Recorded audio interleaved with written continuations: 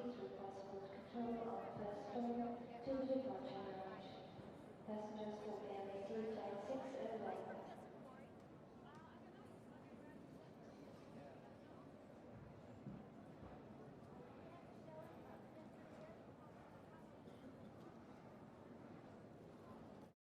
Test.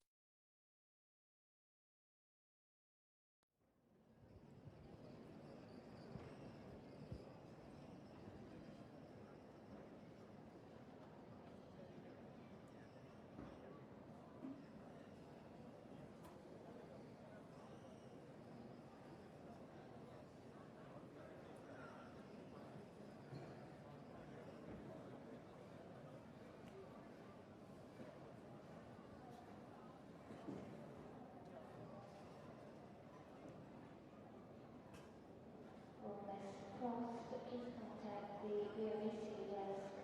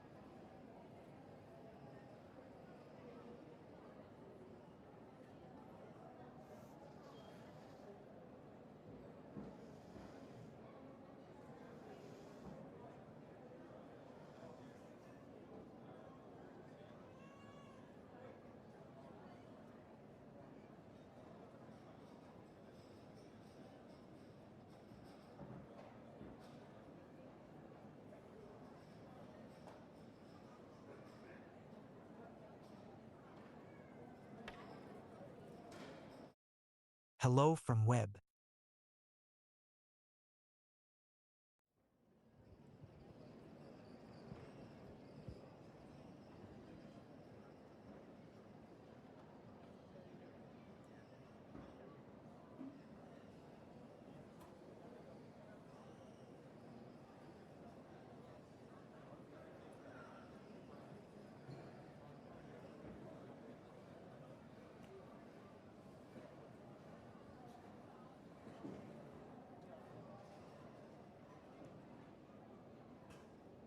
For Miss Frost, please contact the BOAC desk.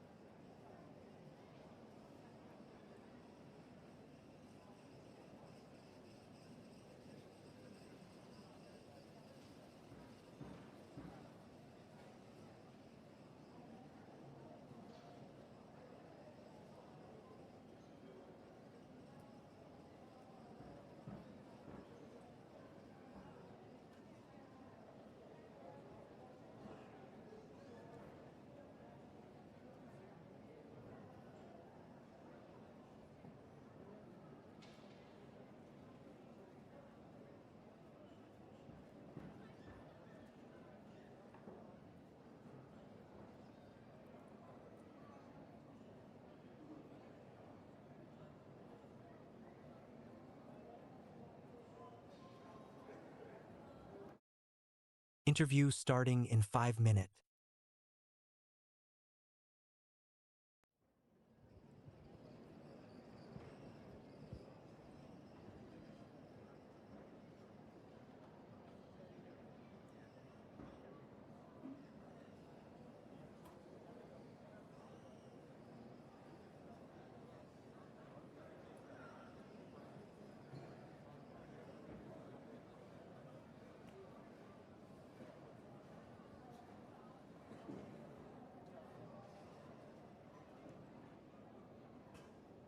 For Ms. Frost, please contact the VOC desk.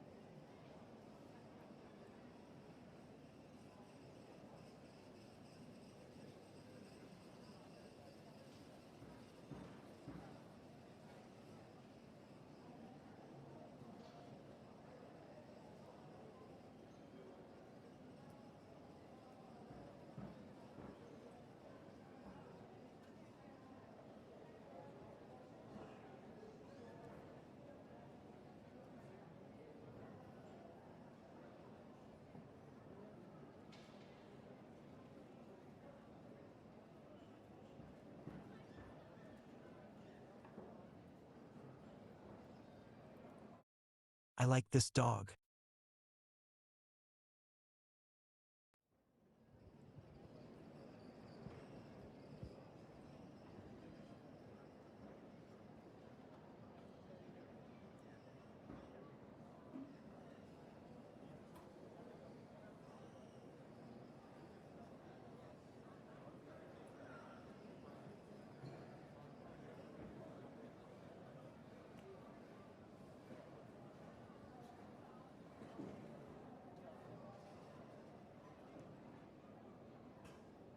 For Ms. Frost, please contact the VOC desk.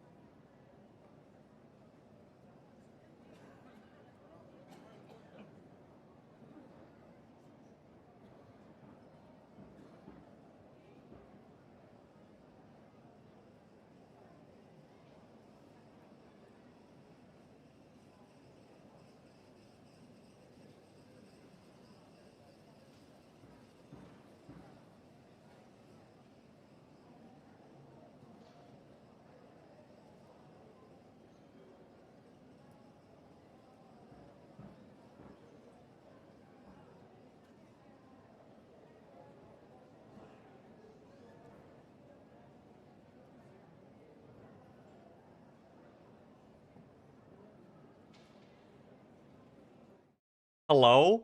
Hello? Hello? Hello? Hello, twitch.tv/ Salad Forest Nation. I don't have a fucking call card. I have a vitamin D deficiency. Today I learned I have a vitamin D deficiency. Hello? Any chatters with a vitamin D deficiency, let me fucking know. Sign me the fuck up. Sign me the fuck up. Take your vitamins. Go outside. Look at the sun. Don't look directly into the sun. That's not a good thing to do. But you know, the sun's out there. Sun's out there for you. The sun's out there for me. Sun's out there for us all. So, so what's up? What's up? I'm Forrest from the computer. I'm a little guy. I'm a freaky little guy on the computer. I found a video game. It said Food House. I have a video game that says Food House, and I'm putting it on my computer. You know what we can see with that? We can see the Food House game on the computer. The Food House CD-ROM. It says Food House. Anyway. Let me introduce a little bit of what's going on here. What's all this then? If you want to ask a question, there's a question button right there in the redeem. You can ask a question to the computer. The computer will answer your questions and you'll know so much. You'll learn so much. There's so much information for you out there. Is there anything else to say? Is there anything else to say? Also, hello everybody. Hello everybody. Please get your vitamins. Please eat some vegetables. Please eat some water. Please drink some water. Buckle up. Put your sandals on. Put your jeans on. Put some food in your house. Get some water in your body. Get yourself some lasagna if you can eat lasagna. If you're not lasagna-able, do some other shit. Yeah, get your Junko jeans on. Let's let's get right into it. Let's turn on the TV. Let's turn on the fucking TV and see who we got. See who the fuck we got on the TV with us today. Oh my goodness. Oh my goodness. Oh oh oh oh oh shit. Oh fuck. Let's go. The computer's. Hello? Hold on. You're stuck in the computer. Hello. Hello? Hello. Is this on? Can you hear me? Am I working? Oh fuck, I forgot to turn the animation. Wait. Is it normal? Am I normal? You're normal. I forgot one thing. I forgot the one Oh thing no, I it's all had to good. do. No, it's okay because, one thing, it's like that One Direction song. It's like, you've got that one thing. And so, get out, get out, get out of my head. That's the only part I remember from that song, actually. I think that's the whole song. I think you sang the whole Yeah, song. yeah. Yeah, that was basically it. Okay. Also, So, I'm like getting over a cold right now, so if I sound congested, I'm sorry. I'm working on it. I've got beverages on deck up here. Like, it's fine. before we go, please tell me, who are you? Who are you? What's your name? Uh, Okay. My name is Frax. Ayo? Ayo? Yeah. Um, Hello. and I'm here and I'm happy to be here. And yeah. So, so, tell me a little bit about yourself. Tell me a little bit about yourself. Tell me about Okay. yourself.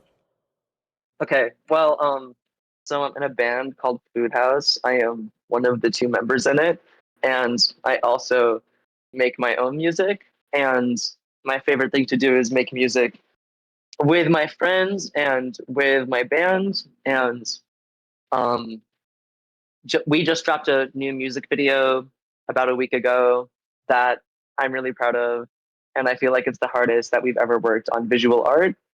And right now we are just here, and yeah. Can you tell I posted a link to the new song Can you tell me about it? Tell me about it. Okay, yeah. So it's sort of like a combination of influences. It was basically like Spencer Guppy sending me the beat, and they wanted to make like a very like Frax sounding beat, like a beat that just like sounds like a lot of fun. And like instantly upon hearing it, I was like, this is so sick, this is so fun. And all it could make me think of was we played a show as Food House. It was the first time that we played a show in Europe, and it was in this tiny little town in Czech Republic called Kutna Hora, and it was just surreal to be there with like other musicians and like other acts because it was a really small place, and when we were all there, like half the population would end up being these artists, and it was just crazy to even be. It was our first EU show, and to have it be in such an isolated little place, and like everything is in check, and like, but we were just having so much fun, like staying out till 7 a.m. every night, like seeing all these awesome acts like Hannah Diamond and Frost Children and Underscores, and it's like, but like, where even are we though? Like, this is crazy. Um, and then, even though I didn't really talk about Kutnohora at all in the actual song, that was just sort of like the carefree vibe that I wanted to encapsulate. But then in the song itself, I really just wanted to like DGAF, and like, the image when she's in the grocery store and it's like, she's so crazy, love her. Like, that's what I wanted to do in my verses in the song, like be so crazy and love her. And yeah. Yeah, before the stream, you were talking about the recording process. Can you tell me about the recording process of like the video? I mean, Oh yeah. So we were going to record it on a video camera, but we forgot where it was. Like, we didn't really remember where we left it. So we didn't mean to do this, but we ended up shooting the whole thing entirely on iPhone. And it was cool because it was just making me think about how, like, literally sometimes the best technology is what you have. It is what's already there. have you ever seen or heard of the movie Tangerine? The movie Tangerine, no. So that's the movie. I forgot who directed it. That like the main advertising point was it was filmed entirely on an iPhone back in like 2015. I want to say.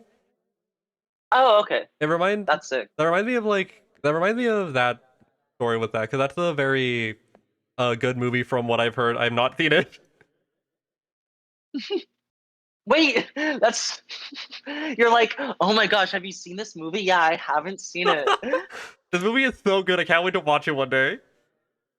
Real. No, honestly, that's like how I talk about stuff sometimes too. Like, that's how I talk about all the Sam and Max games that I have not played. I'm like, yeah, it's so good. And then they ask me anything about it, and I'm like, yeah, it's so good. I mean, to be fair, most people have just had Sam and Max injected into their brain entirely. It's just a pretty how do we say distilled yaoi for the girlies out there. No, say that. And like, no, you know that one tweet that was going around that's like playing a game where you like everything about it but the gameplay, and everyone was clowning on that, but that's literally how I feel about Sam and Max. Like, I like literally everything about it but the gameplay. Like, sue me, like cancel me. Like, I don't give an F. Say your speak your truth. Say it.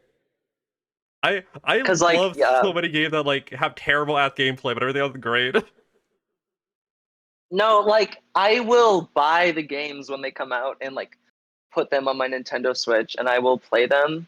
I'm gonna have so much fun like in the story and hearing the sounds, but like the actual gameplay is like, oh my god, I wish this was a real game and not like a flip book. I don't know. I don't know. I don't like point and click games. I'm not trying to be crazy. I don't like point and click games. I'm sorry. It's okay. Not everyone is built for Myst 2 Riven, the sequel to Myst. Yeah, I don't think I would be built for whatever that is. From the 80s.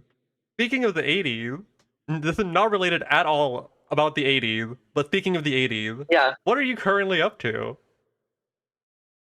Oh, well, like the past few days, honestly, I've been like low key, like really sick. Like, this is the first day where I feel like a little bit normal. So literally in the past few days, I've just been like sleeping and shit and drinking like Pedialyte, like boring ass stuff right now. Um, Working on stuff that I can't talk about. And yeah, no, I've been in the house doing boring shit. What is your favorite flavor of Pedialyte? The blue one. Ooh, I forgot. Is that the one that's like flavor like mouthwash? It's like it's on GoPuff, and it's called like Good Now. Um, and it's like I don't know. You like get it, and then you get a Tubi. Like, wait, Tubi? no, you get a free month of Apple One when you buy the product. Sorry, sorry. Tubi mentioned. I'm a fucking Tubi fiend. Tubi mentioned. I'm so dead. Tubi is like so crazy. Tubi is like the wave. It's like the future. I mentioned Tubi instead of Apple, and that was my mistake. No, that's okay. Apple wishes they could Tubi out. Oh my god, not Tubiing out with a real queen. Like actually though. Yes. But beyond Pedialyte and things you cannot mention, is there anything you can mention that you're currently working towards? Um.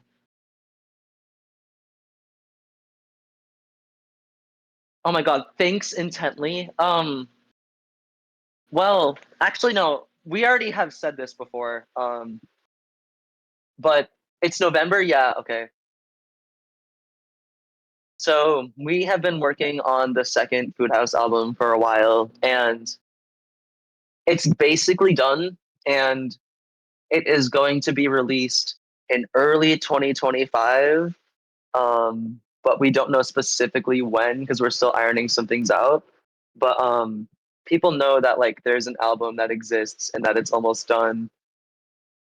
Um, and yeah, after we drop that, that is when we can talk about like touring and things like that. But we don't want to like announce any tours or really even think about that in detail until we drop a second album.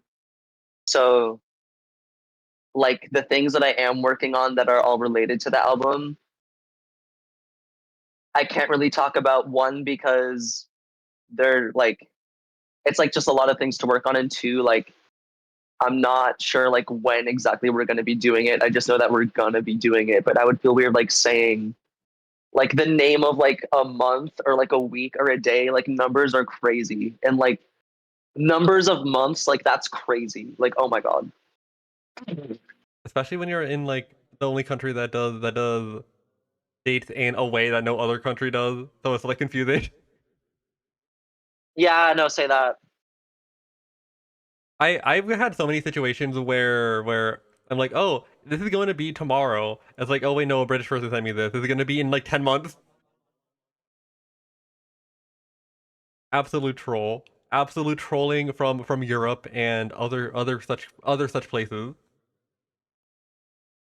I'm so out for a second. I'm so sorry. You're good. I believe we're having connection issue.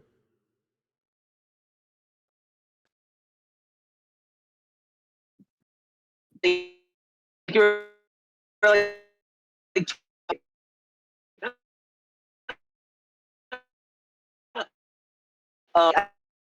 I think you're.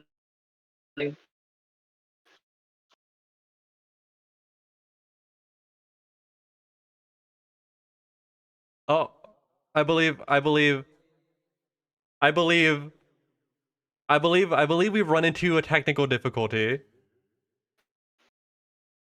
Those are Oh, crazy.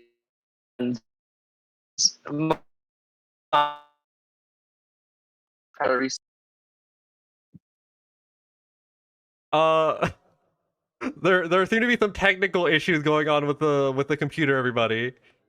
Uh-oh. Uh-oh. Oh.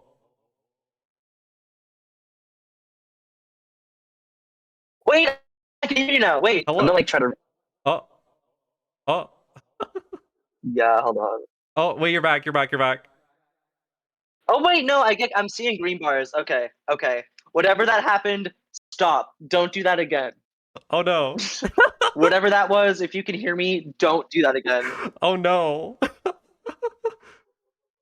Some, Okay, some, that was. I almost went troubleshooting mode, but I think it's normal. there was a demon in the computer that is mad for no reason. I know. Scary.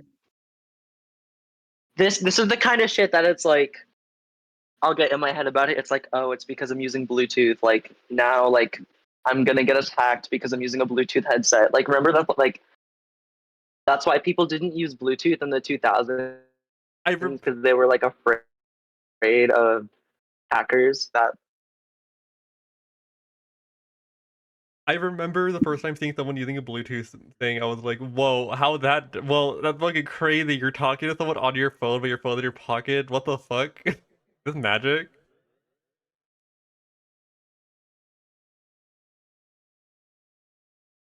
Oh no! Oh no! The glitch is coming back. The glitch is coming back. Uh oh. Uh oh, everybody.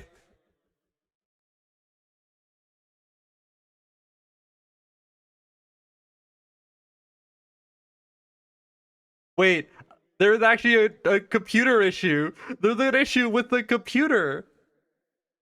The computer is like falling apart.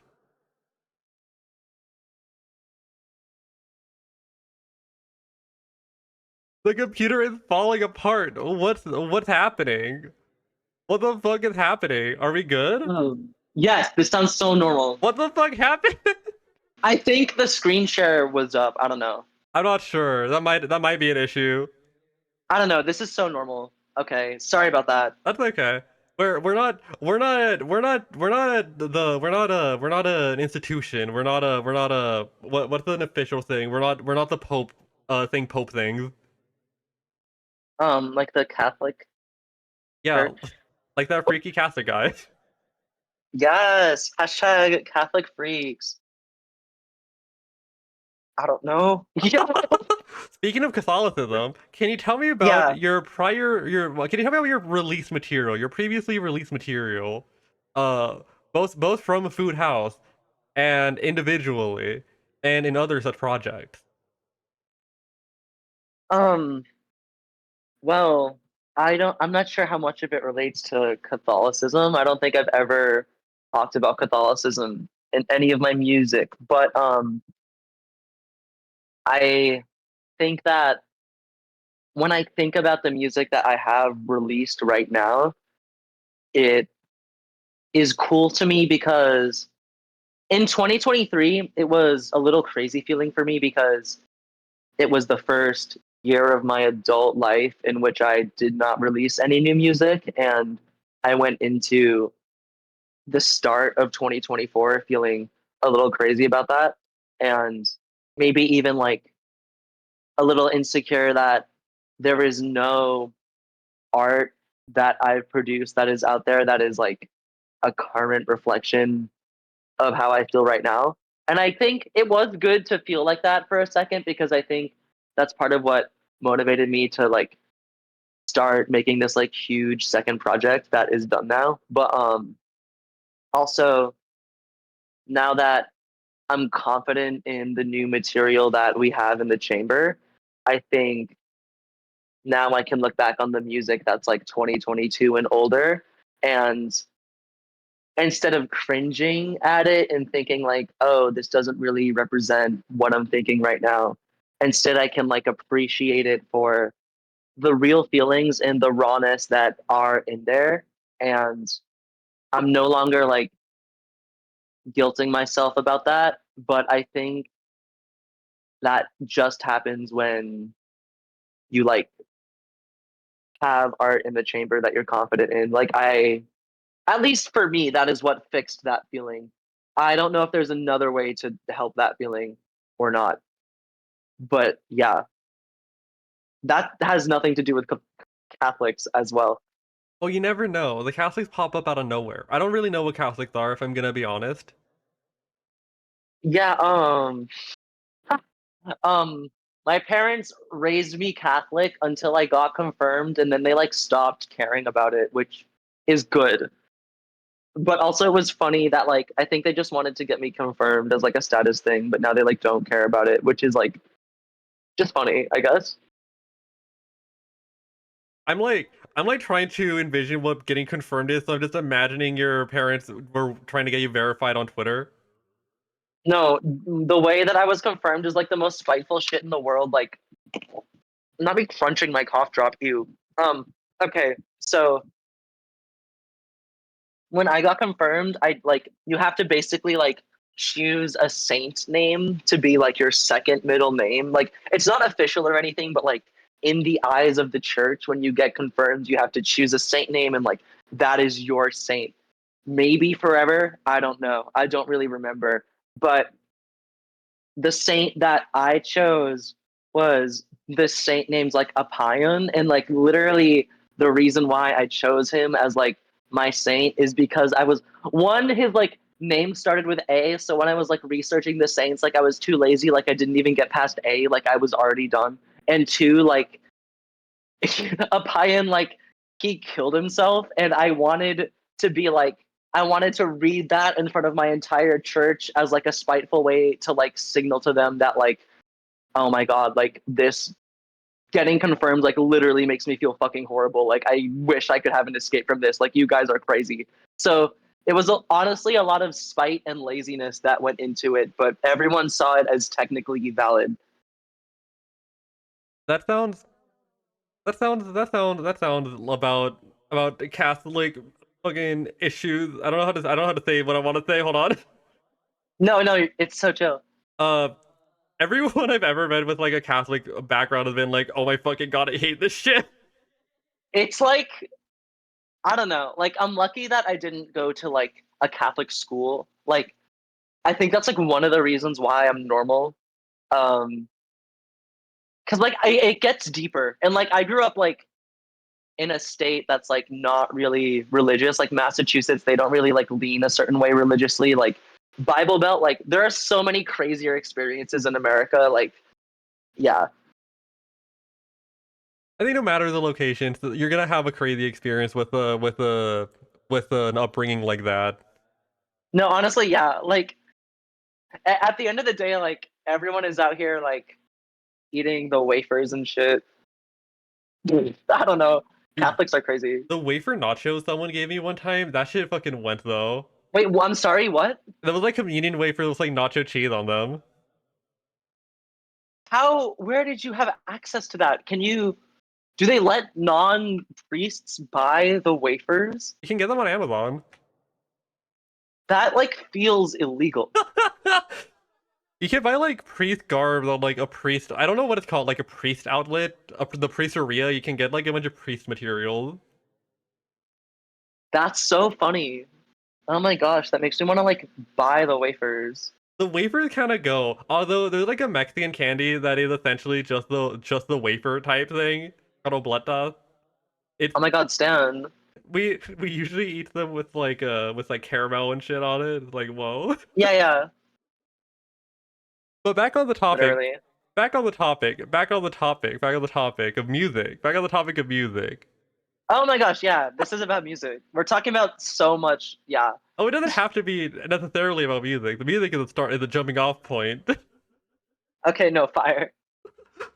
But back on the music real quick. How would you describe your music to like a random guy, to like a guy who like goes to church and like drinks water at church because they're too afraid to drink the blood of Jesus?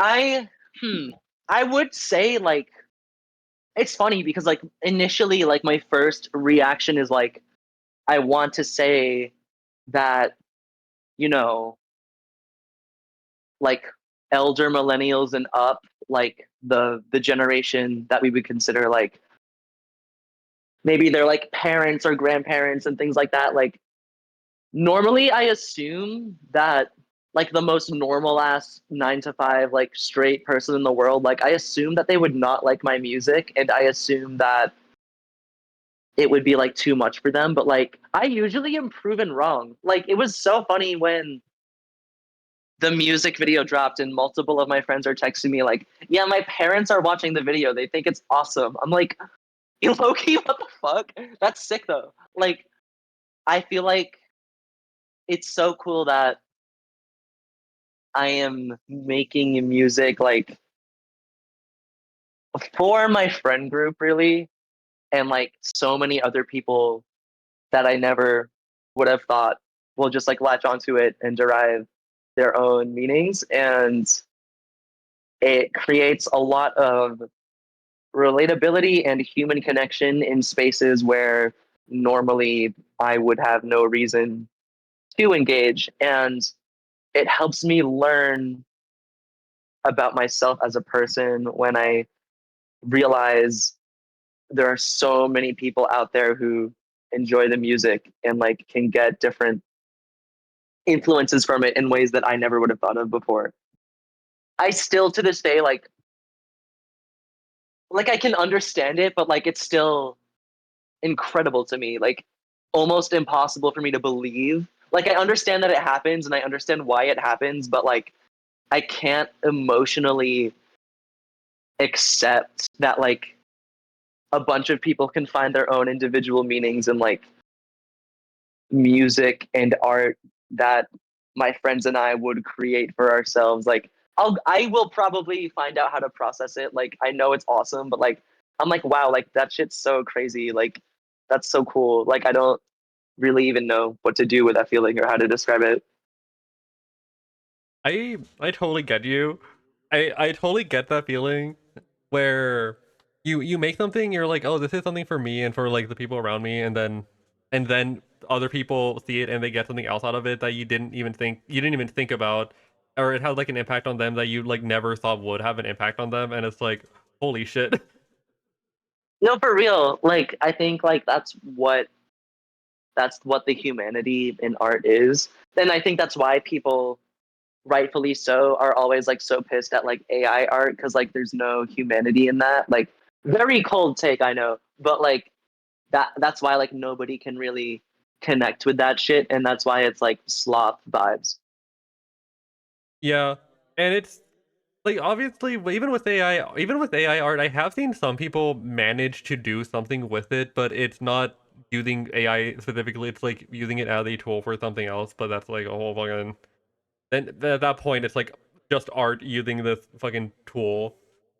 Yeah, yeah. But if you're like I'm clocking into my prompt factory, I'm clocking into my theft store. The like faceless YouTube channel shit that's like using as much energy as New Zealand that like to make like a fake like Mr. Beast CGI say win my sweepstakes, better picks, better health, factor, Lunchly, HelloFresh, Audible. You don't understand. You don't understand. I need to use the power consumption of a small European country to make my slop. I'm dead. Not the Lunchly. Get Lunchly out of here. Get that shit the fuck out of here. That shit is so much like a Lunchable, but oh my god, that does not need to. What are we doing I was here, watching Talk to A yesterday. dude?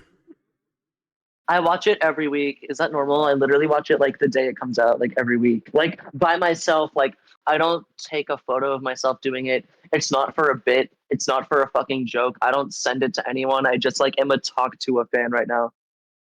This, I get it. I get it. There's like an energy to talk to it that feels unique in a way I haven't seen anywhere else online.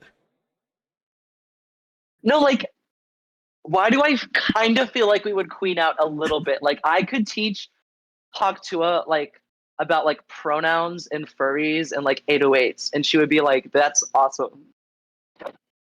I, I always think about the edit of Talk to having Slava Zizek on it.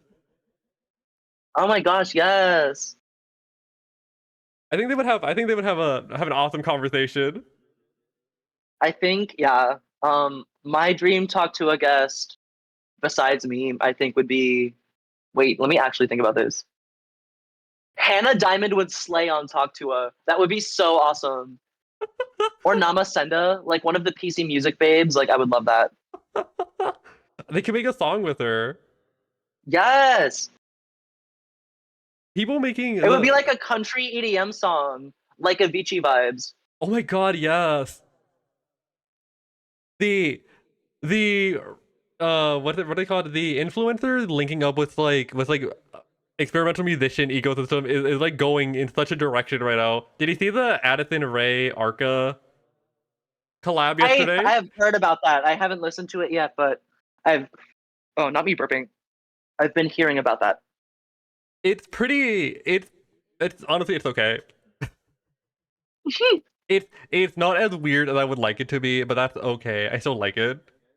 I'll have to listen. I have to do a lot of listening, honestly. I like there's so much music that I need to get caught up with. I feel like I was working on music a lot and wasn't listening to much new shit, but like I need to listen to the Chapel Roan album in full. I need to listen to like the Net Spend music. Like there's a lot that I need to be listening to right now. This year has been like incredible for music. It's been one of the best years for music, I believe, in like a long ass time. No, say that. It's like so hard. It's like so hard to fucking catch up with everything. I'm like trying so hard. It's like, oh my god, people keep dropping shit. It's like awesome and it's fun.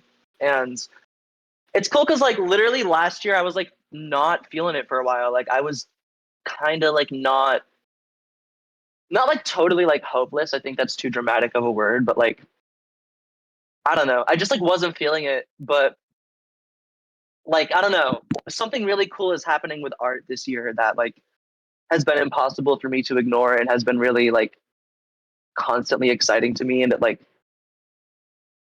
it makes like life feel new again and it's really cool and crazy.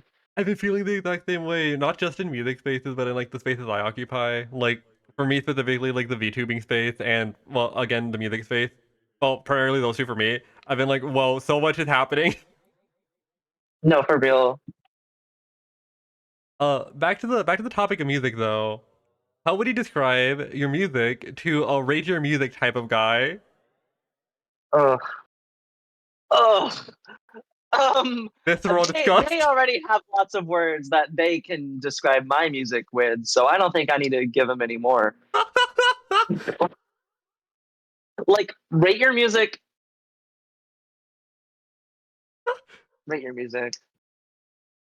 The many takes I've had people on here talk about radio music. It's so interesting to me. It's just like it's like hard neutral to me. Like, it gives me like I don't know. I don't think it's a bad website. I don't think if you like use it, you like have a stick up your ass. Like that's not inherently true. I just think it's the best website to find like new words to describe music, which is a good thing. But also like I feel like when I was first releasing music and like people were actually reacting to my music for the first time and it was a very new sensation to me, I feel like I would like look at sites like Rate Your Music and it would like unlock new insecurities that like I didn't even know I had yet. And like that is not like you shouldn't not want to read any criticism of your art. I think you can go too far the other way too, but Yeah. you can also like obsess over what people are saying and then like end up like the Fez developer or I don't know. So like yeah. You can very easily crash out if you just kind of keep reading what people say and then like realizing the uphill battle of like doing all of this. I don't think Rate Your Music is a bad website. I want to drop that disclaimer right now. I it's cool.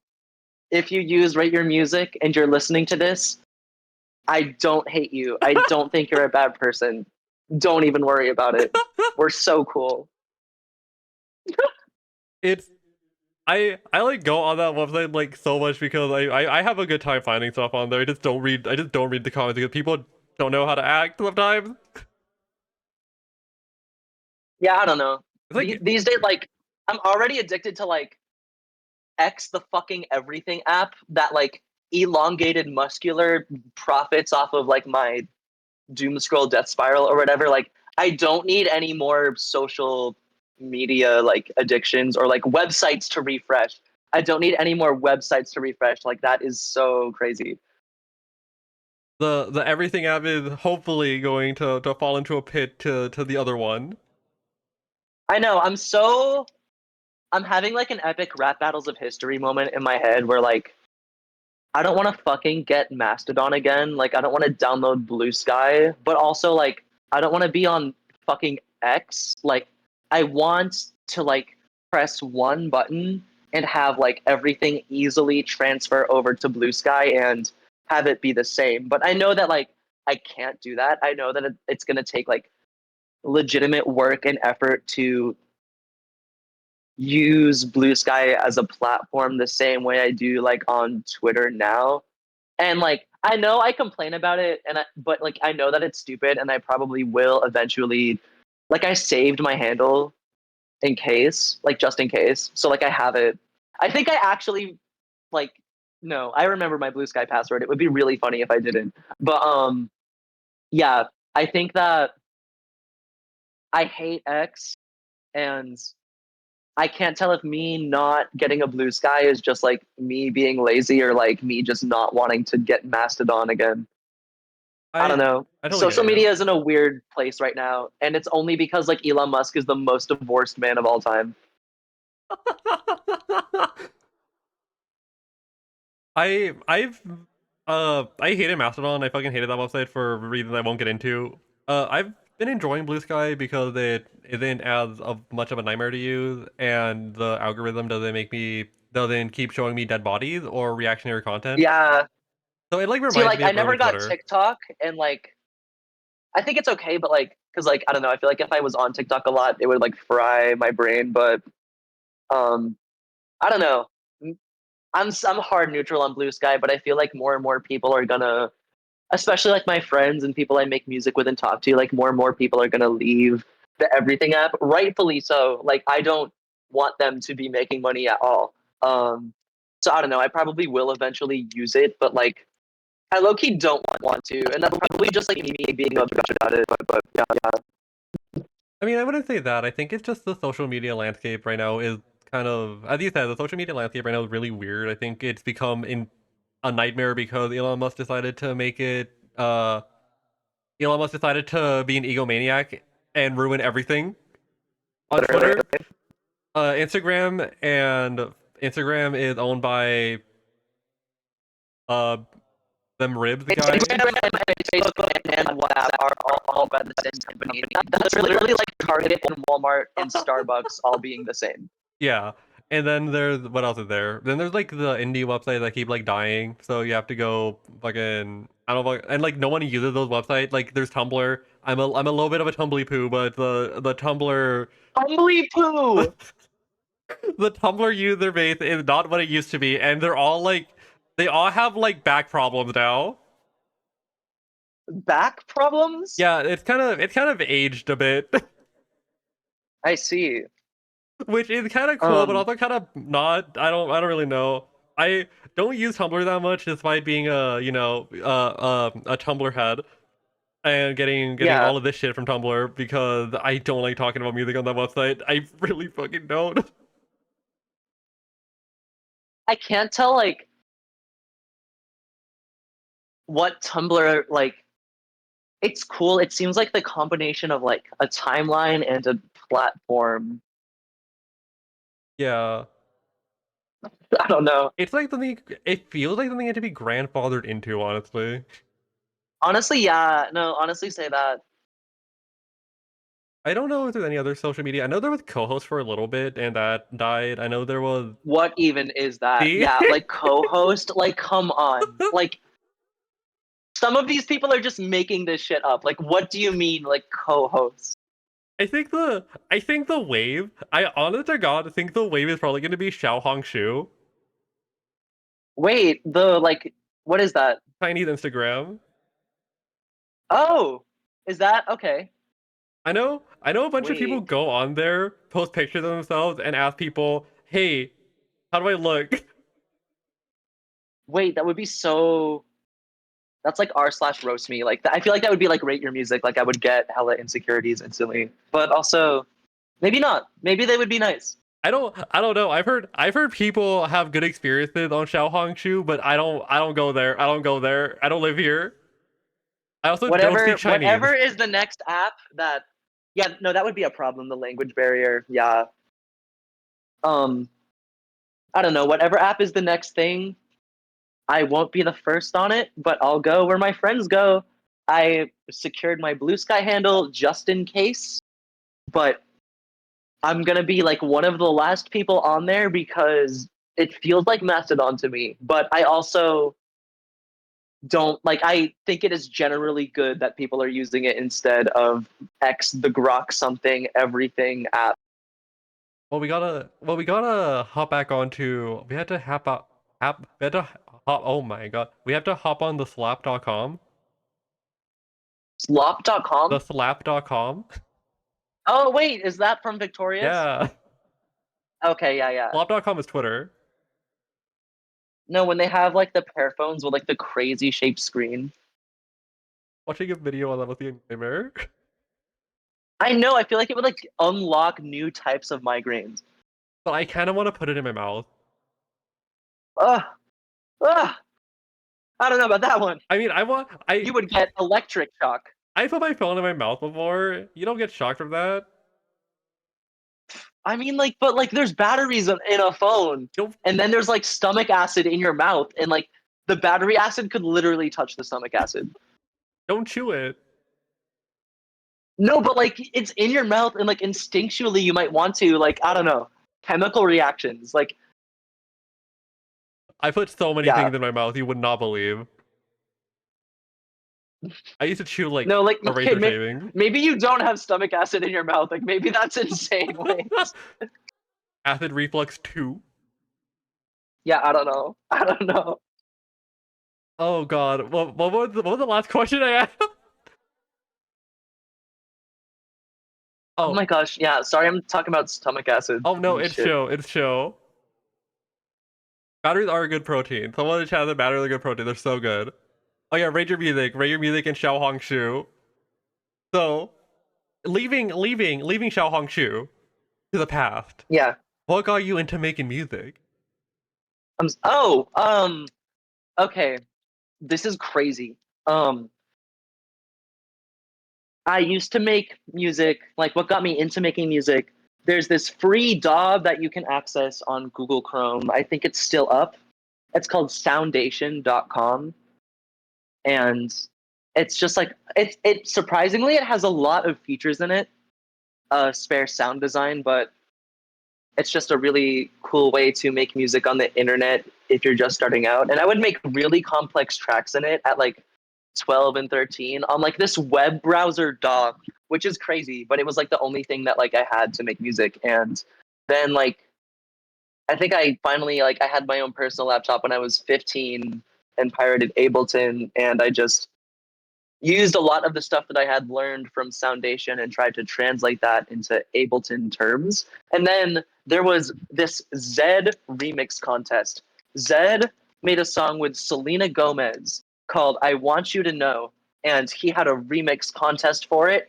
And I made a festival trap remix of this song, and I was trying to think of a DJ name, and I'm like, I finally thought of Fraxiom, and like, I was like, oh, that sounds like an awesome dubstep name. Like, I'm gonna be making fucking festival trap and dubstep forever.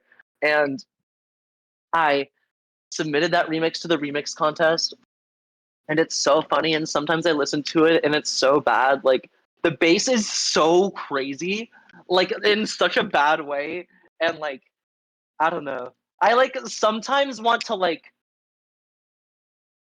drop the song in a DJ set, but it's like embarrassingly produced. Like I don't even know. Like there's like I don't even know. I don't want to talk about it. Well, when you make your first thing, you like look back on it in the future and you're like, oh my fucking god. No, like specifically the bass in that whole song sounds so bad and so crazy. Like I'm literally getting like chills and tingles down my spine like thinking about it. We will not play it. I personally do not have it. I know. I don't know why I'm like, oh, everyone has it. I couldn't. Like I want to make myself listen to it, but I'm gonna get scared. Wait, can I? Wait, hold on. I'm gonna see if like it's readily available on this computer. But if it's not, I'm not gonna like go out of my way to find it. I couldn't Nardwar my way into getting it, unfortunately.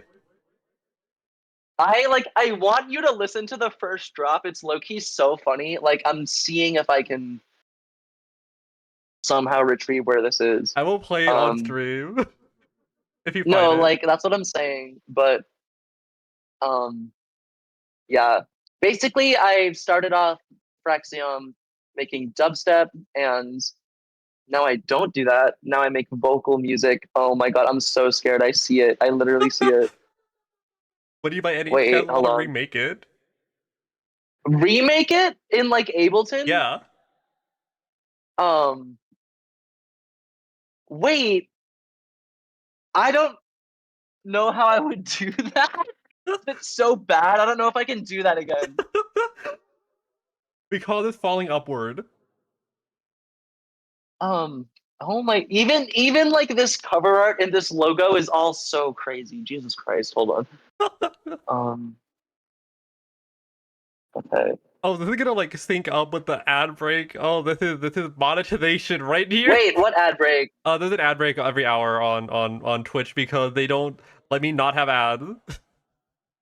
Oh shit. Okay, so after the ad break is when I can send this to you. Yeah. Or during it. Okay, wait, hold If on. you said it during the ad break, then it was fucking monetization scheme. I'm joking, by the way. I'm joking, I but think wink. okay. Let me know if you can see this Hold and on. hear it.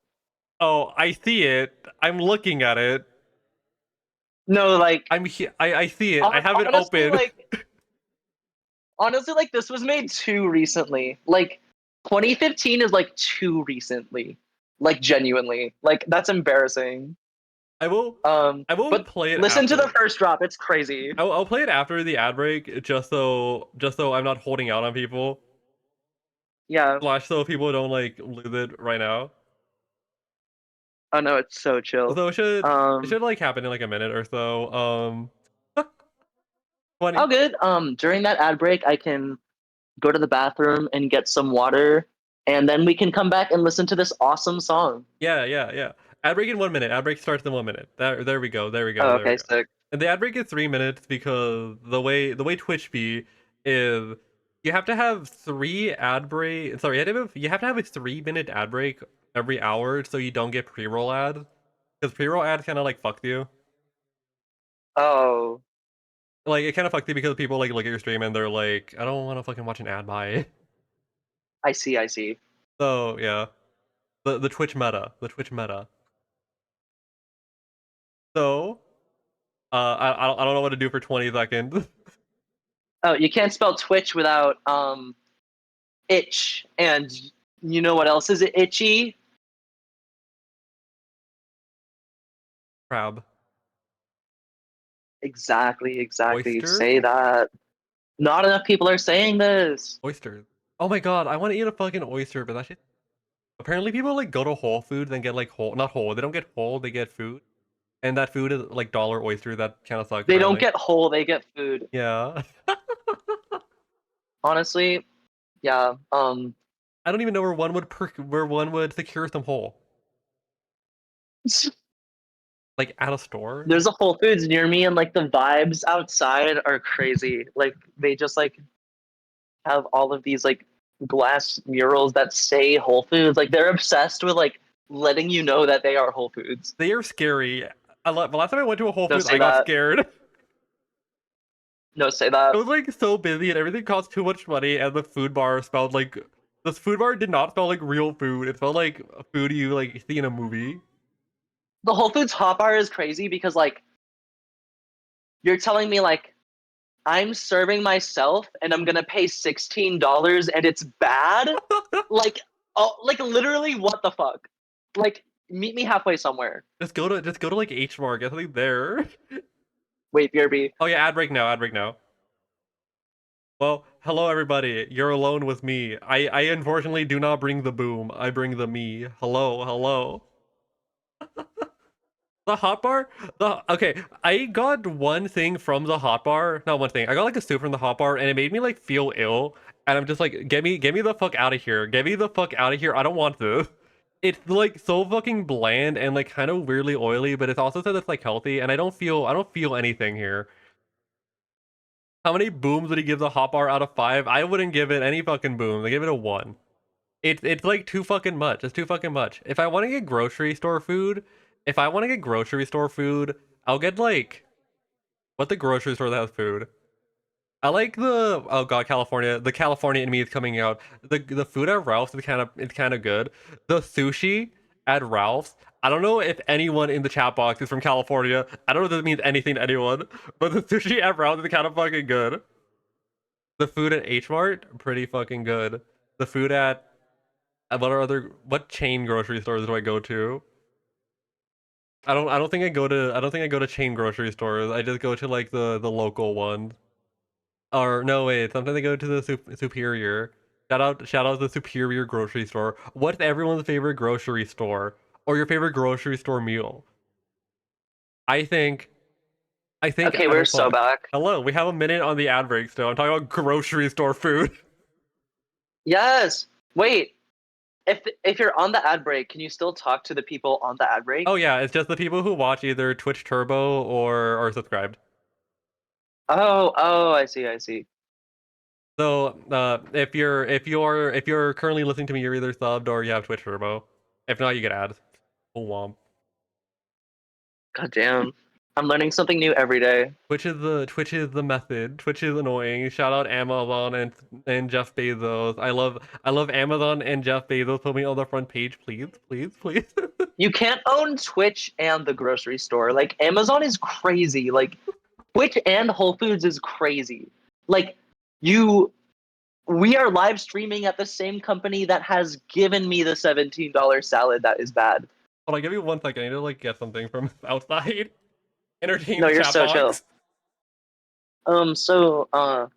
Whole Foods, right? Like what's the deal with airline food? Like come on, like what the fuck is up with that? And like not only airline food, but you ever been to the dentist and like they ask your name, like they want to know your birthday? Like what the fuck is up with that? Like you know what I'm saying? And like even when you're at Dunkin' Donuts and you order like a latte and then they're like cash or card and it's like why do you want to know that? Why are you asking me that? Like everyone fucking wants to know everything. And it's so crazy.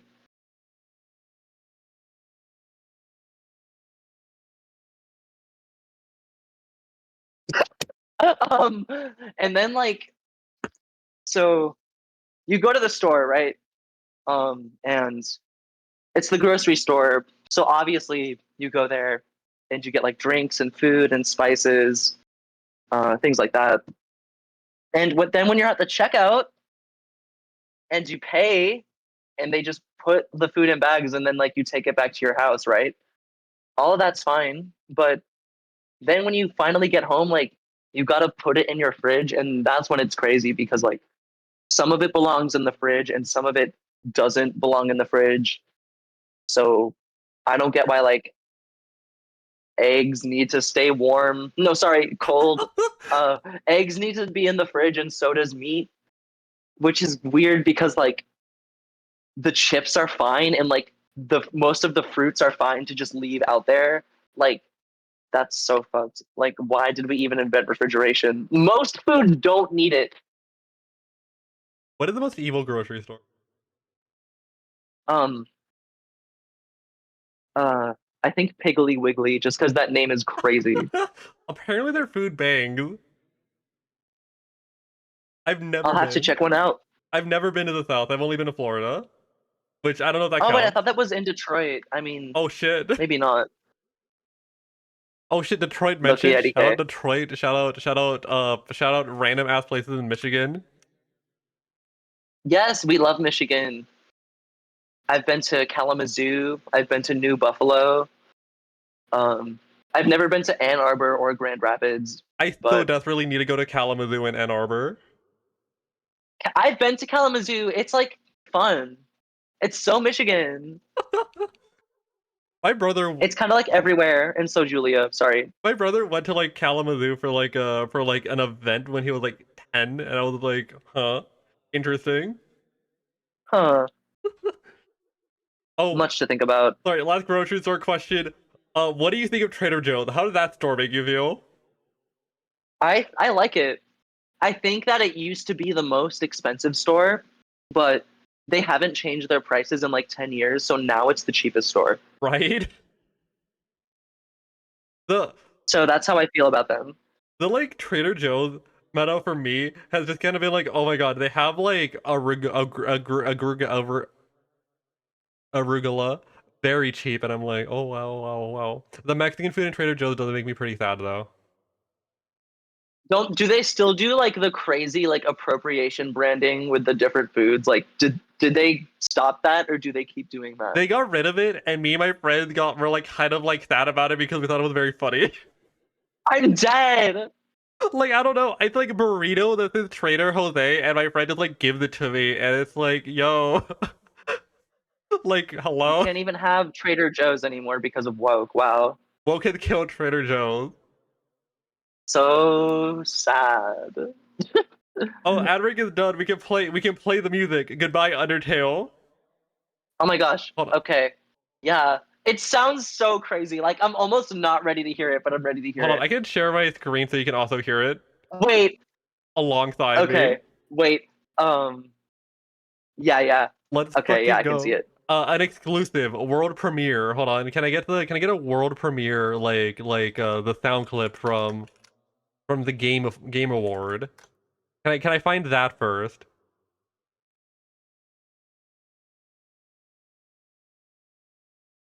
They didn't say world premiere. That was just a fucking clap. Anyway.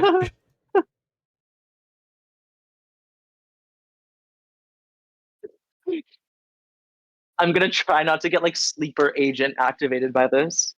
You can tap out whenever.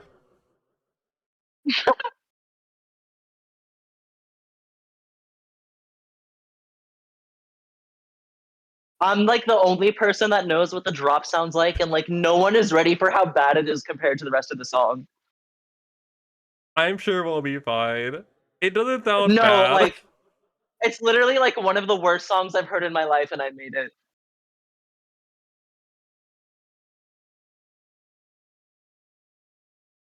Too much reverb on the vocals, and the strings are too loud.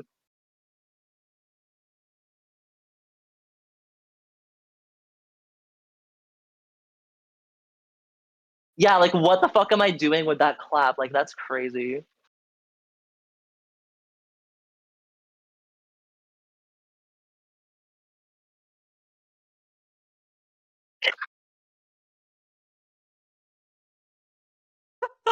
No, like come on. Sorry, the last message? No, I'm sitting in like one of the craziest positions I've ever sat in my life. Like this is insane. Oh shit, this is gonna be the pod. Okay, well, that's probably fine. It's like, and then I made it like last so long too. Like why did I loop that whole thing again? Oh, I wasn't done talking my shit apparently. No, it's so bad. Like you don't even have to be nice. Like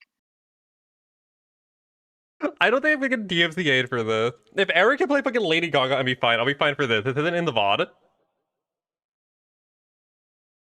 they like had a remix contest.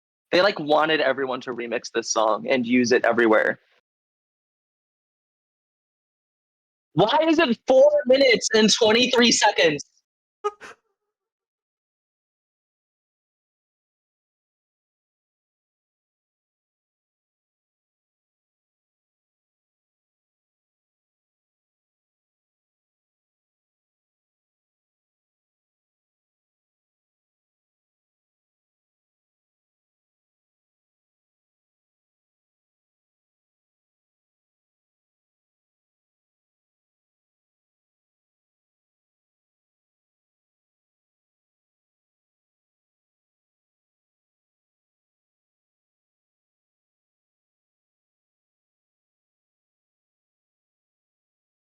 This is like Oh, hearing this right now is crazy. the fucking audio glitched out in OBS. Wait, yes. The The audio buffer. chiptune drop. Oh, I wonder what it sounds like on the stream. I bet it sounds even more awesome.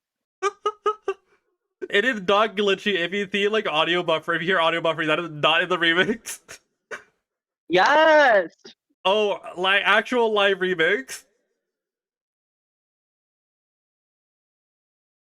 The chiptune drop is genuinely so embarrassing. Like, I can't believe I'm listening to this.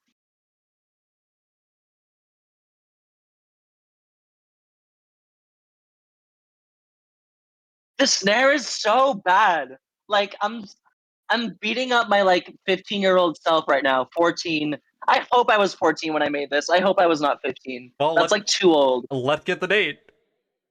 June 7th, 2015. I was 14. Okay, good. Oh, that snare.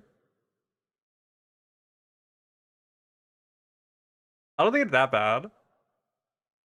I think it's like I do think you did kind of. I do think you did kind of sorry, cymbal hit, not snare. I do think you did kind of jostle. You did kind of spin Selena Gomez around like Bowser in Mario 64 a bit, but that's like fine. I'm dead. I like fucked with it. I like fucked with it though. That being my first ever production, like that's so scary. like like someone in chat said they see the vision. I also see the vision. It's not it's it's I good. almost I see don't the vision. I don't know if I want to say it's like good. It's not bad. I thought it was gonna start farting in my ears and like start clipping. Yeah. Much to think about there. I literally feel like listening to that just reset my brain. Like, oh my god. Hold on, What is Selena Gomez lupus? but thank you for sharing that. A world premiere and everyone got a different experience. Yes. No, it's a custom audio experience. like the chatters, the people watching live got an experience that will never be heard anywhere else. Exactly. And that's what live music is all about. It's about new environmental audio stages and dynamic spaces for new artistic input. This is like a pitch. You're like pitching something right now. No, like, because at our company, Reverb, we are using AI to train neural network models based off of thousands of artists' songs to create a language model input where you can type in your own prompt lyrics and get an all new top 40 ready, iTunes ready, radio ready. The summer? Did he just drop the song in the summer? Yes, exactly, exactly. I don't know what the fuck I'm talking about right now. I don't think the people making these things know what they're talking about either.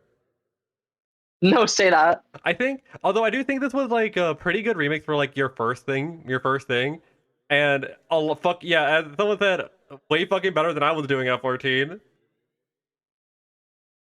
Like, Yeah, it's a song and it has a beginning and an end and it was seen all the way through and it has switch ups in it and it's all in the same key. So, you know what? I'll give myself that. it doesn't clip, it doesn't peak, except maybe the symbol at the end. Exactly. But Exactly. No, that's that it. one symbol, like she was there to talk her shit. I think we did bring that back though. I kind of like that. What? Like the symbol from this song, like sample it in a new song? Yeah, why not? Honestly, yeah. I've sampled my old productions before. We call this upcycling. No, it's literally like upcycling, like it's like vintage. It's how you avoid fast fashion. It's like the Patagonia of music. Exactly. I see this thing in this Twitch chat right now that says, "On my train back from Food House Dublin, an old man lectured me about AI making music for an hour." And I want to know, was he pro AI or against AI? Because if he was pro AI, that would be like 5 times scarier. But regardless, like a stranger just ranting at you for an hour, like I couldn't handle that. I would have to say goodbye eventually. I'd leave the train and just like wait for the next one. No, like especially like I don't know, like being on tour is so it's awesome. It's so much fun, but like your brain feels like every minor inconvenience that goes wrong is oh my god, not my computer beeping. Your brain will feel like every minor inconvenience is just gonna like derail everything. So like the thought of like traveling and being on trains and on tour and then like a stranger wanting to talk to me about like any sort of AI anything, I would literally like move seats. Like I can't. This, that's fucking Oh, he was pro. He was pro AI, and he kept making different songs with it and playing them at max volume. Oh, that's awesome. You, crazy. honestly, so much respect to you for like keeping it civil and like not saying anything rude to him. Like that's a crazy like hostage situation to be in. You have to negotiate to get out of there. No, for real. Oh, that's fucking wild. That's so fucking wild. The only training experience I had was someone walked up to me and started talking about VTubers. I'm sorry. Oh, I was like on the train to me mom's house. Yeah, Shout out to the Metrolink in California. There's some very interesting people on there. Um, Metrolink. I was like there and like this girl like came up to me and was like, hey, is there an outlet right here? And I need to charge my phone. I'm like, oh, I think there's one under the table. And she's like, okay. And she just like sat there and I was like, and she was like trying Yeah. to make small talk. And I said, I like your Calliope Mori pin. Or, and she was like, oh, do you like VTubers? I'm like, oh yeah, I like indie VTubers more so than like the big ones. And then she was like Mhm. talking to me about like Gargura and like Amelia Watson. And then she gave me like a Gargura pin, and I have it on my hat, and I think about that all the time.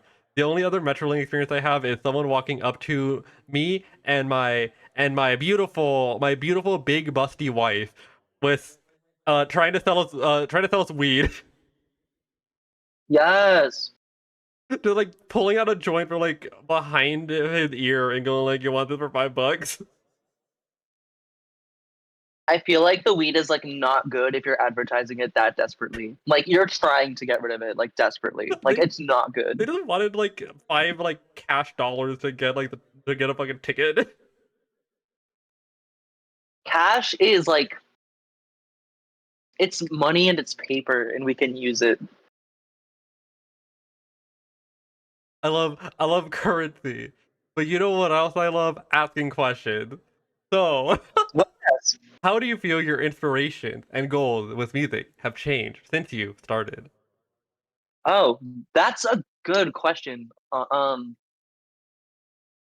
think that my inspirations have changed in the way that I think I used to be inspired by like a lot of EDM DJs and like um I guess just like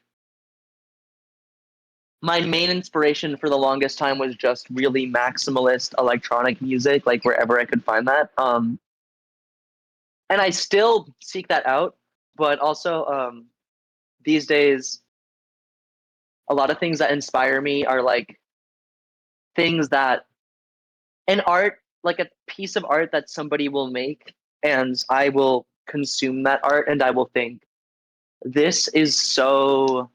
This is such a reflection of the person that made this that like I could never do this. I could never recreate this. I could never even begin to figure out how they did this because nobody else besides this person could do this. Like when I run into music that makes me feel like that, like it reminds me of like why I fucking started everything. And it's like I think those are the people who I admire in music the most right now are the people who their personality is so inseparable from the work and it's like you can't even address the art without addressing who they are as a person. Like that is the best shit in the world. Is there anyone in specific you'd like to point to, or anyone in recent memory that comes to brain? Simultaneously, like a lot of people and also no one. Hold on. This year and like a lot of the stuff that I've been listening to recently that makes me think of that. Bajalvin, I think they are really cool. They're in like heavy dubstep cyber grinds, like kind of like I guess like mosh music space or like I would consider their dubstep to be like people who wear like metal t-shirts. I like it's like mosh core, but like they're just like these two kids from like Minnesota and like all their lyrics are so crazy and so outlandish, and like they have this song called "Worst Song Ever," and like it's one of my favorite songs ever. I don't even know if it came out this year or last year or what, but regardless, like that shit's awesome. And also, when I think about people like that, I think about like Underscore is obviously like she's so mother, and like I can just see like you can just tell like no one else besides her could make that art in general. And oh my gosh, I'm like using my brain to think about music. Um I think that 2024 also as well has been really crazy for like I think that sorry, I'm like formulating this in my brain Time. like after the words are coming out of my head. I think that this year something I've seen that I haven't seen before is like it seems like really quickly furries in music have like bossed up. Like I immediately think about Russell Buck because like I've known about their music forever. I feel like literally since like 2017, and I think about how their most recent album is. It sounds so good and it's doing so well, and it also is that like it's so like you can just tell that they made it and nobody else besides them could make it. And I just think we're entering a really cool queer renaissance for people who want to be crazy on the computer. Peter is beautiful so much. No, we do so much. When you were getting into making music, is there any musician that you would say shaped your sound or style slash the what you wanted to go for? Oh my god, yeah. Like some of my favorite music to this day is like nightcore. Like there was this whole era on SoundCloud, like there was this whole culture of like 160 BPM was like the cool BPM, and like if you wanted to make cool nightcore, you would take a house song in the 120 range and like make it 160 BPM, and like then it was cool and like pink Red Bullified, like. And I think that whole nightcore culture has kind of like stayed with me forever, even when I'm making very vocal focused music. I still want it to have like EDM elements, or like elements that are like I love surreal pop music and like computer music, and like even when I am not producing at all, like I am just singing and rapping and writing things in a physical notepad. Even when I am doing that, I am still all the time thinking about like computer music and DJing and Ableton, and like how like the vocal lead for the drop in Turn Down for What, like that is fucking pop music. Like I miss Lean On and like Festival Trap and writing lyrics in the mindset of like I am kind of making EDM. That has been really fun for me because I think it gives me a way to specific like when I'm writing like an amped up song, or like a song where I'm working with EDM producers, like I think not enough people are thinking about that constantly. And it's a cool way to approach writing vocal music, because you would really only think about that way if you were producing music. But like you can also think about that as a vocalist, I guess, is what I'm trying to say. I see. I see. It's That was me saying a lot of words. That's good. That's good. Say all the words you want. This is a platform for you to share all of your thoughts and all the things you want to get out there. Yes. In my like music process right now, like when I'm writing a song, like I literally will just have my notes app up on iPhone and just listen to the beat on loop. Like I think that's what everybody does. I think my lyrics writing process is kind of basic. I'm trying to think if there's anything special about it. But I think the special thing about it is just like in the writing and like in the promise I made to myself to only be myself. And I think if I just remember that, then like what I write will be special, and I don't need to perform anything else or prove anything else if I do that. The most special thing, everything you make and everything anyone will make is going to be special because no matter what you make, it's always going to be a reflection of the person making it, I believe. Even if it's the copy you're going to be making, it's still going to be you. Retweet, re-X.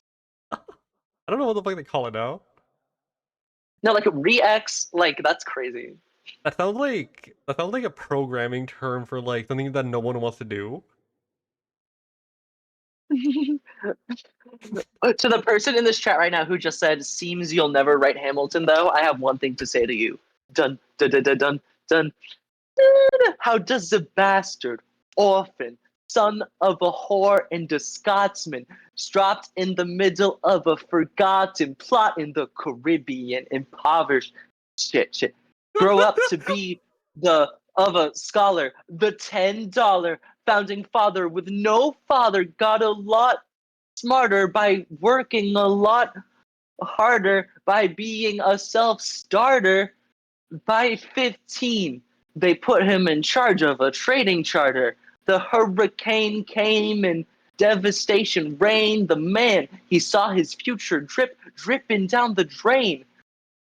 Put a pencil to his temple and wrote his first refrain, a testament to his pain. Alexander fucking Hamilton. That I can't believe I know that many words to Hamilton. Wow. I made my mom listen to Hamilton in the car when I was. Wait, what's up? I made my mom listen to Hamilton in the car when I was 15. Oh my god, I'm dead. I had friends over, like I invited multiple friends over and I made weed brownies. Like I spent hours making them like really nice. And like the whole plan was like we were gonna like take them and watch Hamilton together. And we all got ready to do it and we turned Hamilton on and like 20 minutes in, like I had to shut it off. I was like, what is this shit? Like this is so stupid. Like but like the first song is so awesome. Like the first song of Hamilton is a banger. Like that shit slaps. But the musical, like the movie, when you watch it on Disney Plus, it's like that's so crazy. Like that's so bad. I really wanted to watch it when it like dropped, but I couldn't figure out where the fuck to watch, so I just listened to the soundtrack and I was like, wow, there are 3 songs on here.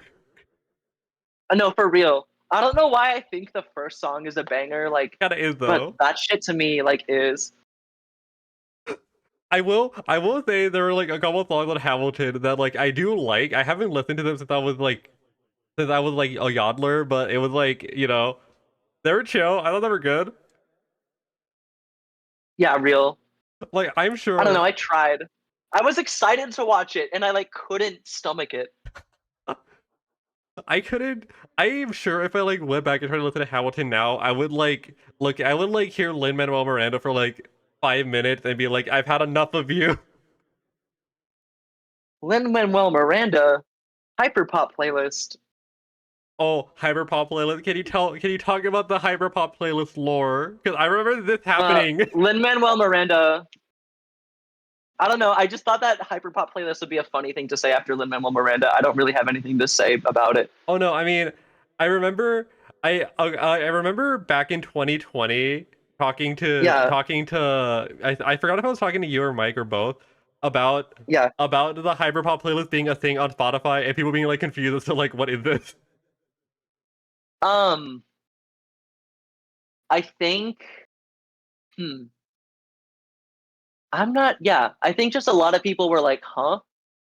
But now nowadays, like in 2024, there's so many playlists and so many different channels that people are consuming music. I kind of like that these days we have a lot more, even if it's on like the same few apps, like we still have a lot more people like making these playlists and being tastemakers. And the reason why I'm thankful for that is because it creates so much less of like a competition mentality onto like who is getting what attention from which like curator and playlist and streaming service or whatever. Because like I think there's enough room for all of us to make music. Like I listen to a lot of my contemporaries in the scene, like people who are in similar spaces to me and have like similar like types of music and followers and all that. And like all of it is really good. Like I never hate anyone's music, and I think there is just room for all of us.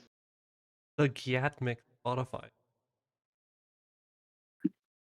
The Gyat mix? Oh yeah, they do like these crazy like did you see like creamy bouncy morning?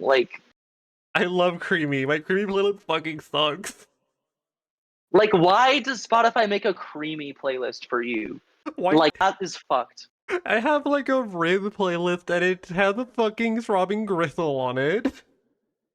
Yeah, like we don't like there are real problems in the world, and we have people who graduated top universities with the best degrees in the world, and they are going to work for Spotify, and they are training an algorithm to generate your creamy bouncy morning playlist. Checking my Riz mix right now. It has Snow Strippers on it at least. Rhythmics. The Riz mix, Snow Strippers, Deftones, and Radiohead. Oh, fuck it, bro. Why not? I would rock with that. Oh dear god. Oh dear fucking god. Obsessed with rhythmics. I'm obsessed with the Riz. Oh dear god. Oh dear god. Back to the back to the music. You're talking about how music has a place for everyone. Do you think the fact that the internet has become more ubiquitous has made it so a bunch of niche communities and niche like types of music and genres can thrive now that there's just a space for it, and if there's not a space for it, someone can just make it? That's awesome. And I think that's really true. And I think that even like compared to, I don't know, I guess like 10 years ago to now, like when I was first learning how to make music versus now, I feel like there are so many more fandoms and spaces and like just like subcultures that are not so commodified, that are like run by people who have the best interests for the people around them at heart. And like I think it is definitely right now, especially like right now, if you are a producer and you or a songwriter or whatever, and you are putting your music out there and being yourself, I think right now is the easiest time ever to find your people in like human history. Um, and I just think that it's worth it to try and take advantage of that, because it was really hard for me to find places for the type of music that I wanted to make, like where I was growing up. And I feel like for a while, like the internet was sort of like the only space I had for all of that. And I'm so thankful nowadays that I get to play like concerts like everywhere, like in real life. That's so insane. And I think like being in all of these like niche music communities and like just like group chats and Twitter groups and discords and whatever, where like people just care about art, like I think that taught me, like when I am feeling uninspired and things are not really going super well, and it like makes me like not really want to feel it, I like can't fully surrender to that, because I have to remember when it was just me and a bunch of strangers doing it for no one. And like that's what culture is. It's like just doing it like just cuz like you don't think about, you're in a space where ego doesn't have any currency, and no one cares about like impressions or follower ratios, and like nobody is talking about needing to make music to make money. They're talking about wanting to make music to have fun. And like that is awesome, and that is why I like to live in Chicago, and that's also why LA gives me anxiety attacks. I live there. Rio, I live in the LA. Pasadena Dunkin' Donuts goes crazy. You go to Dunkin' Donuts in LA? I went to Dunkin' Donuts once in LA. Going to Dunkin' Donuts in LA feels evil. It was so like it was so funny. I got my friends in the Uber and like my friend he was like, "Oh my god, I'm so excited. Like Frax just texted the group chat like we're all going to go get donuts. Let's go." And I'm like, "Yeah, we're going to Dunkin'." And he was like, "What the fuck did I just get myself into? Like we're Ubering 20 minutes for Dunkin'. Like you're a psychopath." I the hold on, I didn't even know there was a fucking Dunkin' in Pasadena. I like go there every other day. It's like it might be closed. I hope not. I had fun. It's wait, it's still there. It's still there. Yes. The LA method for donuts is we don't really have chains over here per se. It's mostly just like the whole the donut shops here are owned by like a family, a bunch of like different ass families from like the 70s. No, that's why it's like everyone was so hyped to get donuts and they all got in the Uber because they're like, "Oh my god, we're going to get LA donuts from like a real place." And then I was like, "We're fucking going to Dunkin'." And like everyone got so mad at me. And like low-key, I don't blame them. The first time I went to Dunkin' was when I was in Boston, and no, I think no, it was when I visited Boston. I was like, "Oh, I'll get a Dunkin' Donuts." I don't think we have them in LA. I came back and I learned we do have them. There's like not that many. No, say that. There are so Buy many it part out Dunkins in loud. Boston. It's so weird. No, I'm like that's why I'm obsessed with Dunkin' because like going to high school, like and I lived in like a rural town, like not even like suburbs, like exurbs, but like driving to high school, I would pass three different Dunkins in my small town. Like that's crazy. New England moment. I have so much to say about New England, but we'll save that for after for a little bit later. I've been like itching to talk about the Medford Super Collider. We'll get there. We'll get there soon. And to get through the music talk first. Okay, amazing. Amazing. So you were talking about how people now can like find a community in like anything, and a lot of it isn't commodified. What do you think? How do you think algorithms like the current state of algorithms, like for example the TikTok for you page or the YouTube homepage, how do you think those help stratify communities or make them commodity or make blah blah blah? How do you think? I've lost myself making this question. Hold on, let me try No, again. it's so chill. You're so chill. How do you think that these niche subcultures online becoming something that gets picked up on the algorithm helps them get more people, might get more like-minded people, and how much do you think of that hurts them when they become like a commodity on like an aesthetic, like an aesthetic or something? I think it's both, and I think it's like hella subjective, and I think to be able to tell the difference between genuine, like thriving culture versus like people who are trying to profit off of it and commodify it.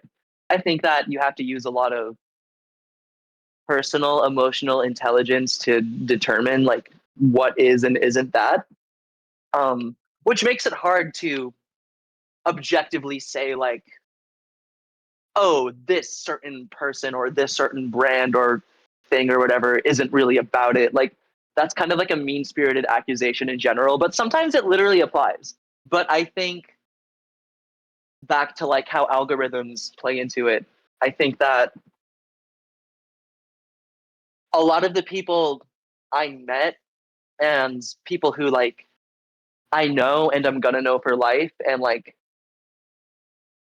I don't know, like the strongest friends that I have who like I can like not text them for 2 years and then show up in their city and we will just like meet up and hang out and it will be like seamless.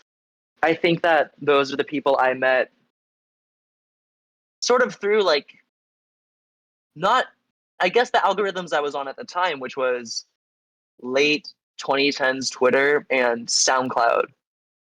And so I guess those algorithms at the time were determining a lot of who I reached out to and the kind of music I was listening to and the kind of like pages I would follow. And so that like inevitably like did kind of determine some of my friends, especially early on when like everything was on the internet and I didn't even know that this shit could be real life at all. And so I think it helped me personally, the experience that I had like growing up and learning from the internet that it was okay to do art, because no one from where I was from like really was fucking with me in any capacity. But like, I'm not like saying that to like whine about it, but like I'm saying that to like illustrate why I was so into the URL shit. But I think nowadays you can still find, I think someone who is growing up, who wants to make art or be different, who doesn't have a lot of people supporting them IRL, and they're young, maybe they're struggling to figure out how to be independent for the first time, and like, or struggling like that, just like figuring out what they want out of life. I think that making friends online and getting spaces online where you are safe to express yourself, I think it matters the most for those people. And I think that it's just a personal thing. Like, you sort of have to, if you're on the internet and you don't know how it works and you don't know all of the reasons why somebody could possibly be motivated to say something, like, that could lead you into like some naive thought patterns, and maybe it could lead into like somebody being a dick to you and you just take it because you think like that's how this shit is.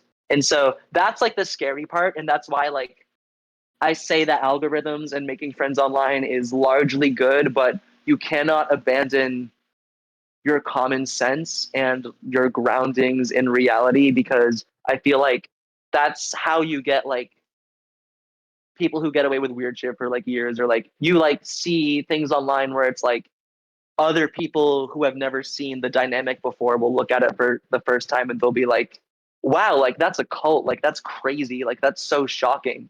And it's like, yeah, I think how to not get caught up into the bad side of using algorithms to find your friends is to not forget your common sense and remember that you are socializing, but like you're like out in like the whole ass world with everybody. And that's awesome. But just like remember that. Okay, that was a lot of fucking words, but yeah, No, say your words. You can say all the words you want. real. I do wonder, what do you think of, sorry, I know that the algorithm me and you grew up with because we're like the same age, I'm pretty sure. Yeah. Yeah, I'm pretty sure we literally, yeah, I know we are, I I'm know we are. 25. Yeah, 25. Okay, crazy. Okay, so growing up, the internet we had was a completely different place, and the algorithms we had were way different. Do you think, and sorry, and back then in like the late 2000s, early 2010s, the algorithms were also a lot more simple, and a lot of the ways people found community online was through word of mouth or just like looking for it, versus now where it just kind of comes to you on something like a For You page. Do you Yeah. what do you think of the current state of like how algorithms and just finding community like through word of mouth is? I'm really lucky in that I have a lot of like close friends that I trust in the communities that I want to be involved in. So I'm very, very lucky in the sense that I don't really need to seek out friendship or collaboration or business opportunities like through things like TikTok, which is like, so I guess I'm not really the most qualified to answer that question, honestly, because I don't really feel like I do that at all. And I don't really have any experience with like finding out where I belong in the post 2020 web, because like all of the spaces that I love and that I occupy like are all things that I knew about myself and had connections in like sort of that old algorithm. I'm trying to think if there are any new spaces now that I've been made aware of just because of algorithms. And I think like I found out about cybergrind just because it's like a genre of music that's like heavier hyper pop. It's like a lot more metal influenced, and I definitely found out about that through like For You page 2020's like algorithm stuff, and like yeah, that's how I found out about like Femtanil and like all the new like net spend, like Osama-san, like Xavier Sobase, those people, like the algorithm has made me aware of all those people. So I wouldn't know about all of them if it wasn't for that. So shout out We got the shout out on log. for real. There's also obviously the bad side of the algorithm, but I don't think this is relevant to the music conversation. But it is relevant to what you said earlier, which I just want to make sure everyone knows. Careful with what you see online. Don't become racist because you saw 20 TikToks. Thank you so much. Say that.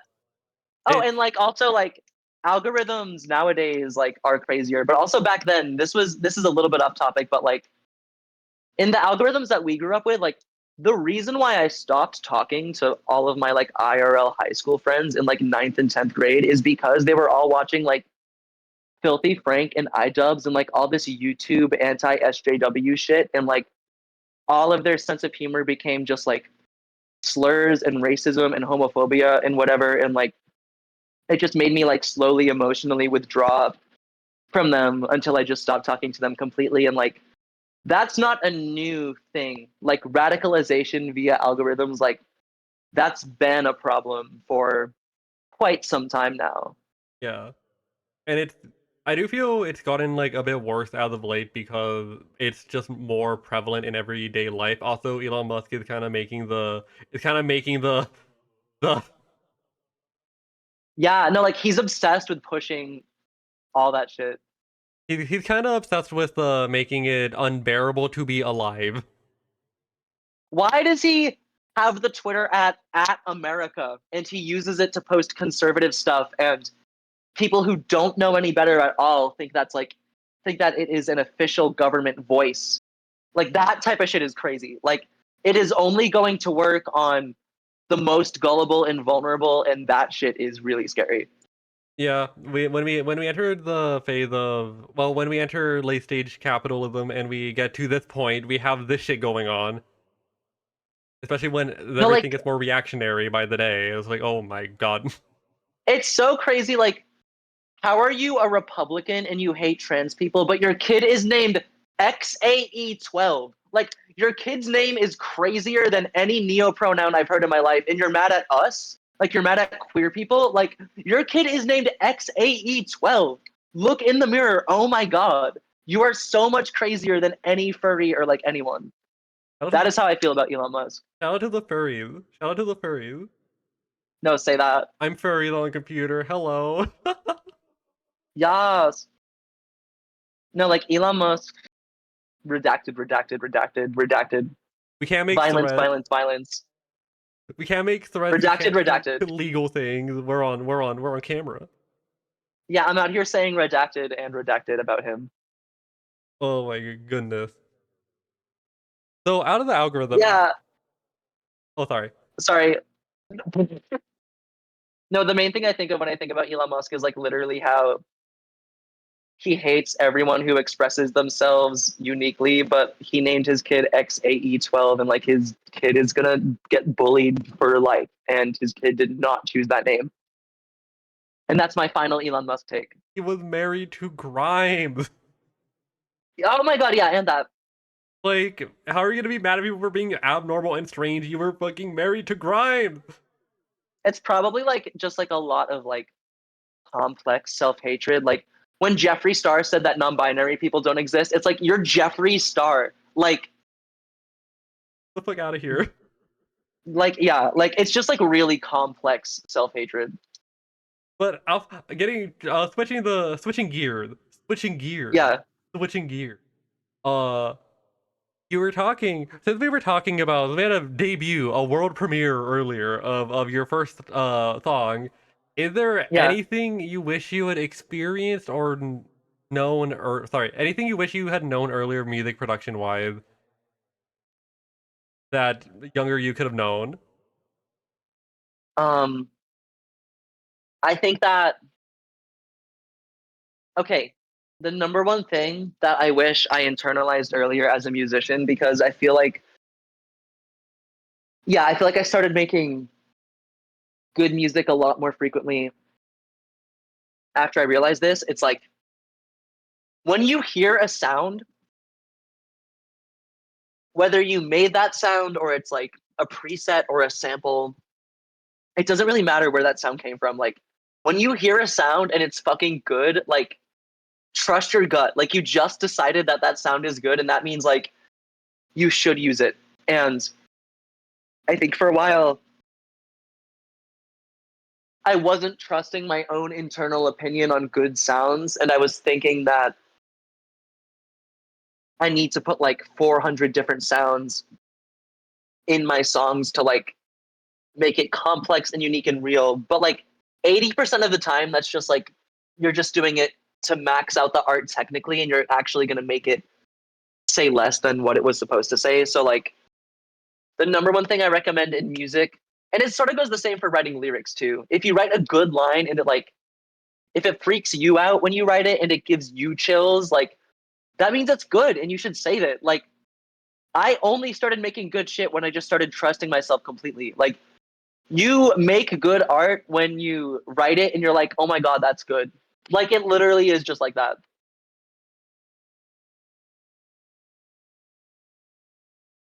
I'm sorry if that like didn't make sense. No, it makes sense. It makes perfect sense. Don't worry. Don't worry. Real. You are perfectly good. Is is there anything you wish Trusting you? your taste. Sorry, It's about trusting your taste. Yeah. yeah. You know what you like, so you will make what you like. Don't No, exactly. like if you know what you like, you're going to make what you like, and if you try to like do it for someone else, you're going to end up, you're gonna end up Yes. like doing something that isn't like fully you because you're like worried about the fully being you causing an issue. It's like that. Unless you're being paid a lot of money to make a commercial jingle, did somebody say "Let's eat"? Always No, in my head. like I can't go into further detail, but there was one time I did a remix for a record label and they paid me for it and they're like, "We're so happy with this." And I was like, "Oh my god, really? Thank you." But then they never dropped it. Like they asked me to remix this song and I remixed it and then they paid me, which was awesome, but then they never dropped it. So I'm like, "Oh, like did you change your mind?" Like, "Oh, yeah, I don't even know." We ball. The market. Literally the market. Get the market the fuck out of here. No, like I don't even know. Like marketplace words are so crazy. Like capitalism words, like escrow and like Escrow is yeah, awesome. that shit's crazy. Have you watched Selling Sunset? I have not. It's so fucking awesome. It's on Netflix. It's like the scariest like rich California people like you've ever seen. Like it's so crazy. I am so scared of rich people from where I live. No, like it is just that. Like it is like straight people zoo exhibit. Like it's crazy. I See, recommend it. whenever I see like a rich person like that, I think of, have you ever played the game Disco Elysium? No, I've heard of it though. Okay, so there's this one scene in the game where there's a guy who's like so fucking rich that that's so fucking rich he bends light around him, and Oh, it kind of just like shows that like rich people live in a completely fucking different plane in like such a way, and I think about that all the fucking time. no, for real. Like I'll be in the city of Los Angeles and someone with so much disposable income will say a sentence to me that makes my soul float 20 feet above my body. And it's like, what the fuck are you saying to me? I'm trying But to. like I like get it, like you're talking about your world and your life. Like I get it, but also it's like it's not gonna make me feel not crazy. Well, because when you live in a completely different world from someone else, it's just I can't connect to you, and a lot of the time with like ultra rich people, they kind of don't want to. Yeah, yeah. Which Like some people like I feel like if like some people who are like really obsessed with like superficial shit, like they will just like kind of talk to talk, like yeah. it's just like you can't You when you're like constantly when you're just like in a different world from someone, it's like I don't know what you can do. I don't know what I can do here. I wasn't born into a situation like you, and I will never have this luck. I think just like superficiality in general is crazy and prevents a lot of hashtag real conversations from happening. And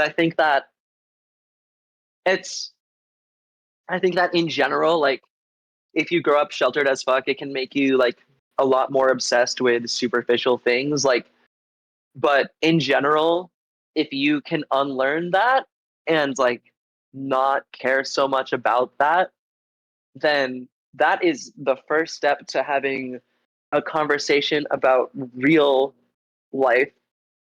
Yeah. Yeah, words. And there's also the thing with like ultra rich people, which I've noticed is that they're so divorced from like the prospect from like how labor works. Oh, real. And it's like, interesting. It's like a rich I person yeah. telling me like, "Oh, just work harder," and it's well, like, bro, I have 5 degrees. I don't make money. What else Yeah, can I do real. here? Also, little No, me like fact: I do have 5 degrees. wait, hold on. We're gonna have to pause and like what degrees? That's crazy. I've never heard of somebody having 5 degrees. Hold on. Oh, sorry. I have 4. I dropped out of grad school. Oh no, it's okay. I have That's still crazy. I have one in psycho. 2 of them, they're associates. 3 of them are associates. One of them a bachelor's, which sounds more impressive, which is like less impressive.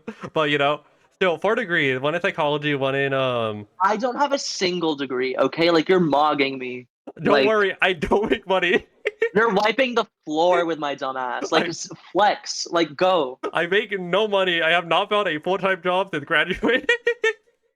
No, but still flex these degrees right now. Like I want to hear it. Like talk your shit, queen. So my first associate is behavioral science, not psychology. Behavioral science. Second one is in natural science, I think. And then I have 2 of them, one in geography, one in environmental science. The environmental science is the bachelor's. I was in graduate school for geology, and then I lost my fucking mind at my school, and now I'm like a neat. Now I'm a neat VTuber. Grad school is like one of the hardest things a person can do. Like I get that. It wasn't even the difficulty that fucked me. It was just that they were giving me so much random ass fee that I couldn't pay for. Oh my god, that's fucked. Like, At a oh. certain point, it's like, what's even the purpose? Like,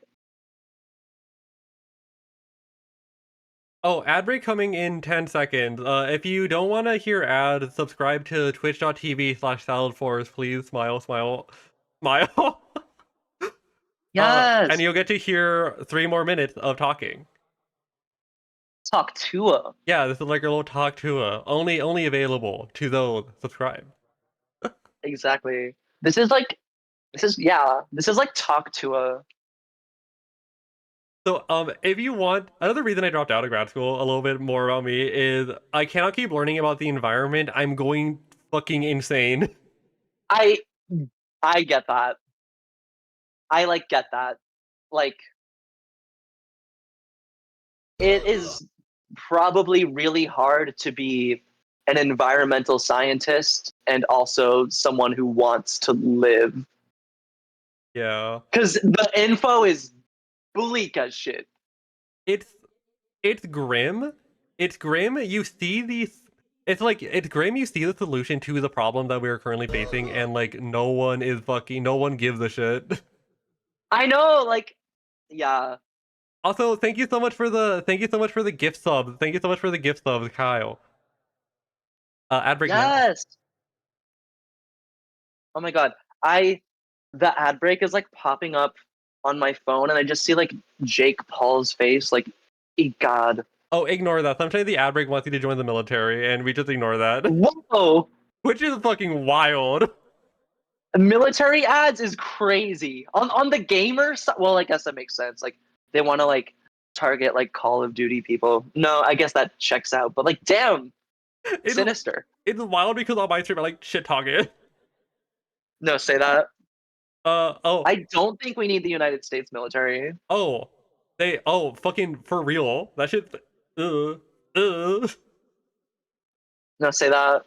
When you spend more money killing brown kids than fucking giving your people healthcare, what? Hashtag normalize saying death to America. We have the First Amendment. That should be that is what it's there No, like for. we technically have the First Amendment. Like, where are all these freedom of speech motherfuckers when I say LGBT stands for Let's Go Bomb Tel Aviv and then they get mad? Oh my fucking god. Like, come In on. Minecraft. I thought it was freedom of speech in Minecraft. In Minecraft. In Minecraft. Sorry, yeah. Anyways, Sorry. I'm normal and I can be trusted. I want to like send a fucking. I want to show an image. I can't show it on stream, and I can't say it on stream. But I will. I will send it to you. I will send it to you. This is like insider Yes. information. Yes. Oh dear God. Oh dear God. We have 1 minute. Give a hot take. Give a hot take so the people who are Oh, missing out on this. okay. 1 minute. For this 1 minute, my hot take is that. Hold on, let me actually think. Fuck, hold on. What is like my hot take right now? You have 30. You have 45 seconds. I don't like not like anything right now. Like all the art that's out right now is awesome. Like I don't know. I don't hate anything right now. What is? Give us a happy take. My happy take is I think that 2025 is going to be a great year for music. Like I'm sorry, that's so normal. That's such a normal thing to say. Like I was such a hater for years and I like hated everything and now I like exhausted that emotion out of my system. Oh, And now I like same. don't like I listen to the new like I don't know what's something that like people would probably hate if they listen to. I don't know, like a Taylor Swift song will come up on shuffle and I'll be like, you know what? Okay. I don't know. It's Like like it's just corny shit. yeah, I mean, like being corny is like also welcome back everyone from the ad. Being corny is like a human right. Everyone deserves to be a little corny. I like corny ass shit. Everyone likes corny ass shit. Godspeed You Black Emperor is like one of the most popular bands for like the annoying music people like me. That shit's fucking corny I was sometimes, low tweeting key. earlier today because like I love it when people are corny, and I was tweeting because I was upset like earlier today, like how come 4 years ago everyone was saying Fringe is dead, but now like those same people are like calling everyone the R word as an insult. Like the cultural 180 there is crazy. Like actually what happened? Like why are people actually like generally meaner now? And also like how come some influencers can be like vaguely super right wing and that's okay? Like that is some shit that I don't like about the 2020s. I'll say that. That's my actual hot take. But it shouldn't be a hot take. Like that should be a normal thing to say. Radicalization has kind of radicalization because of the more algorithms doing this, and people really need more. Oh my god! Thank you so much for more gift stuff. Oh my god. it it's like more people on their phones and the algorithms are like trying to keep people on the app longer, and what keeps you on the app longer but getting fucking mad at people. Yeah, Yeah, like three bigots in a trench coat. It just keeps going. It just for keeps going and it real. fucking sucks. Remember, be nice. Don't become racist because you saw one TikTok, everybody. Please don't be racist. I'm not racist. Say that. I think that if you are currently being radicalized by an algorithm, well, one, you probably wouldn't find this Twitch stream, but on the off chance you are like, stop that. be be radicalized by me, the VTuber. No, real. If you're gonna become a radical homosexual, like a cool one. Yes. Or a radical transgender individual, like a cool one. Like Yes. me. Wow. Or like okay, okay, ready? Radical eyes realize real lies. Fucking pin that shit. I would pin that shit, but I can't pin more things. That's for social. No, like think about that. Like For radicalization for real though. I no, because like if you think about it, like for ease, for ease, for ease. Ever thought about that?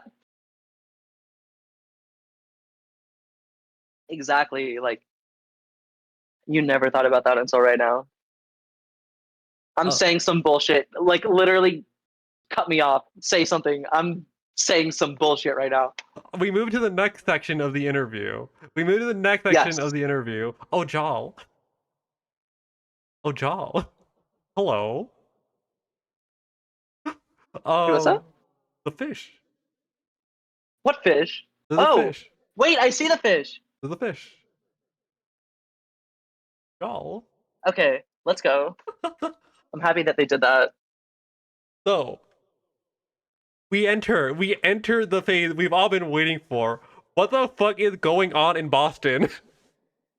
Ugh. I, ugh. It's giving Papagino's, Cumberland Farms, Route 44, State Route 3. They demolished the Silver City Galleria. They demolished the Hanover Mall. The Red Line derails every week. Um, the Medford Super Collider is insane. I hate Boston Logan International Airport. I cannot I cannot hate I cannot hate Logan International Airport because I've been to O'Hare. No, okay, this is my actually like hottest take of this entire interview. O'Hare is my favorite airport. Oh, I love it, and I love what? being inside of it. It's my favorite airport, and it's relaxing to me. You need to tell me about this. You need to tell me. You need to justify yourself to me. Okay, I think it's literally because I live in Chicago and it's my home airport, but like I just love to like go to O'Hare Airport.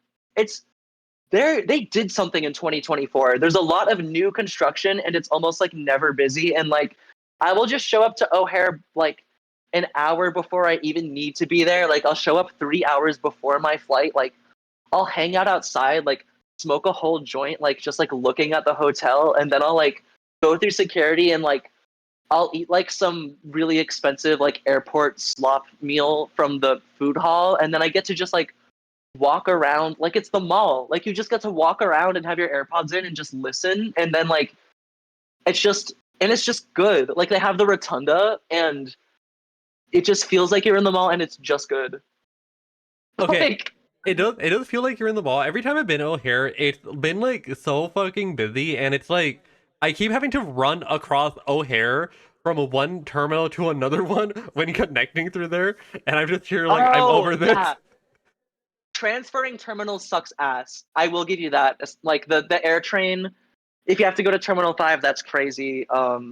But also in the chat, they're like, it connects directly to the train. Yes, I love getting to like choose like, should I take an Uber to the airport or should I take the train? Like, it's crazy that I have that option. And the train, like, it goes directly inside the airport. Like, you don't have to go outside again. Like, that's so convenient. The one thing I will give O'Hare is that it doesn't feel it's not okay. My home airport LAX O'Hare does not feel as much like oh my god the CO2 levels in my body right now.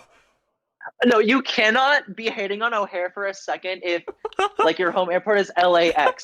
LAX is crazy. It's so bad. It's so fucking bad. But transferring to LAX is not as bad as transferring to O'Hare. Yeah, no, I'll say that. O'Hare has Reggio's pizza, which tastes so bad, but I like it. Oh my god, do you remember when McDonald's had the land, air, and sea burger? Oh no. Okay, so story time, awesome fucking story time. So I was playing my first show ever in Los Angeles, California. My first time ever going to LA.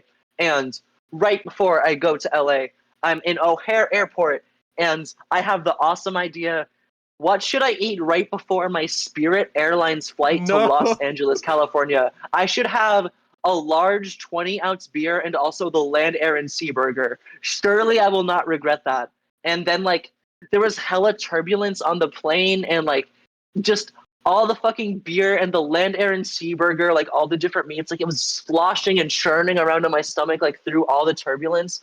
And like I landed at like LAX and like immediately like threw up multiple times. Like that was like my first 10 minutes in LA was like vomiting up the land, air, and sea burger. And that's all I can think about when I think about LAX. That's the average LAX experience. LAX is so fucking weird of an airport. Like Logan is like not that weird to me. I don't hate Logan. I don't hate Logan. It's like fine enough. Yeah. Getting there though, driving there, getting from the freeway onto Logan is like, what the fuck am I doing? I'm like going through 5 different tubes and tunnels. The big dig, guys. The big dig, guys. You already lost when you made the decision to drive in Boston. Like, that was your first mistake. Luckily, I don't drive. The friends have been picking me up in their cars. Okay, Fox. Oh, People will visit Boston and rent a car, and I'm like, you're gonna crash it. well, you have to think of it like that. You either crash your car or you get on the orange line and it catches on fire.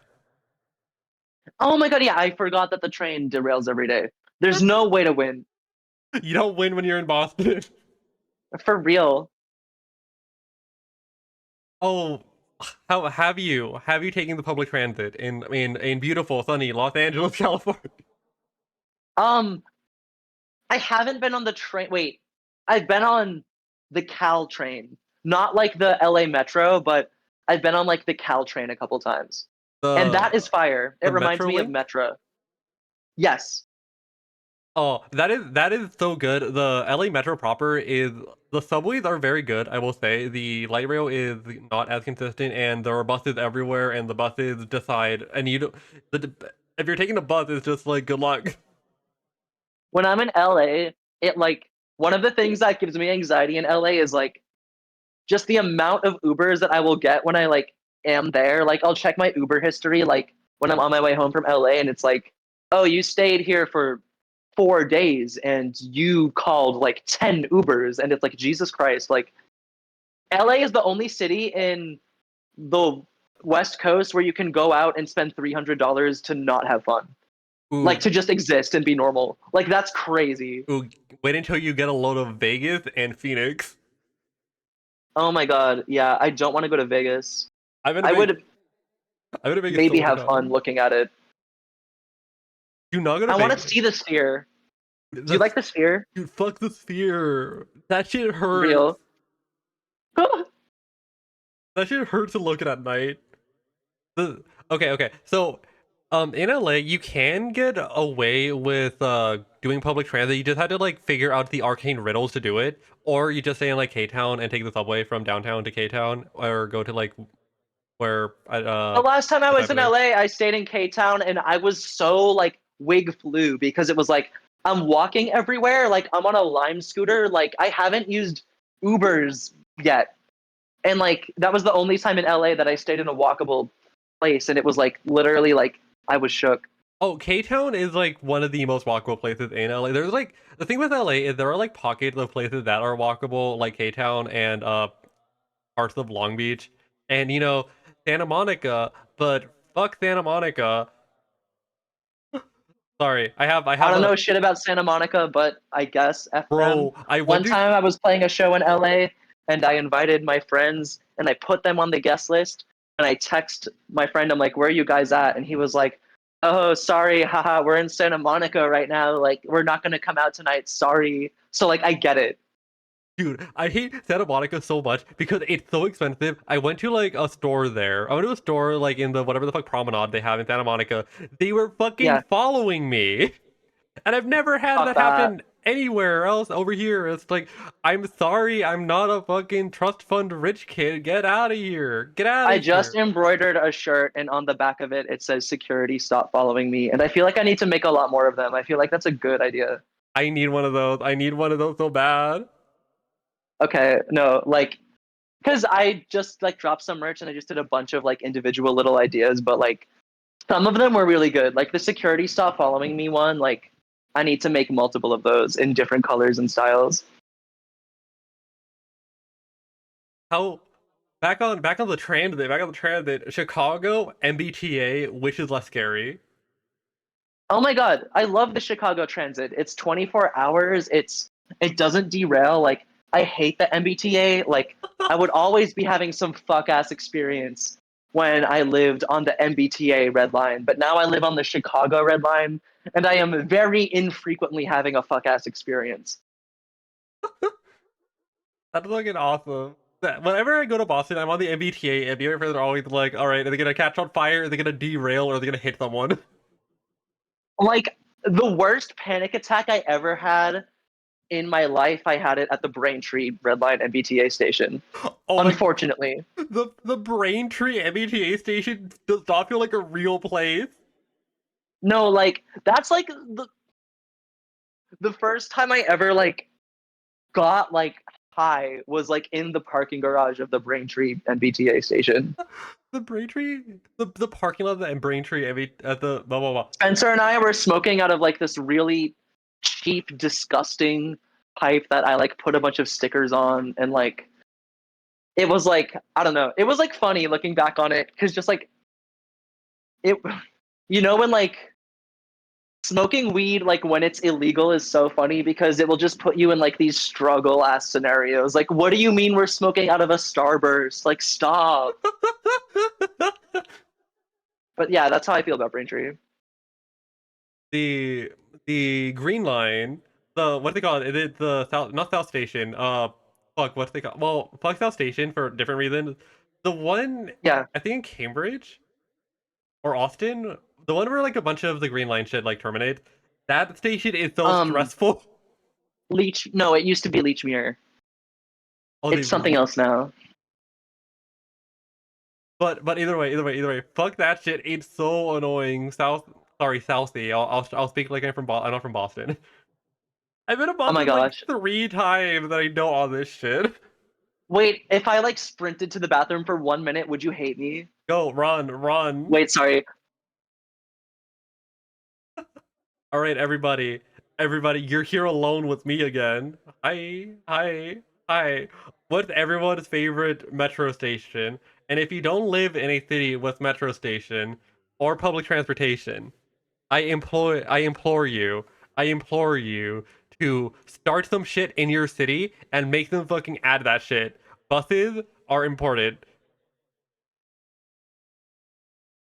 Metro Mobile. Let's fucking go. Metro, what's they called? Metro Micro. Hold on. Is that the LA one? Mini Metro. That's the game. Metro Micro is the LA Metro bus on demand. Metro Michael. Hoboken Pass Station. Oh my god, the Hoboken. Oh, I like so want to visit New York slash the New Jersey area because I want to see what the trains are like. Because people say they're really stressful, and every time I like see a New York train, I feel like this looks like the subway in LA, but like not as well kept, I guess. Because it's like more used. The subways in LA, there's two of them. There's literally two of them, and they like look like they're from the 90s. Is reliable, just dirty. That sounds like whatever. That sounds like what people describe it as. Only buses. Well, buses are pretty good if you're in like if you're like in a smaller place there where heavy rail would be too expensive. Uh However, sometimes there do be issues with that. There do be issues with that. Not fast enough. Yeah, that sounds issue. In America, I don't know how it's like in other countries. In America, buses are generally just not the vibe because they just take fucking forever and get stuck in traffic, and it's like, okay, man, fuck me, I guess. Because America, don't be filling the cities with rail. LA, we're trying to build a new rail station. We need to build more, a fuck ton more. I don't want to fucking drive down the block just to get one thing. I think we can have a bus. We can have like a little bike path. We can have like we don't need this 20-lane road in the middle of a suburb. What are we doing here? West Coast? Hello? West Coast situation? It's not as bad as other cities, I will say. I will say going to like going to like Nevada in not I was gonna say Phoenix. Going in Las Vegas, there's like barely any like transit options there, and it's like, oh wow. Near Seattle. I hear that Seattle has good transit, but I'm not sure how good that'd be. People get so angry in cars. It's so nice to commute by like rail. It's so nice to commute by rail. I went to the glitch. I went to Glitch City for a thing in LA, which is just like off the red line off the subway. And like being on the subway and then taking my bus from like where I live to the there, it was like it was so nice. It was honestly so nice because if I was driving there, like yeah, I'd get there faster, maybe depending on how the traffic is. And then you'd have to find parking in like K-Town, and finding parking is like a nightmare all of itself. Um, my favorite, not to just pop back in unannounced. Hello. My favorite transit experience in America, I'll say, has to be when you go to the Denver airport and then you can take the train from the Denver airport into downtown. Oh, It's that's like awesome. so, it feels so modern. Like it feels like you're in a different country. They're doing that currently with LAX, but they're gonna, I don't, it's like almost complete actually. They're getting there. What is LA exit? That's crazy. They will do it. They have to do it. They had to take the flyaway to get a fucking union.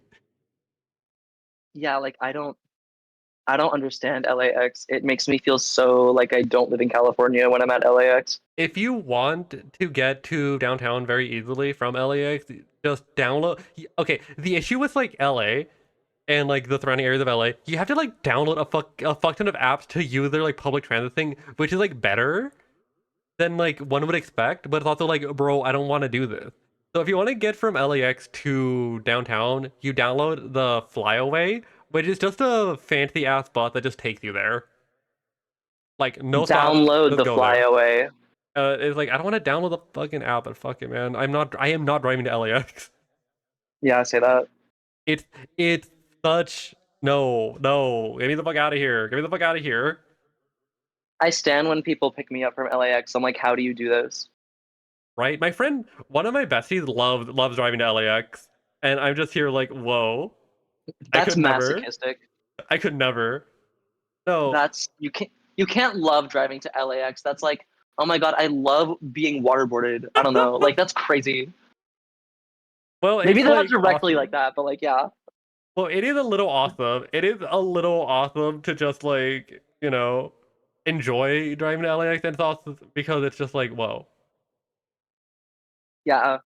I guess I can't comprehend it, but if you can do that, then like you're one of God's strongest soldiers. A actual really good driver. I guess the thing, like that's I can't drive for more than like 3 hours at a time or like I'll get really anxious. Like I guess I'm just not that good of a driver. Like I'm not a bad driver, but like I'm not gonna be the one leading the road trip. Like that's somebody else's job. Like I'm sorry, I'll pitch in for gas. Like your playlist is gonna be fire, but like I'm not taking the wheel. Like sorry about it. I have very similar car issues. Although for me, I have like a little more me lore. I have very bad OCD, and getting behind the Yeah, wheel like fucks with me like so bad. So I did like take the bus real. everywhere. I didn't know until like this year that like I had OCD. Like I knew that I was like really mentally ill, but like I didn't have like the language to talk about it until like the start of this year. Like actually like getting diagnosed with it, and I'm like really thankful for that, and I'm thankful for like the opportunity that being able to talk about it in that way has given me to like I don't know, like it helps me even just knowing that like and I know that like I'm on the medication that is right for it now. Like all that is so crazy. I think that's the only reason why I was able to make another album was like because I'm on like the right combination of brain meds. But like to like advocate for yourself and like to know that something is wrong and to know that you need to do something about it, like that all of that is such a learning curve. And especially like in America, sometimes it's like hard. But yeah, that doesn't mean Lady Gaga said people can do hard things. Yeah. It it's the when you finally have the language to talk about like things like mental illness or what is going on with your body, because a lot of the times it takes fucking forever to get there. I'm currently there, with like what Yeah. I'm dealing with. Like I have the words for my mental illness at the very least, but I have to still find the brain med. I just got one recently. I'm seeing how that goes. Yeah. And today, I was thinking today, I like found out I have a vitamin D deficiency, which is probably pretty good. It's not good that I Oh my have it, God. but it's Wait. good Yeah. that I Vitamin like. D. It's like probably not good that I have it. It's not good that I have it, but it's Yeah. good that I can like now I know I have it. And it's like okay, this is probably gonna make me feel better because the problems I've been having are like 1-to-1 with this. I think vitamin D deficiency is related a lot to like seasonal depression. Yeah. And I think, yeah, no, the supplements section of the pharmacy, like, I need to start going in there more often. Like, I need to be buying like B12 and like magnesium. Like, I need to know about supplements and know which ones I need. That seems like some like mid to late 20s life hack moment to do. Also, like starting to eat healthier. I guess for me, and Yeah, real. because I low key am kind of eating like an old grandma, like an old Chinese grandma. I'm dead. Wait, that's awesome though. Because like where I live specifically, there like I have a lot of access to that type of thing. Won't say where I live specifically. That is something I can talk about off Yeah. stream. Uh, I got to eat. I get to eat so much kanji. I get to eat so much kanji. Yes. I eat bok choy every other day in my little soup. I cook the gailan. I eat the rice. I eat the soup. I drink all the things. Let's fucking go. Getting food groups. No, like realizing that you need food groups and then getting them. Biology. Kids keep clocking that I don't eat enough, and it's like that's like true. It's not. It's all. It's a me issue. Oh yeah, no, like in this society of life, we need to remember that food groups, like we all learned the food pyramid, and like now we have those hierarchy of needs memes, but maybe the food pyramid and the hierarchy of needs pyramid are the same shape for a reason. I need. I need cabbage as much as I need Yes, air. I like my favorite produce right now is like grapes, broccoli, avocados. I Oh my love God, all. wait. I think my AirPods just died, but that's okay. I think I might need to switch to my normal wired headphones, which I'm doing right now. But if that creates a discrepancy in the audio, I am sorry, but I'm doing that. All right, everybody. If we have a discrepancy in the audio, say nothing. Say everything. Say Okay, wait, everything. can Hello. you hear me? Oh, you're quiet. Oh shit, one sec. Let me see if I can do anything about that.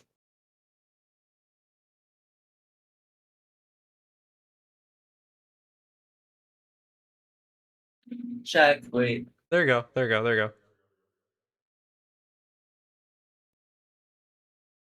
Zing. There you go. I think. We are so back. Yeah.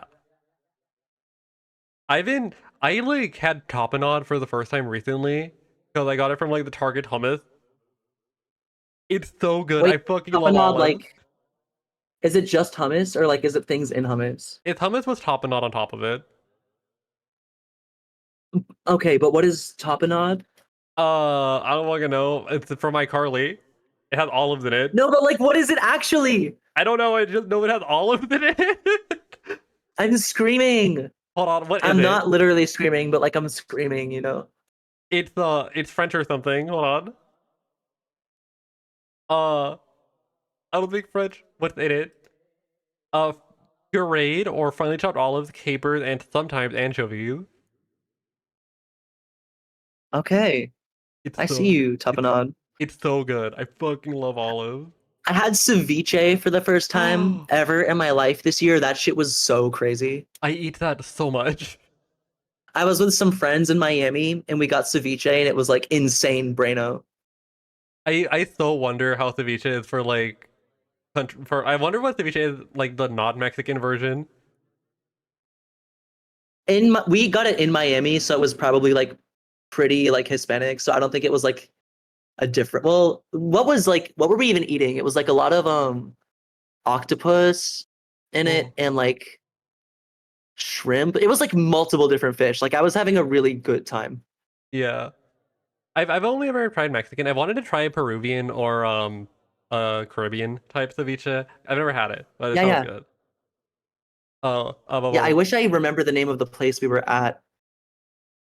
I don't I think was just in Miami. I slept 17 hours that day, and then the only thing I did was like get ceviche with my friends. It that was sounds so ideal.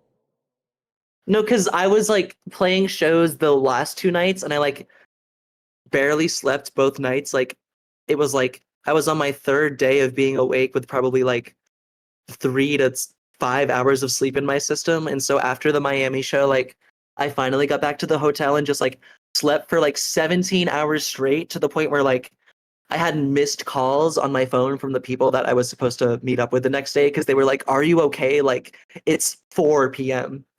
And so like that was low key crazy. But then I got ceviche and it was amazing. Best food. No, I, like I remember her and I miss her. the the like thing I have it a lot because whenever there's a party, people just kind of bring someone just always makes like a pallet of ceviche and then we just have it for a week and I can't eat all of it. So my friend comes over and is like, "I'm giving this to you. I can't eat this. Give me like whatever the fuck in return." Real? There's an image That's the of real like shit. there's an image of like the ceviche drawer in the fridge and I think about that all the time. Not the ceviche drawer. Can I find it? Yes, yes, yes. I posted this in the Twitter chat. My gosh, son. It is such a tiny picture. What the fuck?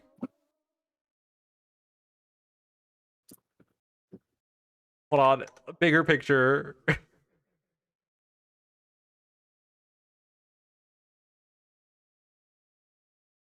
Oh Really wait. Oh scoop wait, no, it. that's a different link. You need to scoop it. You need to eat this all day. Wait, you can't spell ceviche without AI. That's so scary. Oh That's fuck. literally so scary. Oh yeah, we're in this part of the we're in this part of the interview. We're in this part of the interview. I'm remembering. I'm remembering. Do you have you ever been inspired by the MBTA? Oh, actually, yeah, no.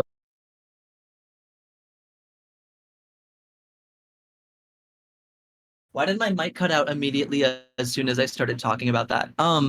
Okay, so I actually have been inspired by the MBTA. I have a song about the MBTA commuter rail line, and also just I think about the MBTA like I've definitely thought about it like more than 5 times while writing songs. Like she stays on my mind like gravity. How about the L? The Chicago L, I write it nowadays, but like I don't think about it when I'm writing songs because I don't think it's as influential to my upbringing and my view of the world as the MBTA. Understandable. How would you oh, I already forgot where I was going with this. Okay. Talking about upbringing. You currently live in Chicago. Do you want to talk about Massachusetts? Um, I guess what about it? Uh, I there's like when I think about Massachusetts, I think about like Papa Gino's, like the craziest, worst pizza you've ever eaten in your life from Papa Gino's, and like um I think about the music venue Out of the Blue 2 that literally closed down. And that was where I played my first ever show. No, actually, no, my first ever show was A&E, which was the one show before that. But also that A&E doesn't happen at that hotel anymore. So like just lots of like first music memories in Boston, but also like a little bit of when I think about Boston, it makes me think about like no one really getting me most of the time in Massachusetts and like Food House sort of forming as a band because like we were the only two people around that like liked that shit. Really?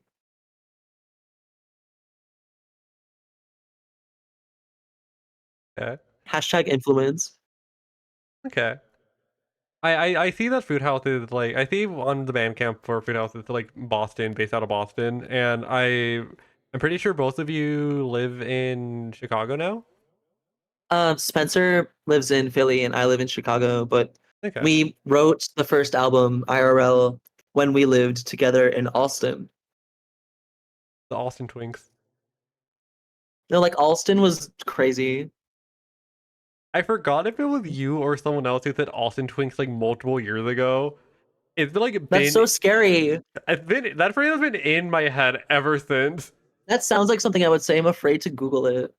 I'm gonna Google it. Wait, no, I'm not. I'm scared. Are you afraid of the Austin Twinks? Not anymore.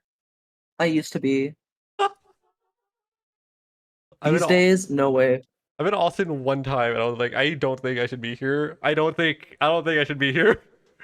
I like Alston. It is like Alston and Somerville are my favorite parts of Boston. Okay, so the reason I don't feel like I should be in Austin is because I got Mexican food at some place in Austin and it was the fucking worst thing I've ever had and it made me like so sad.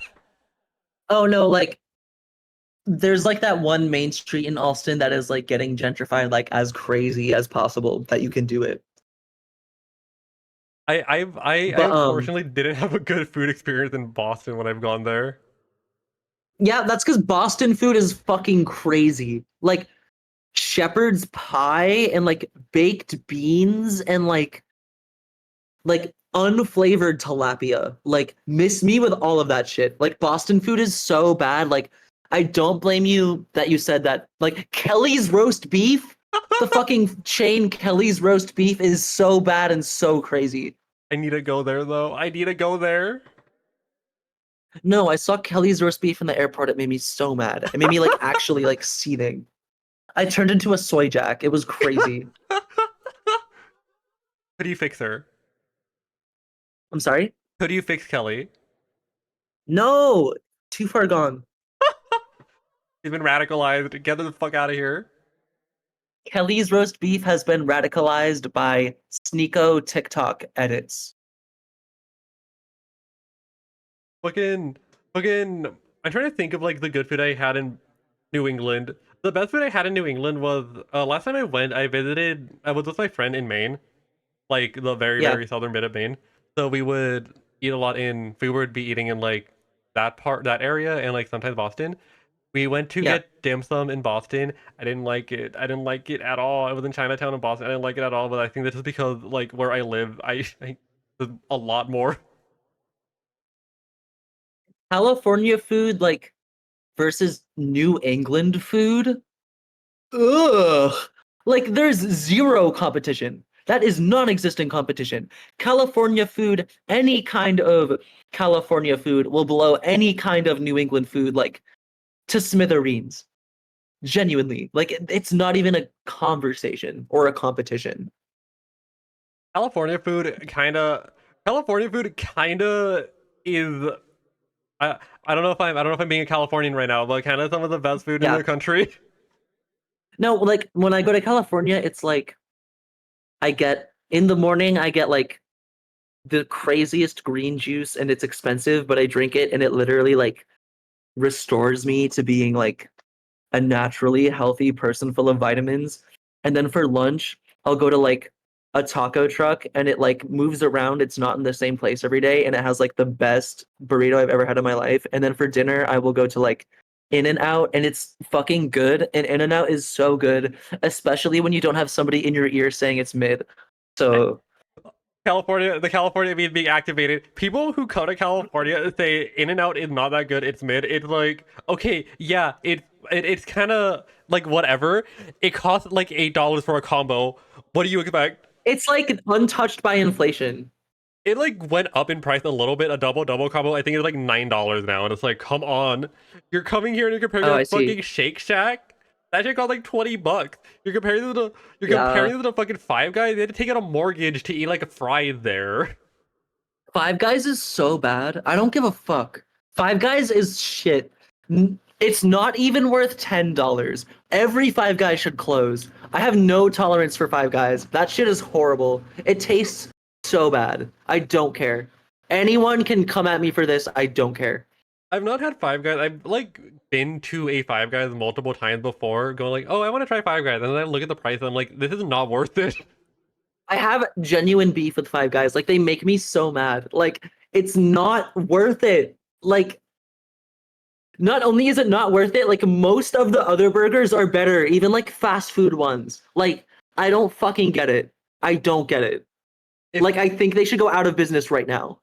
if I want to get a burger that's like more expensive than usual, I'll go to like The Habit. What is the habit? I don't know that's a California thing. It's like a more expensive burger place. It's like kind of not upscale, but it's like how do we say? How do we say? It's like a burger you spend more than you would spend at In-N-Out to eat. Yeah, yeah. The elevated burger experience. I went to a place once in LA called Cafe Gratitude. That place was awesome. Ooh, I don't really ever eat that often in LA proper, I think. Yeah. I usually eat in like the eastern part of it. Eastern, like East LA and like that area. I have Yeah, no yeah. fucking idea what the food scene is like outside of there and K-Town. I'll just send you the menu for Cafe Gratitude. I think you will like it. I'm about to send it to you. Here it is. I think you will like what all of the dishes are called. I am so scared. I am so scared. I am renewed.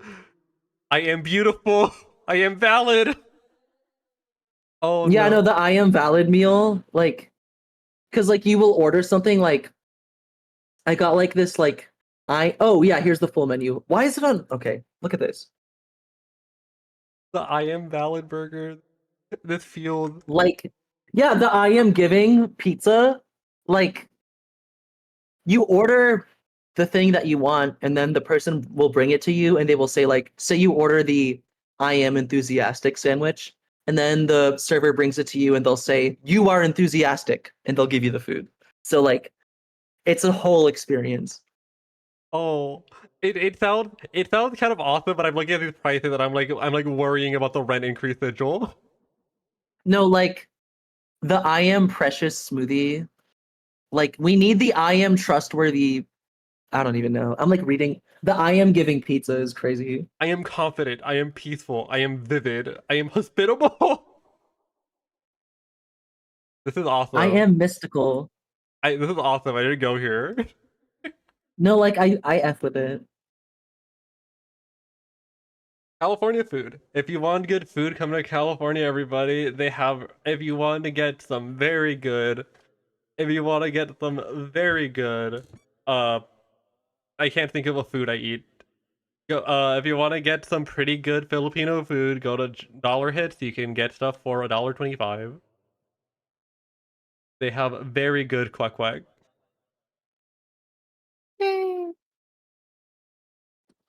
How would you say the food in Chicago is versus Boston? Uh, Boston is like seafood, and then Chicago is like the food that they make on the bear. Like when the sandwiches are sopping wet. I low key like I don't like deep dish, and I don't like when the sandwiches are wet. I like a pizza that's a cracker. Yeah, I'm I not don't like lasagna pizza. I'm not gonna I'm speaking my truth. I think a thin crust pizza that's like a wafer thin, that is so fucking good. I love the crunch. When the pizza is a Ritz cracker, Like fucking sign me up. I'm on the next flight there. We've been talking about LA, Chicago, Boston.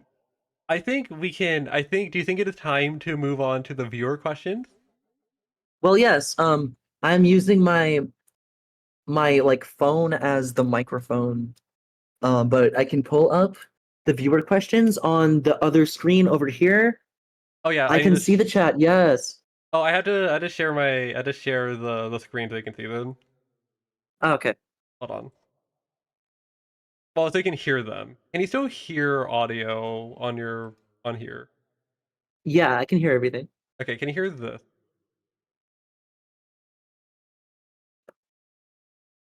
Um, no, Oh, I don't know what that is. from the screen share, from the screen share. Oh, oh, watch stream. Hold on. Wait, try it again. Let's go. Yep. All right, all right, all right. Let's start. I hope I didn't fuck this up. We are changing the scene. We are changing the scene, everybody.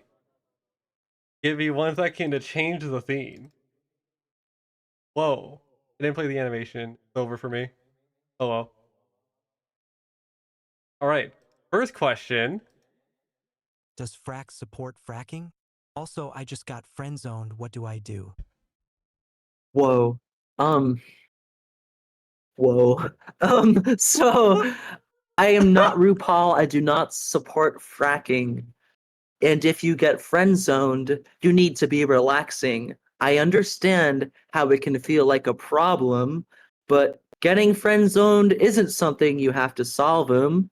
Appreciate that you are someone's friends at all, and that will give you the strength to not end it all. This is like Freestyle off the dome, Domer Simpson right now. I thought that was rehearsed. No, but no, like I don't know, like I'm just out here like saying shit, like Next question. Where's the craziest place you've seen an I love Frax shirt?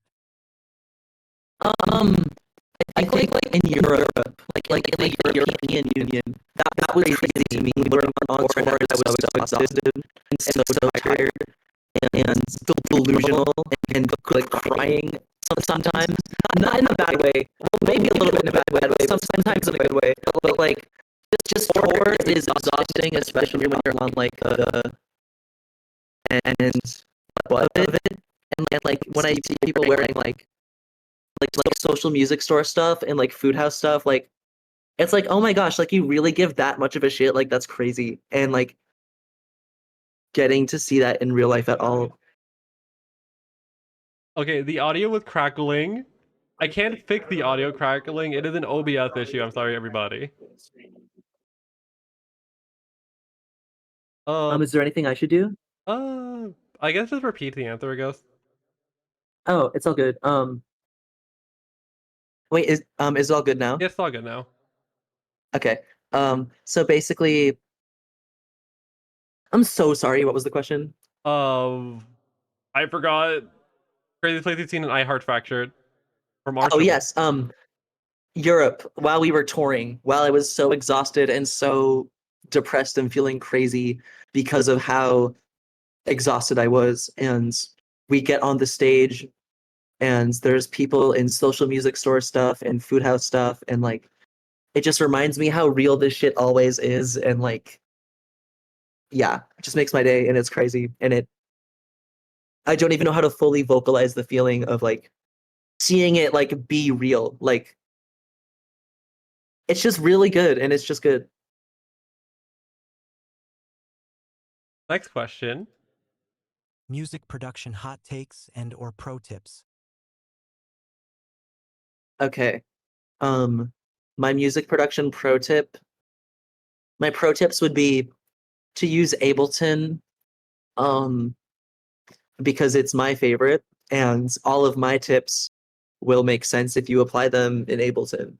And put your favorite sample folders like in your Ableton folders, like immediately accessible. Like you want to be able to pull that shit in like 1 second. Like you need it so you want your favorite sounds and samples and instruments to be so readily available and accessible because you want to get those ideas down as quickly as possible before you psych yourself out into thinking that it's no longer cool because like the ego is eventually going to catch up to you and like make you discard the idea. So before you get there, you just need to make it good enough so where like you can't psych yourself out of it and you can't tell yourself like, oh, this isn't worth showing anybody. Like you just gotta like it's just the race to outdo your ego when you are first starting a song, basically.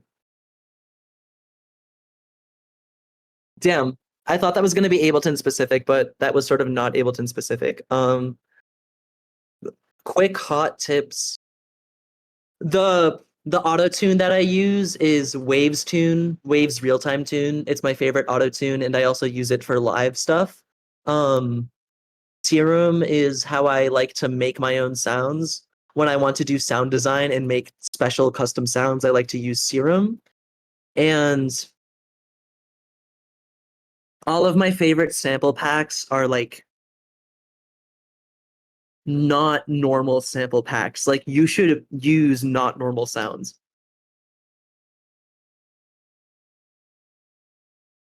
Yeah, That's all I can think of right now for production, basically. that's good. That's good. The person who has that is my Umpu. I'm pretty sure has been like making music all day for the game we're working on. Yes.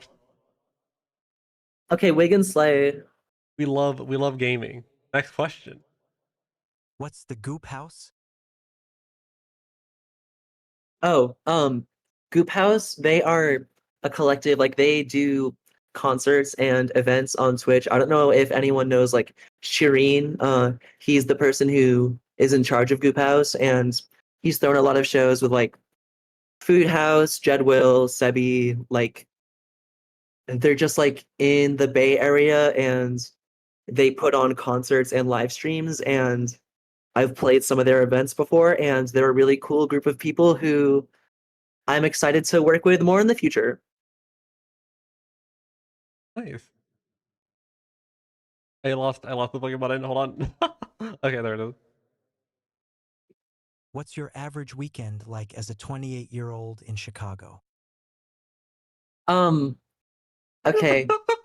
Well, well, first, I get Londo at Tanta, and then we take lunch out for a waltz, and then we actually met up at the Museum of Ice Cream, which was actually pretty dope. But then we went to the Museum of Ice Cream, which was actually pretty dope.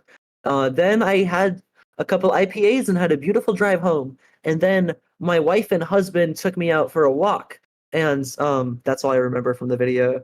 Um, I don't know, low key, my average weekend is like I try to hang out with my friends if I can. Not this weekend because I'm getting over being sick. Like I was really sick yesterday. I'm like still getting over it today. You can hear it in my voice a little bit. Um, but yeah, I like to just like hang out with my friends and like go to shows and DJ and like play Fortnite and like I don't know, like make stupid songs and videos and like oh my god, my favorite show to watch when I'm trying to have a chill one is Degrassi. Like I'm obsessed with Degrassi. Oh, Um, oh. yeah. Sorry. I love Degrassi. No, like whatever it fucking takes, I know that I can make it through. It is that show makes me feel like I'm losing my mind when I'm watching it. No, like I've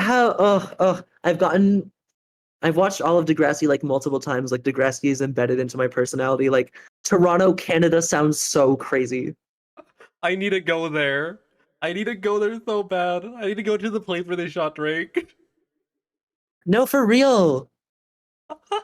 I went to the OVO store in Toronto this year and I was so disappointed. It was like March of this year and like all the merch was so bad. Like everything looked so ugly. Like it was probably all like really expensive anyways, but like everything looked so bad. Like I didn't understand it. But it's before or after the diss track. Before the diss track. Okay. I was gonna say, if you went, I feel like going after the diss track, it's like I'm going here during a clearance sale. No, real. Like after the diss track, like probably they would just be trying to get rid of everything. No, but it was like 2 or 3 months before that, and like the OVO store was just like filled with like the ugliest shit imaginable. Like I couldn't understand it. Like you're Drake. Like you can afford to hire people that will make something that looks good because you're Drake. But maybe the creativity is not there. I'll Yeah, look it maybe he up. told them to like he was like, make it more poo ass, please. I needed a suck.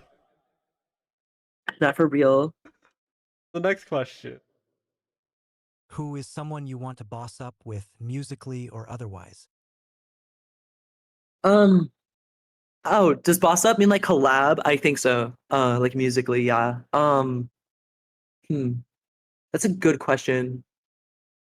Dream collabs right now, or just like people who I would be really excited to make music with. Um,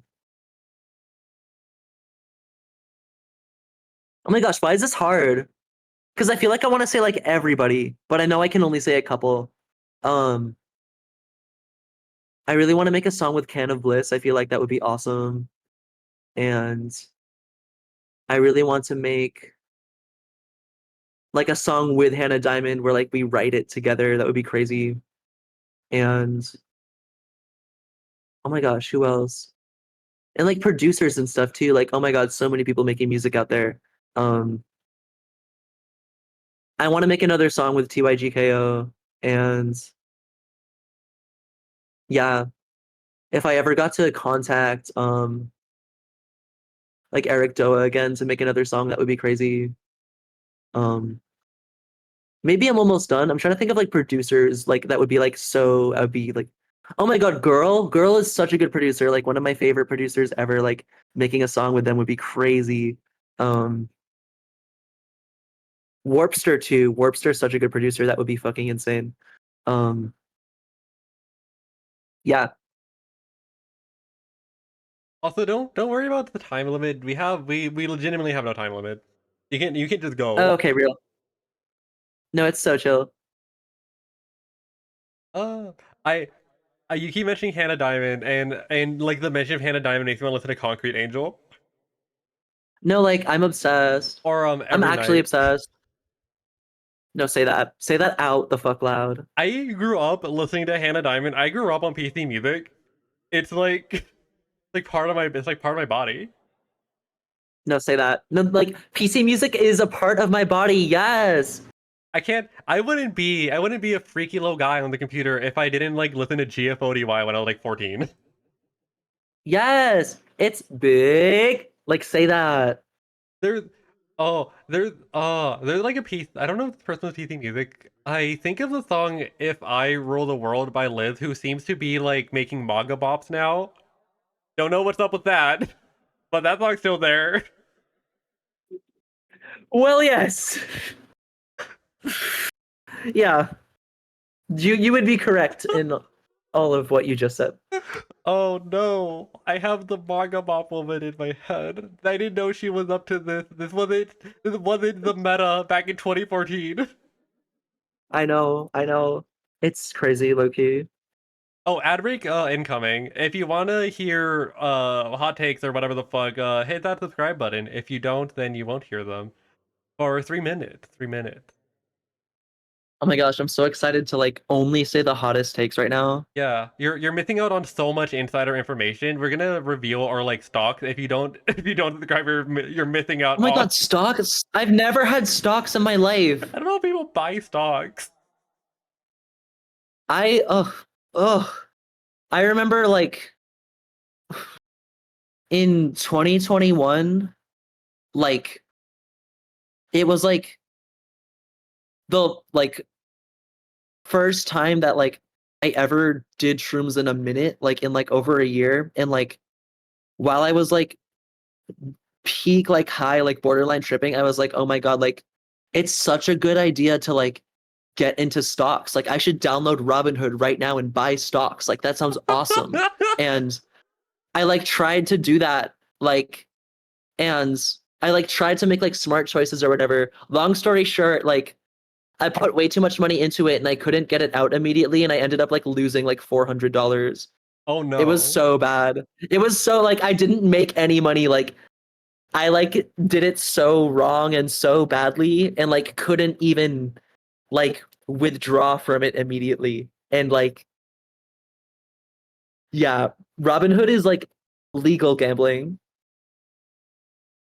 Don't forget to buy your diversify your crypto wallet. I fucking guess. I don't know. Oh my god, yeah, crypto is like that too. Like Dogecoin and shit. Like, yeah. When you like fund up fucking the election so you can pump your dog shit coin. Ugh, SMH my head. What did he mean by this? Like SMH my head, like shaking my head. Oh, I just realized on the interview scene right now that I forgot to give the stripe sleeve on the other one, so you just have one long sleeve. No, that's awesome. That's like new. It's No one else is doing it like me. yeah, it's fresh. We got new design. There's literally nobody doing it like me. Like, think about it. The I forgot what I was saying. Oh, uh I hope you enjoy the PNGs. You said you wanted to change the colors, primary colors, so Yes, I yeah. did that. No, I'm literally having a good time. All right, cool. I was kind of just guessing based on the picture that I was like, that's No, you pretty good. snapped. No, like it's my fault for not having like a full fleshed out ref sheet in the year of our Lord 2024. I could Like potentially, that's a personal flaw that I need to fix immediately. I would offer to make one. Well, no, I can't offer to make one in case you ever want. No, it's so chill. I need to make a calculated move on that front. Didn't you have a Persona debut video back way back? Whoa, wait. Why do I wait? Yes, but I don't remember in what context. Like I was doing it with someone, but I don't remember what it was for. I remember it was an animation, and I Was it think like there was on a like stream or yeah, what the fuck? Why don't I remember this? Nardwaring. Why is no, you're nardwaring me right now. Like I know that I did that, but I don't remember like what it was for. But I know that I did that. Oh, the unintentional Nardwar. I wanted to like figure out a way to Nardwar further, but I didn't know how the fuck to do that. Um, yeah. I mean, yeah. That's okay. I basically helped you Nardwar a little bit by giving you that old remix. We got to True. listen to that.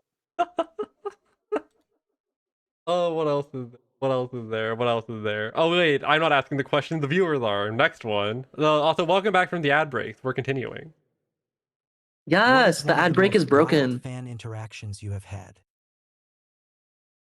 Oh, like a crazy interaction. Okay, yeah. I'm not gonna like say who this like was obviously, but like there was a time like I was playing a show. I was just like playing a show. And then afterwards, like as one does, I was just like staying around, like hanging out, like talking to people, like because that's fun for me to do after a show, like literally to like talk to the people who attended the show afterwards. Like that is fun for me to do. But like someone like just like walked up to me like you know when like a substitute teacher like is mad, like they looked like that, like just like a little huffy and like puffy, like like I don't know. And I was like sort of like preparing for a weird vibe, but I'm like, okay, like maybe it's chill, like maybe it's normal. But like first thing out of their mouth, they're like, why did you unfollow me? No, I blocked them, I guess. They're like, why did you block me? Like I know that you blocked me on Twitter, but I still respect you as a person. And like that's crazy to me because like if I blocked you on Twitter, don't tell me in real life that I did that. Like, we probably could have had such a normal and chill conversation, and I never would have known that I like blocked you on Twitter. Like, probably because you said some fuck shit, like that I just like didn't like or whatever. Like, if I block you on Twitter, it's not like I hate you as a person. I don't know. Like, sometimes I will occasionally see somebody say something like really fucking crazy, and I'm like, I just personally can't entertain that. Like, I can't do that. Like, that's just me. And like to open your conversation with that is insane to me. Like, I don't know. And like I didn't like the conversation they were trying to have with me. Like I just walked away as fuck. And like I just know they were mad about it after and like that's crazy. Like if you open your conversation with that like I'm allowed to run away from you. Like that's you being weird. Like I'm allowed to run away. That's how I feel about that. I would feel the same way. Like, okay, say hello. What happened to hello? How are you? Also, I need to play audio for the stream and for you. Whoa. What the fuck is that? Whoa, what the fuck? That was so loud in my headphones. Sorry. No, it's okay. No, like that was not your fault, but that was awesome. I have to play whenever I hear why did he block me, I think why did he block me in Chinese? Oh my god. That's fucking strange. That's so strange again. No, like Like if you want to yeah. be curious, just be like, oh, what? Oh, I don't think I follow you on Twitter. Just like be slick about it. Like what? Yeah, I don't know. Crazy opener. And like everyone I've asked, like, hey, was I weird when I like ran away from this person because they were like making me uncomfortable? Like everyone is like, no, like you were allowed to do that. And I'm like, okay, I wasn't rude to do that. And so that's what I tell myself. Also, I cannot find the video of your persona in the factory. I can find a sticker sheet. Wait, is that the one with Mike? Yeah, Yes.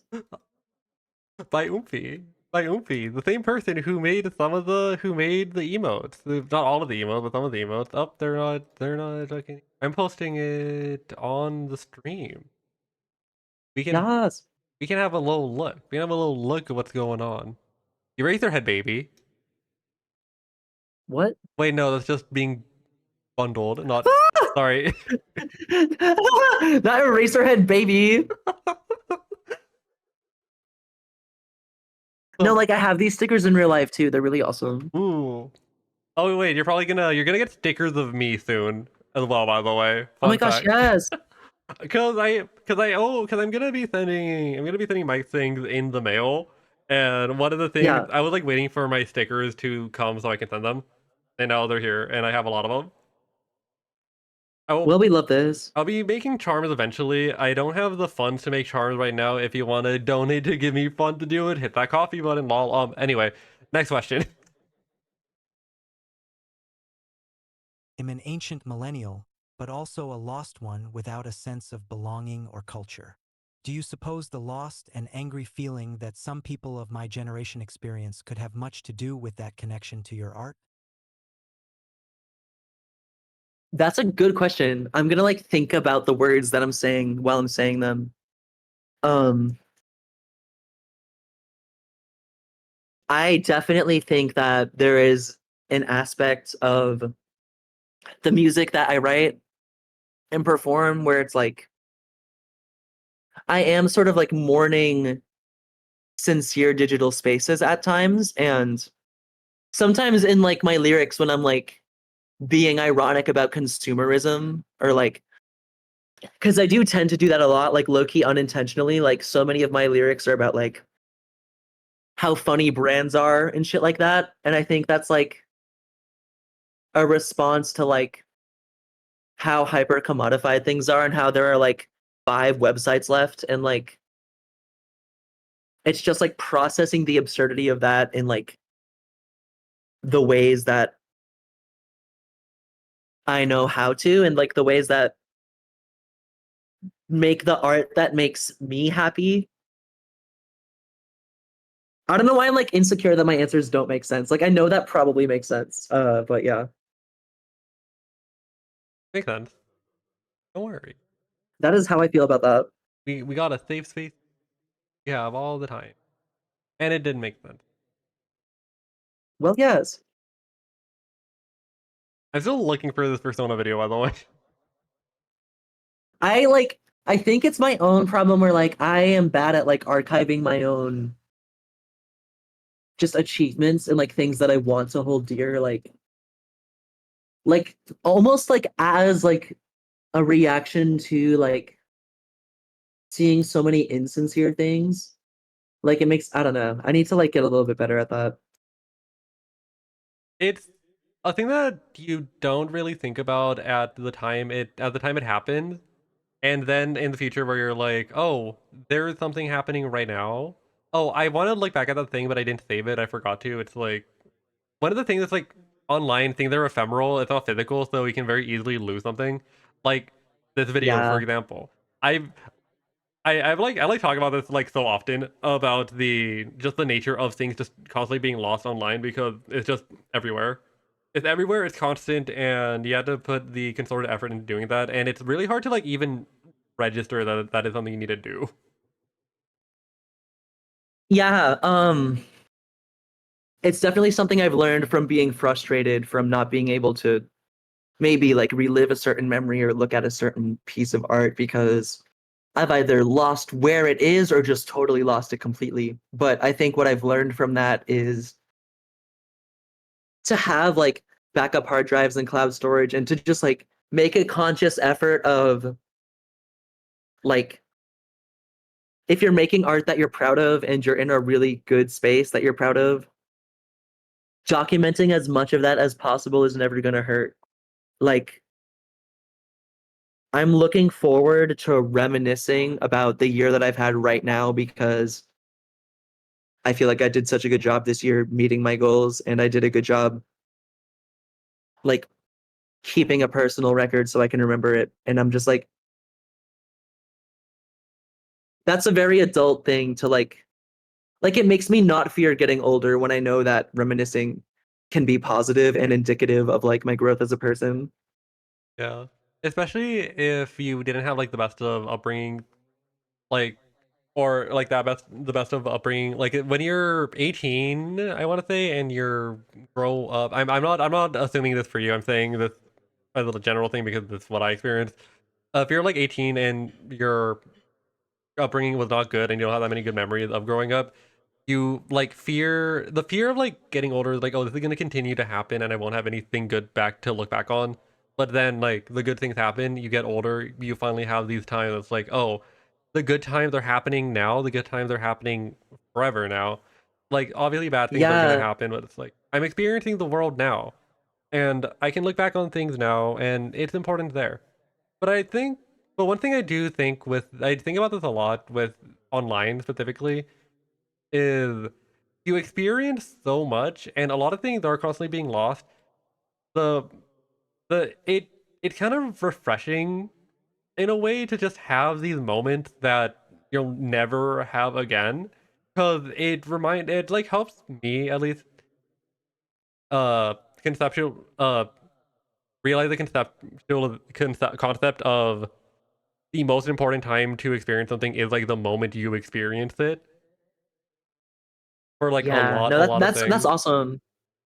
And obviously nostalgia comes in later on and you have you yeah, as someone in chat just says, mourning death of days. You mourn the path that isn't there anymore and you end up coming up with the fiction of it sometimes. But it's important to have those memories. It's important to have the memories you have now and you're always going to be making them. I kind of got lost in the sauce, but whatever. No, it's the sauce. But to the next question. But to the next question. Rim son or blind slice and blind slice teichter. Um, Why did it say it like that? can I like not have either? Is that an option? Like, is it an option to just not do that? Because I'm gonna not do that.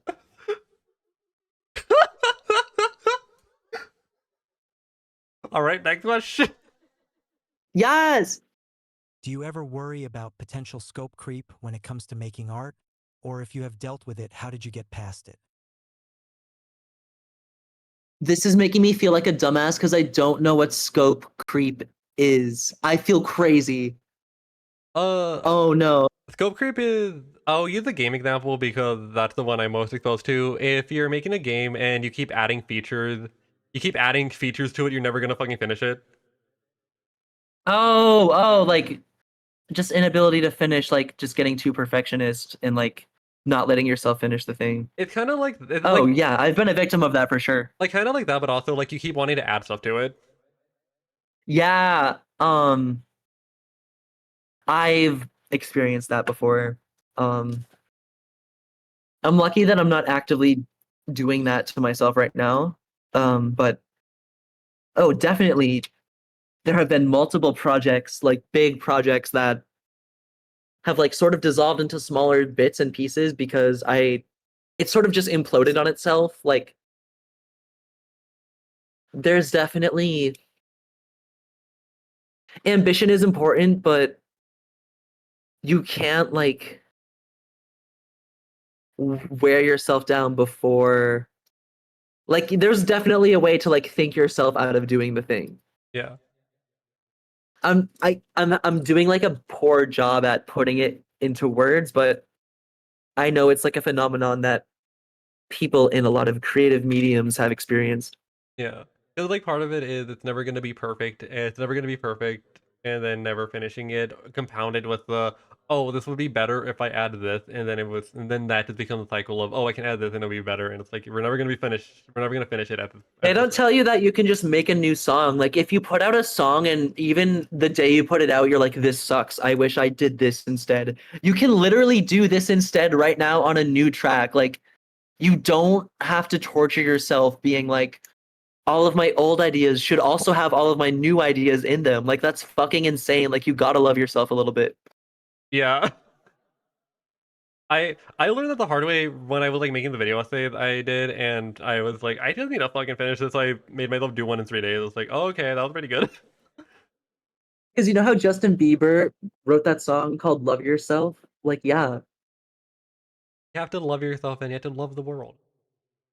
exactly. The world is nice even You know, if like it being sucks sometimes. cynic doesn't work. I tried it. I tried to like act like being cynical would protect me from ever getting hurt again. And what that actually did was just like waste a year of my life, I think. So I don't think that works for any, well, maybe, no, I think literally for anyone, because like everyone hates Dead Mouse and like that's the only thing he does all day. So like, yeah, I don't think it just works. Being yeah, you're that's like something I had issues with as a teenager a lot where I was like, oh, I'm gonna be a hater, I'm gonna be contrarian, I'm not gonna like anything because then no one will make fun of me. And I was thinking it's like this is actually good. It's gonna I won't be hurt. I'll be above everyone. It's all that. It's like I end up and then it's just like learning Literally you're hurting a something lot of more people. cringe than being cringe is like not having a personality. Like if you dress like Mr. Beast's friends, like you're crazy.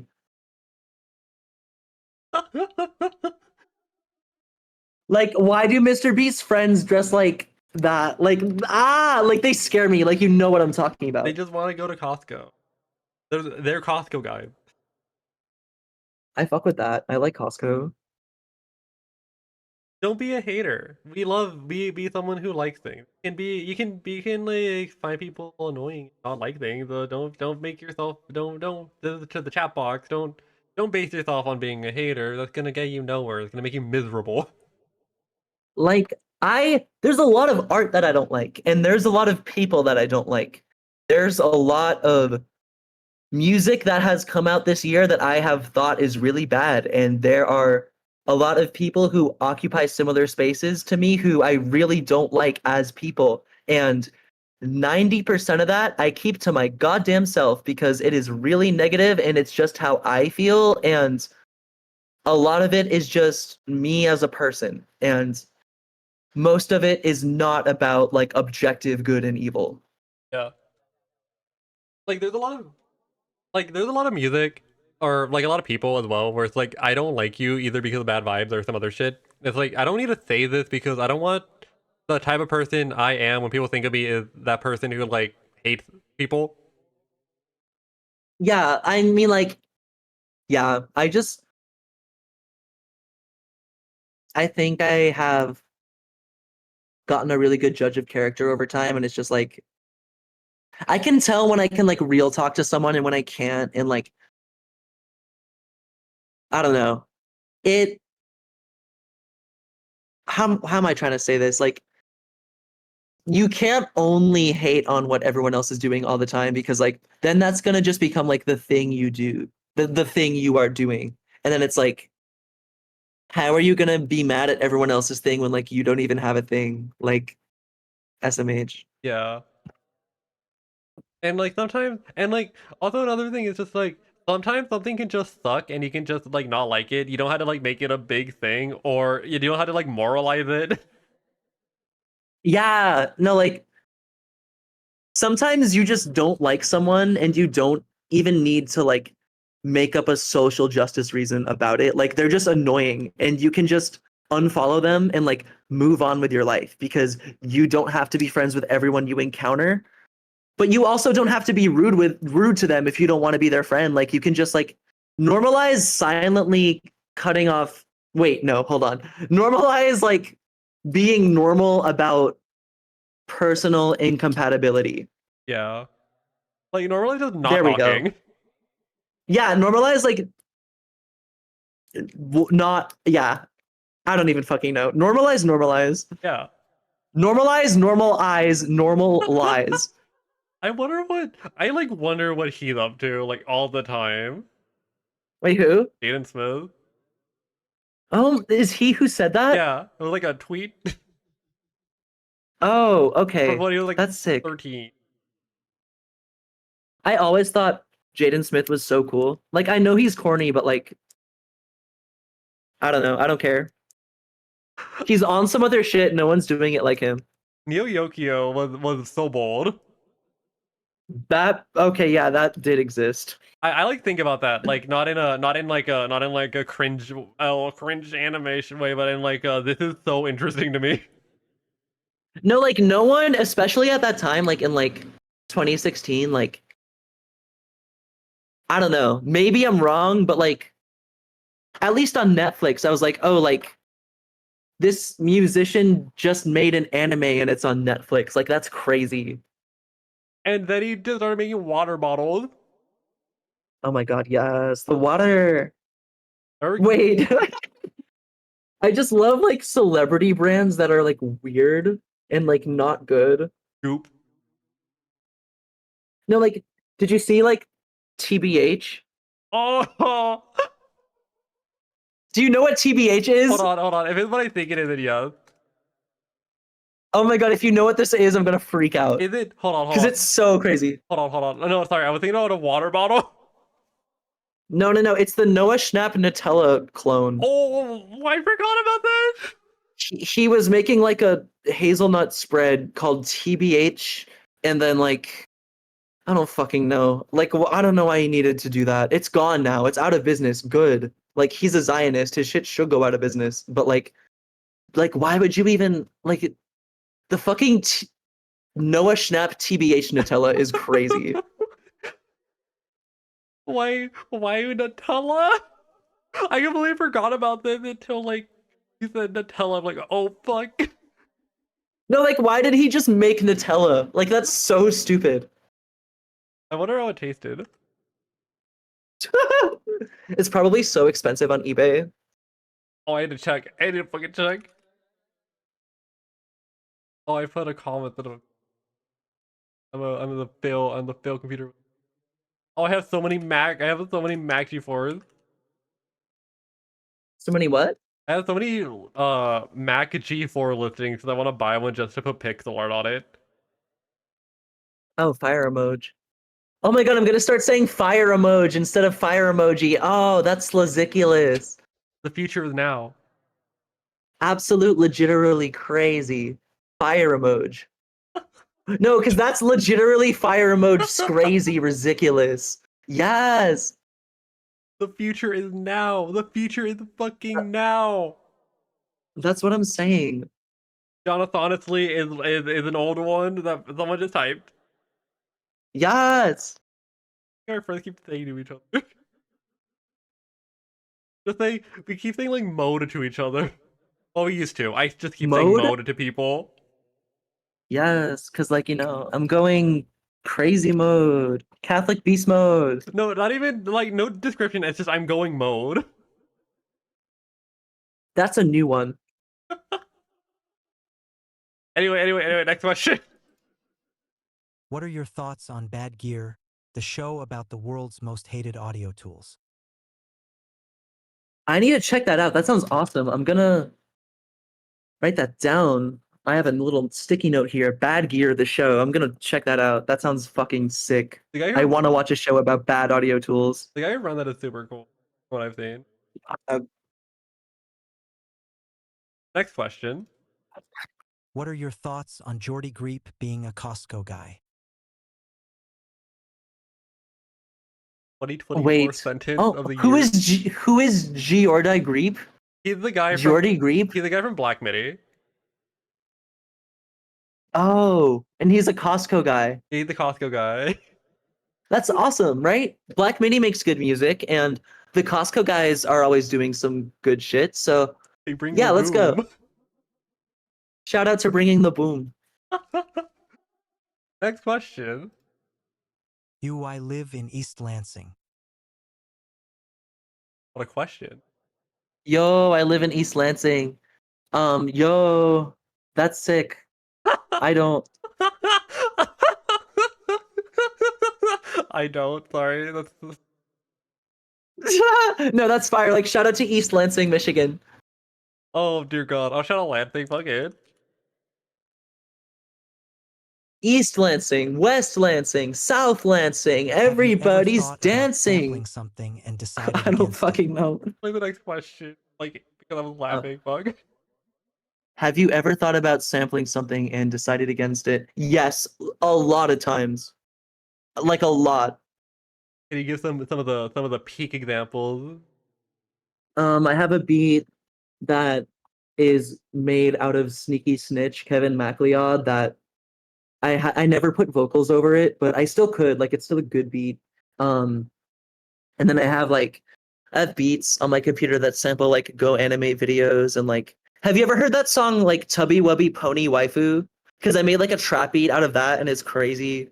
And like, I just like sample a lot of like internet things that I find that are awesome to me. Like, I think with sampling, you really just want to like joyride the sample. Like, as soon as it like sounds good, you're like, you just put it in, and like, it's just in the song, and it's awesome, and it's just good. That was like you just like flashbang me with that. Oh yeah, I can send you some of the stuff later. It sounds pretty cool. I still need to like do some stuff to it and put vocals on it though. I mean, But I have sampled a lot of stuff for sure. I mean, I sampled Temporary Secretary like 3 days ago. Like, sampling is so sick. whenever I think of temporary secretary, I think of when I was 16 on Facebook. I checked Facebook because that's where my class was doing stuff. I followed car Yeah, seat headrest on there, and Mr. Car Seat Headrest themselves had like a temporary secretaryship post, and I think about that whenever I hear that song. amazing. Next question. Favorite synth you've used? Can be physical or virtual? Oh my god, Serum by far. I have expressed myself so much in Serum, and it's where I've made most of my sounds. It's like my entire like the way that I do 808s and bass, and like the bass in my music is usually Serum, and I just love it a lot, and it's the easiest way for me to put personality into my sounds.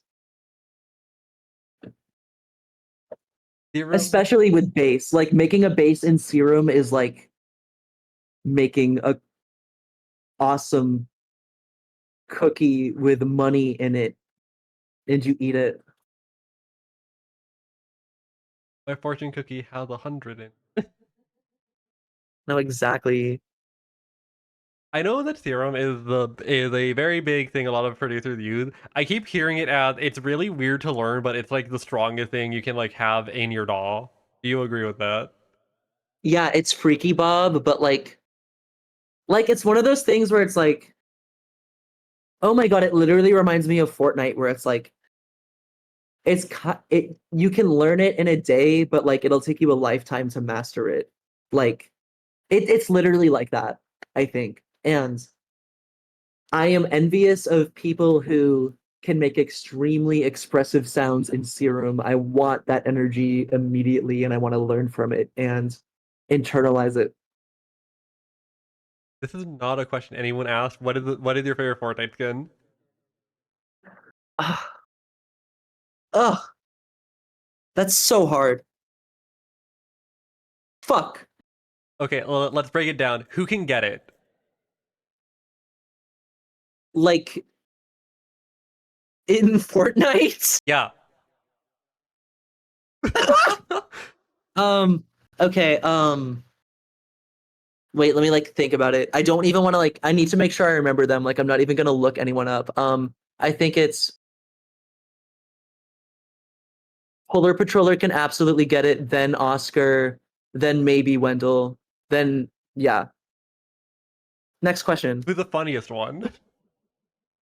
In Fortnite, oh my god, I feel like oh my god, who's funny in Fortnite? Like everyone's funny. I don't know, Mr. Beast. Forgot he's in It's there. like crazy that he's in there. I wish they would bring the Travis Scott skin back. I really want that one. They should make more Ariana Grande skin. I have her already. I play as her. But I want more. She only has 2. She needs like 5. The whole Ariana package. Yeah, we can get that soon. Wait, is there a Timothy Xiaoming? Sorry, Timothy.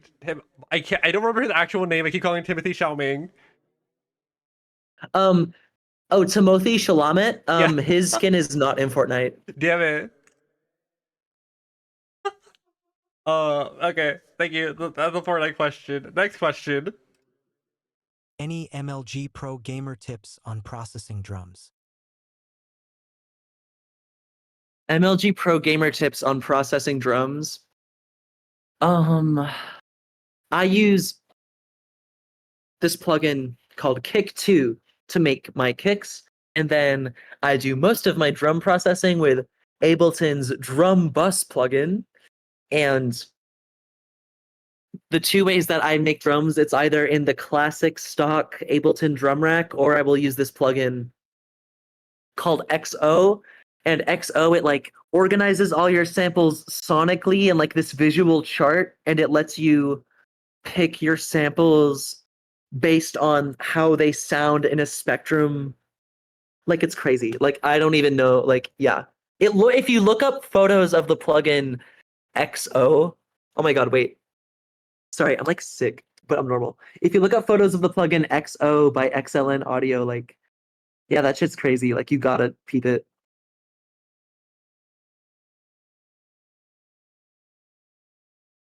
That's how I feel about drum processing. Use drum bus and drum rack and XO and kick 2. Cannot sound. For real. Which is evil. Next question. What is your favorite dessert? Hmm. Why is this hard? Oh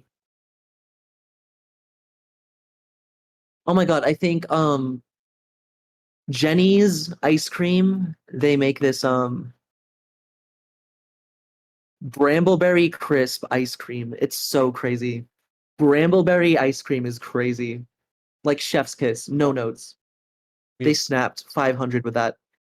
A brambleberry. No, like it's crazy out there. Jenny's ice cream, like they went nutso butso with that. Sorry, and like a brambleberry, it's giving me soap. Soap? Brambleberry seems to be the name of a soap supply shop. Oh wait, yeah, because Oh. what's her name? Millennial Mother? What's her name? Fuck. Um, What is her name? Like Queen of Millennials. What is her name? YouTube. I mixed Caitlin every Covington? No. The I mixed every lipstick together. Safia Nigard. Yeah, her. Yeah, Safia and Tyler. I'm like so sad whenever they like come up on TikTok, the autocomplete, the like recommended search is Safia divorce, and everyone's like, why the fuck does it say that? Yes, wait, did they divorce? No, they didn't. You were just Okay, good. lying. That would make me really sad. No, I think her videos are awesome. I love her so much. I wish I could have the boldness of Sophia. I'm dead. No, like Dream Blunt Rotation, Sophia, um, Tyler. That's it. The cat. Oh my god, yeah, they have no. Don't let the cat in the blunt rotation. Oh my god. Cats can't do that. Well, I'm interested. Getting into someone in chat getting into soap making. That's fucking Oh my god, awesome. yes. Be careful with lie. It scares me. All they know is eat hot chip and drink lie. 5 billion burns. Next question. If you could travel forward in time 10 years, what would you tell your future self and what would you ask them? Oh my god.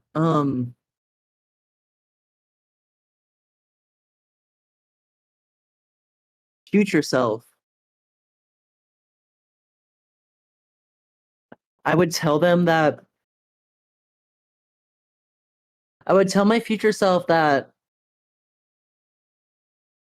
my life feels really crazy and like ask like, do I ever get my shit together or like are you still like this? Cuz let me know.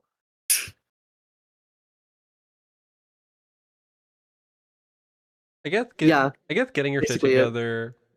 I think getting your shit together it probably means different things based on where you are in your life. Yeah, like self-perception of that. Yeah, Yeah. because I'm like thinking of like I like thinking about it from the inverse. Like if 15-year-old me told asked me like is your shit together, I would be like no, no.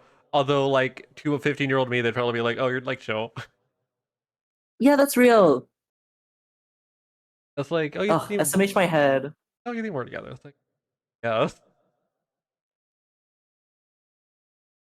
No, not my internal monologue being so mean to myself. It's like, girl, chill.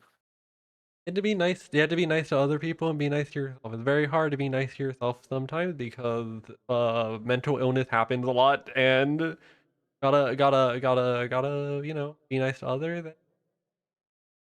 No, say that. Next question. What's your favorite collab you've done? My personal fave is I less than 3 Harajuku. Oh my god, crazy question. Because now I'm thinking about it. Um. Oh my god, this is hard. This is actually hard. Thank you for asking this because it's actually hard. Um. I don't know if I have a favorite. They all mean something different to me. I'm sorry. That's like a weird answer, but like specifically with collabs, like especially like collabs when it's like a one-time thing, like not really like Food House, like all of those memories are so special to me and they all have their own individual place both in my journey and in those people's journeys. So like I don't think I have a favorite collab in all honesty. Like it's two apples to oranges, TBH. I don't eat an apple. I ate an apple like right before I got on this live stream. What color? Oh my god, it was like big and red with a little yellow. Do you know the what do they call it? What is it cultivar? Is it breed? I'm gonna say breed. That sounds more fun. Something like that. It was like an apple from GoPuff, so like who knows? Did they put weed in That would be scary. it? Apple that makes you high. It's like music that makes you high. I guess the apple is won't fall far from the tree because of all the things from all the apples coming before. What does she mean by this? She meant so much. I think it's very funny that the Apple dance was came from someone like joking saying Phineas and Ferb dance Charlie XCX. That's awesome. Next question. Next question. Do you want to play Beyblades? Do you want to play Beyblades? I've never done that before. I would love to have a Beyblade experience. If you've ever got Beyblades at a show, I will try it out. Catch me at the show with some Beyblades. We can play a round of Beyblades. You probably like put a microphone to like a Beyblade thing and get some pretty cool sounds from it. Say that. Yeah, they make like weird metal things. They go like they like make the what they call it? What's that? What's the noise that they make in Requiem for a Dream right after they take the drug? Like they kind of sound like that. Huh. I fucking hate that movie. Sorry, Oh, it's all good. unrelated. I think I'll I've never recommend seen it. it. A movie. I will not get into why I hate her. Also to the chat box. To the chat box. If you have any more questions, we're coming up on the last stretch of questions. You can ask them and then I'll turn them off. You have a bit. Go up. Next question. Most underrated city you've played at. Bellingham, Washington. They went fucking crazy. Bellingham, Washington is such a small city, like under 100,000 people. But there was like over 120 people in that venue, and they were moshing, and they like packed out the venue. And like, I did not expect tiny little Bellingham, Washington to go like really fucking hard. Like, definitely blew my expectations out of the water as crazy. And they just turned up. The only thing I know about Bellingham, Washington is the Northern Line bit where he complains about r/Bellingham because all they do on the subreddit is complain about people from Vancouver filling up the Trader Joe's parking lot. I'm dead. Shows, R/Bellingham. shows in small towns always sound so interesting to me. I've never been to a show in a small town because I don't live in a small town. I have played a couple shows in small towns, and like they're usually like it's usually like a young town because they have like a big college nearby. So that's usually the culture that like allows that. But it's cool. They like go hard because there's like nothing else to do, so they're bored and they like go crazy. Next question. Well, actually, that reminds me of my friend telling me about when they went to a shoo show in the middle of a fuck ass nowhere, New Hampshire, and it Yes. just being like fucking weird. Anyway, next question. Favorite feature you've done? 3. This was already asked. I think like favorite collab, but favorite feature is kind of the same thing. And I low-key have unfortunately the exact same answer, which is that they all mean something different to me, and I can't really say that anything is a favorite. I'm sorry, I know that's corny, but it's how I feel, and I'm being honest with you. It doesn't matter if it's corny if it's true. We all need to be corny sometimes. Say that. I do want to piggyback on the favorite city you've performed at. What is your favorite city you visited? Ooh. Oh my god, no. Prague, Czech Republic. Just like all the times that we've had in Czech Republic have been like some of the most fun I've ever had in my entire life. Like, it's so fucking awesome. Like, yeah, everyone's so nice and accepting, and like, we just had so much fun out there, just seeing shit all the time. Like, cause like I don't know, like I just remember like on our day off during the tour in Prague, like walking around, like all the beers that they sell on the street are like $1, and then we like climbed up this giant like basically mountain, like all of these sets of stairs, like 40 sets of stairs, and then like we can see the whole city, and we're at this techno club, and the club, the name of the venue is Stalin, and it's like the beats are banging and you can see everything and everybody is so happy, and it was awesome. Oh, that sounds awesome. Is it how walkable It is was it? like, oh my gosh, it's so fucking walkable. Like, my entire time in Europe, I was there for 35 days. I called like 3 Ubers. Like, shit's messed up. Shit's crazy. I wanna walk. I wanna walk. I love, definitely my favorite place I visited is Prague, and I'm so lucky and so thankful that I get to see places because of music. That is so fucked up and crazy to me. That's so fucking awesome. Next question. Rim sonor steu.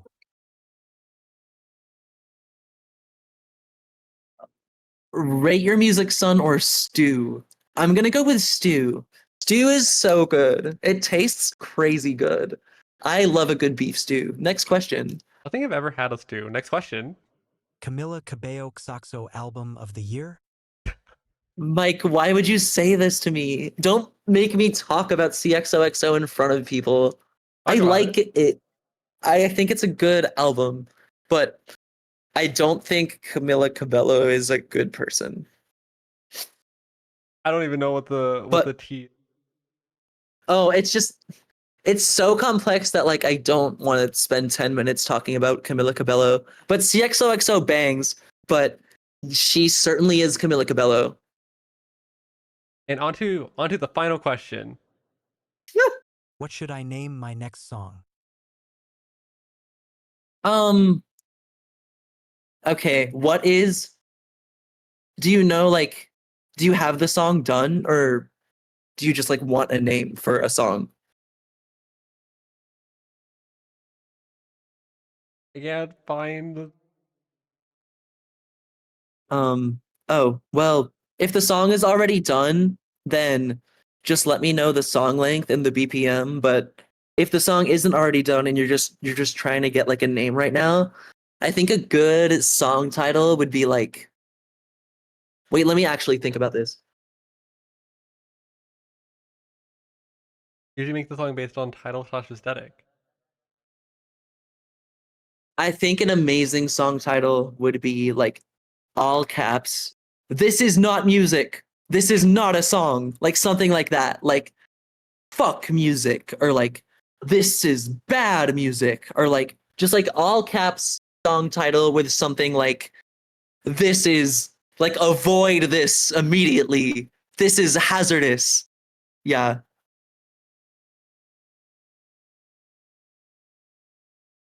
And that that's just fire. concludes the viewer question. I need a piss. Give me a second. No, it's so real. uh, I'll just say entertain the chat box. Give me 1 minute. Hey, hey, what? Hey, what? Okay. My name is Drake, and I'm here to say I like penis in a crazy way. I like boys. Oh, yes, it's true. I'm really fucking gay. Let's talk about USA, the country that I live in. You know, it's November. It's time for Thanksgiving. Yeah, I'm Drake, and I'm here to say I suck penis in a crazy way. Break it down. Here comes the bass drop. Let's go. Yeah, yeah. Well, I've been sucking dick ever since I knew that it was the only thing I wanted to do. It's my only secret left that I keep from others. Nobody knows, not my mother or brother or any other. So be careful if you know this information. Don't get a fixation on my sexual preparation. I'm Drake, and you know that's not fake, and you know that I am here to say I'm gay. Yay and hooray. We celebrate today. It's okay. It's a new day. I'm all out of the. I don't know. I don't fucking know. Yeah. Cut it. Cut the cameras. Stop the chat. Stop the steal. Stop the count. I don't know. Stop the steal. I don't know. That's so funny. Like, stop the steal is so funny. Like, what if you were the president and you were losing and you were like, stop the count? Like, everyone stop voting. Stop it. Like, that shit's so funny.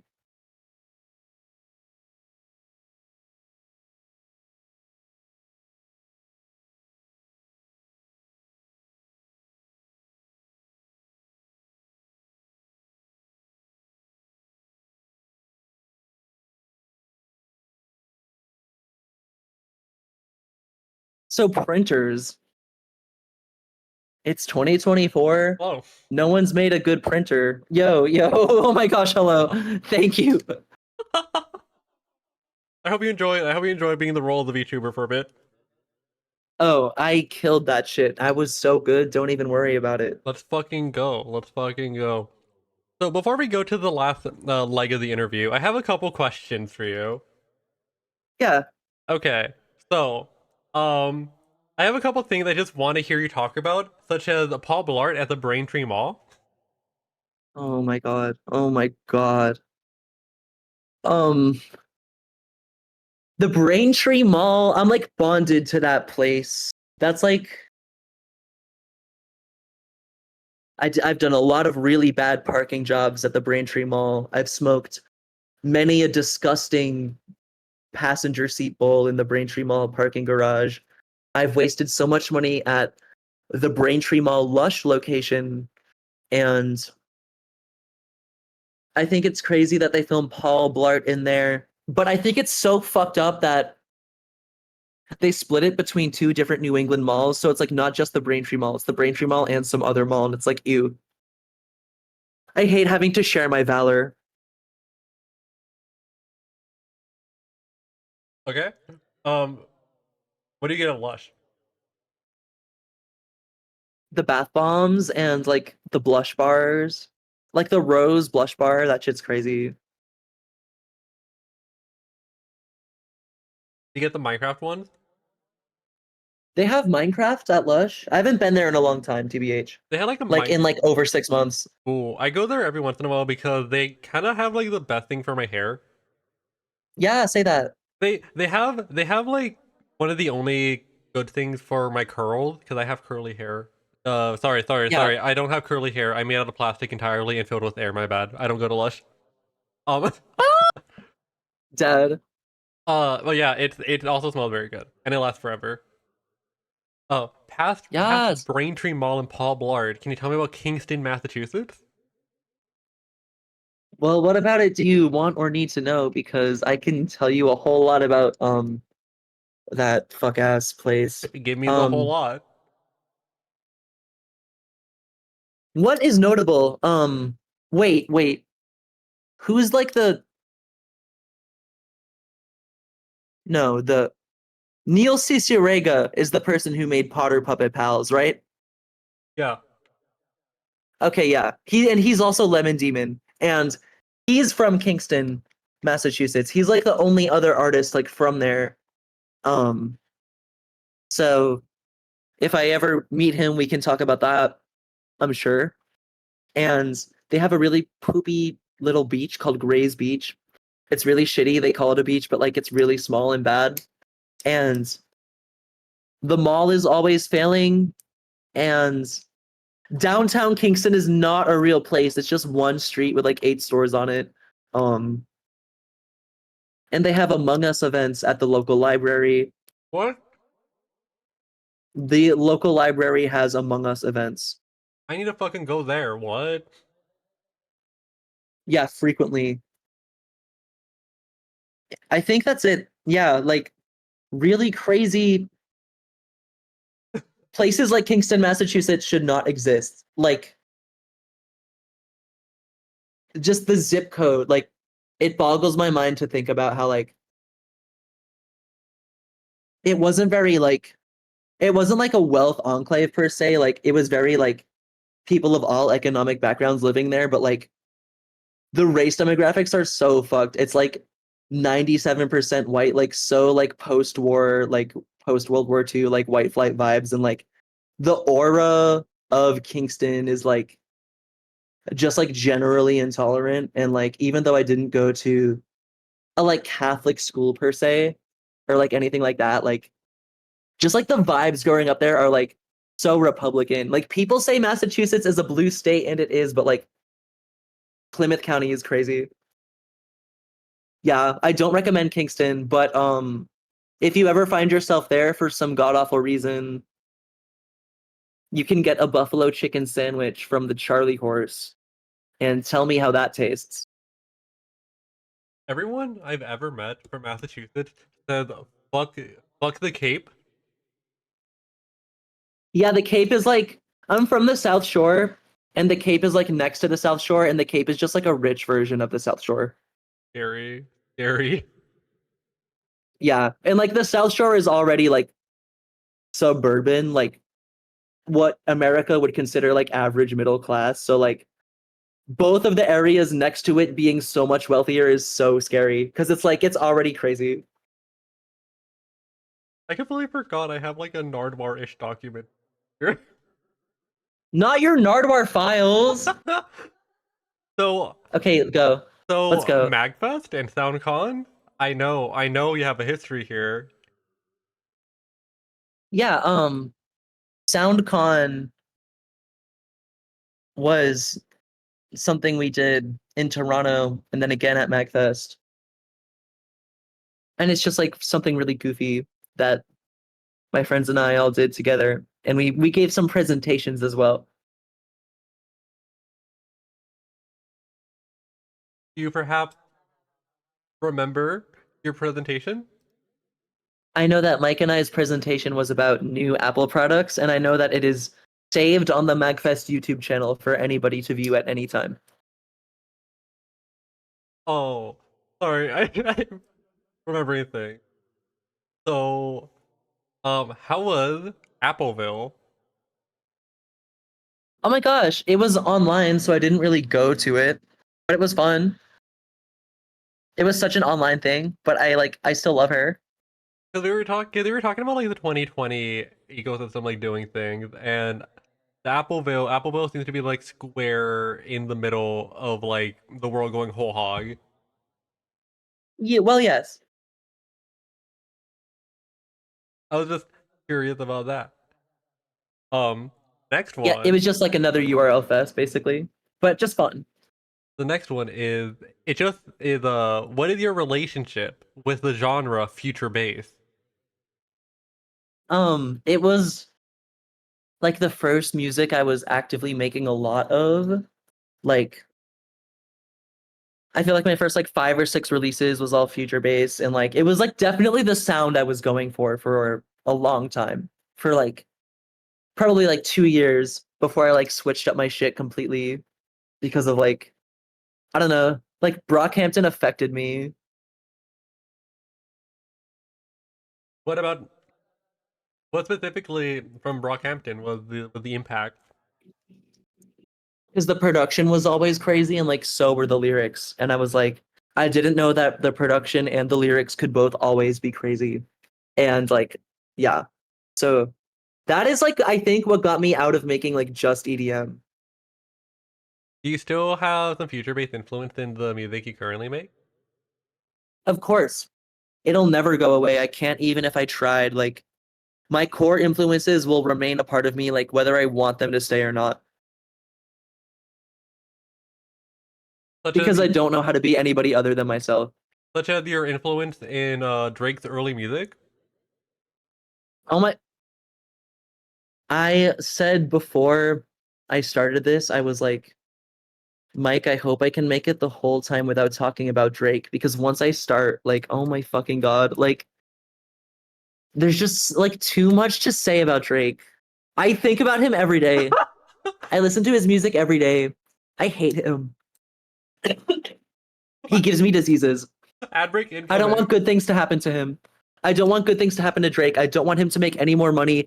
I think about him every day. I listen to his music every day. His lyrics are so influential to me. I low key like want him to stop being around. A very extremely complicated relationship with Aubrey Drake Graham. Dude, if you want to hear more about the relationship with Aubrey Drake Graham, hit that subscribe button because we have a fucking ad break coming up. Yay! Fucking Drake! paywalling Drake. No, good. Like, Get that back. it's for the best. So the what? So which Drake album from the early discography is the one that you feel influenced you the heaviest? Oh, definitely Thank Me Later. I like know all of the songs on that project like front to back still. Fancy being 7 minutes long is fucking crazy. Over is one of the craziest songs of all time. No one will ever convince me otherwise. Over might be my favorite song ever. I'm not sure. And Hell Yeah Fucking Right is crazy. Like, I don't know. It's just legendary. And like, I'm even listening to a lot of new Drake now, and I honestly really like it, and it makes me feel like a sociopath. I mean, being self-critical of of the Drake impact is like probably the best way to be here.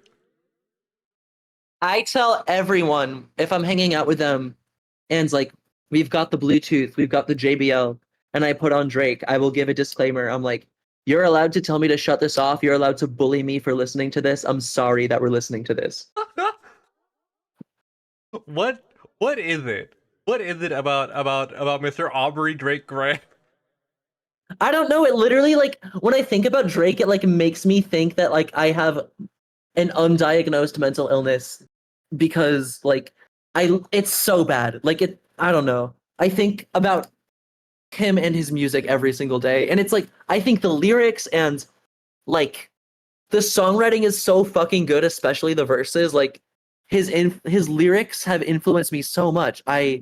There are some songs like Kutnahora, like that wouldn't exist without me listening to Drake. Like I don't know, like I wish I could make sense of it all. Drake's fucking gay little stupid ass. I have a picture. I can't post this on Twitch. I think I will DM this to you. It's a picture of Yeah. Drake being peeled to everyone. I don't know if that's the right way to say it. What? It's I don't know how you describe this picture. That's like the Drake, the asexual Drake. Yeah, asexual Drake, like Ken Anatomy Drake. Yes. I was thinking like peeled Drake, like a peeled Dialga from Pokemon. No, like this was Devo. Like his little pussy was out. Oh wait, my bad. I didn't say who posted this. My bad, my bad. This is what I've been thinking about when I think of Drake. Nancy Pelosi, government agent. Yes. Shout out to Nancy Pelosi, specifically on Blue Sky. No, that's her real account for sure. Oh yeah, Nancy Pelosi really likes. Nancy Pelosi She really said, likes "Waiter, Minecraft. give me more Twinks, please." Do you think? Do you think you could fix Drake in a different No, life? no one can fix him. Literally, like,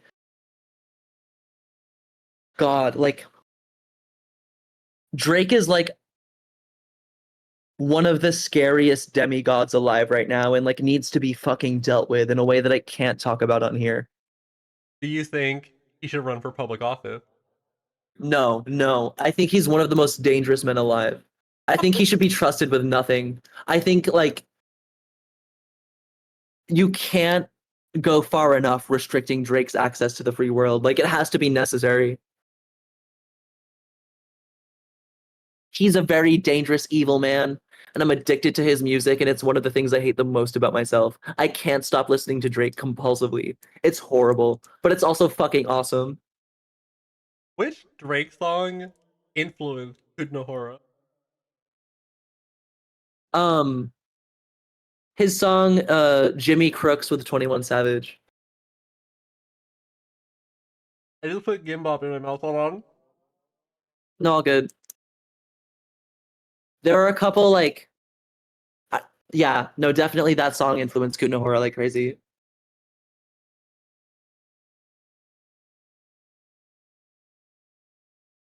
He jinxed the Mike Tyson fight. Excuse me. How'd he do that? Have you had to explain what the fuck you mean by this? Alright, alright. Alright. Apologies. I'll send you like a Drake playlist with like the top 10 Drake songs that I like am listening to, and like if you listen to them, like you will like see some parallels with my writing, and it might fucking disgust you, but it's who I am. I can't. Everyone is influenced by things that kind of fucking suck. My aesthetic here is heavily influenced by like weird ass porn games. Real? It's chill. It's weird porn. It's like weird straight porn game that I will never play because I'm not. I feel it's disrespectful.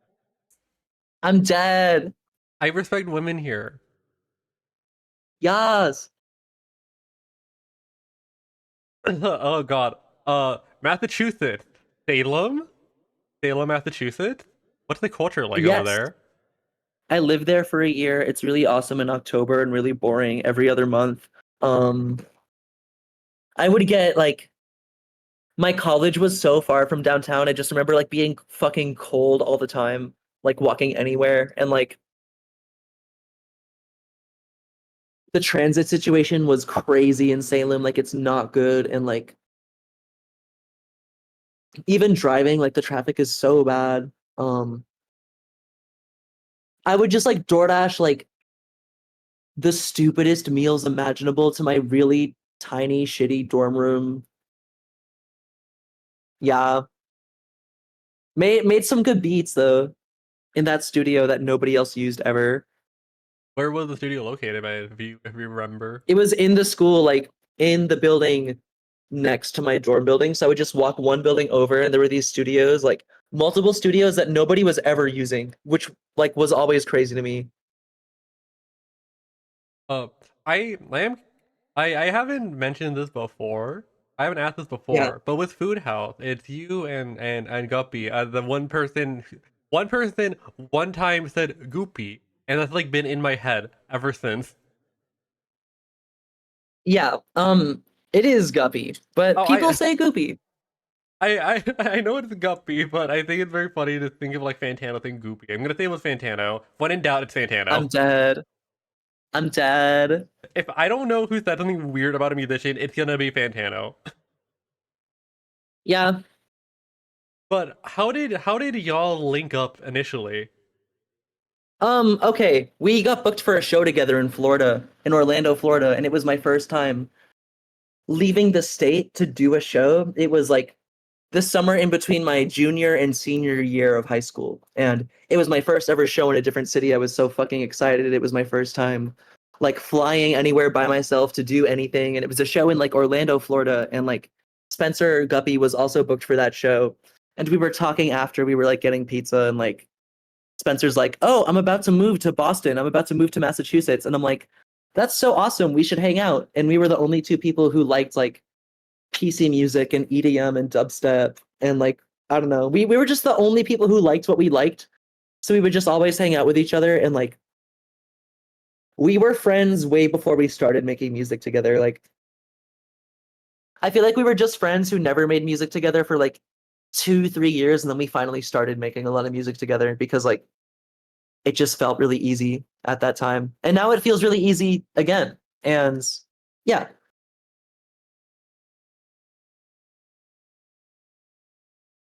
Again, bumped in my mouth. Oh no, it's so chill, for real. Like eating. I'm so professional.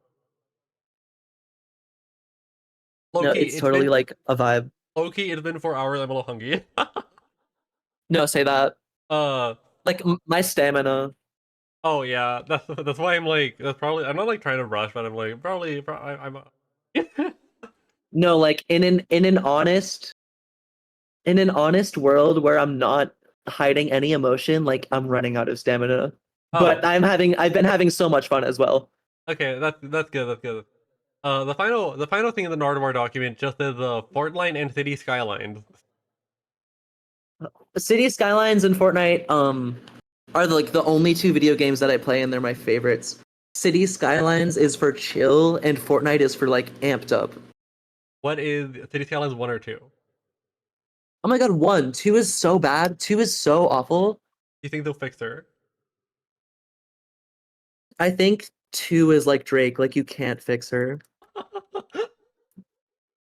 Whenever I hear someone who's like really into like public transit, like yourself, I just like in my head I'm like this individual play City Skylines. I know this. Oh yeah, no, I get mad because I like will be at intersections and I'll be like, I could design this better. Like these people are lacking. Like Like perhaps the Super Collider. I love the Medford Super Collider. It looks awesome. What did they mean by this? Everyone Google Medford Super Collider.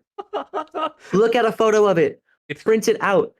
Put it on your phone case. Put it on your wall. Put it everywhere. LGBT owned. Say that. Do they say LGBTQ owned or do they say LGBTQ friendly? Um I don't have it up. I can pull it up. I'm pulling it up. I need to post it in the fucking chat. Oh, it's LGBTQ plus friendly. Shout out to gay people. Say that. Yeah. All right. And now we're at the end. Now we're at the end bit. Where's my fucking document? Where's the fucking document? I've been asking you so many questions. I think it's time for you to just talk. So, tell me a story. Something mundane that you still think about. Oh, let me. Something mundane that I still think about is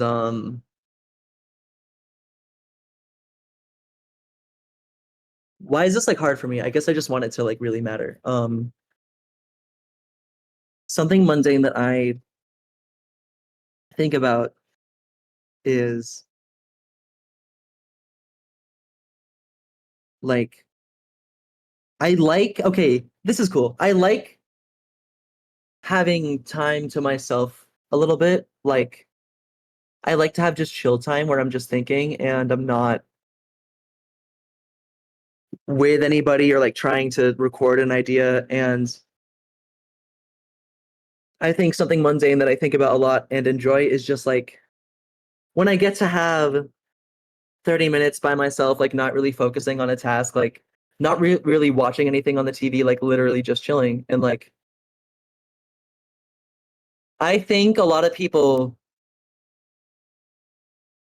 think that's bad, think that you have to be on all the time and like you constantly have to, if you're at home and you're in a creative mindset, then you have to be exhausting it until you're run down. But like some of my best mental clarity and lyrics and artistic ideas and like worldviews that have kept me at peace have come from just like spending time with myself and getting over that little like uncomfortable 15-minute hump into like an actual cool state of being.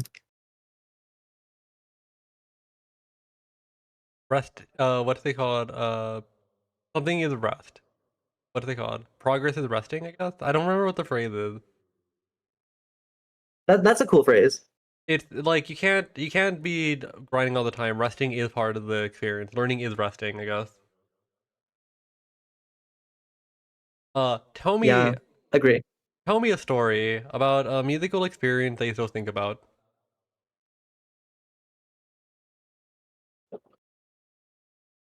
A musical experience that I still think about. or artistic in general. I get so fucking starstruck every time I watch Guppy produce anything. They work so fast and they're so good. And whenever I am lucky enough to be in the room when Guppy is working on a beat, like I just try to pay as much attention as possible. And it's just so crazy and so inspiring. And yeah, watching Guppy produce is like watching waterfalls be made in nature.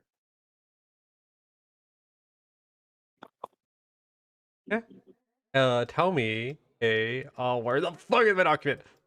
Okay. Tell me a story about someone you still think about. You don't have to name them if you don't want to. Um, okay. I think, oh my gosh, somebody that I still think about, no way in hell I'm naming this person, but like there was this person who like I used to like know this person like growing up who was like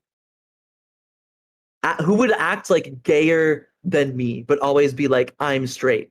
And then like every time I would like come home to Massachusetts and we're like 20 plus now and I see him and he's like always talking about how he's like maybe bi and it's like but he's always talking about it only to me. It's like I don't know what you want me to figure out, like figure it out. Just do that. Like you're obviously not straight and like it's like you want me to tell you that, but you got to tell you that. You know? Yeah. Sorry, and that man, Albert Einstein. What's up? Sorry, the chat message, and that man's name, Albert Einstein. Yes, exactly. No, say that. Uh, is there any story you would like to say before the final two questions?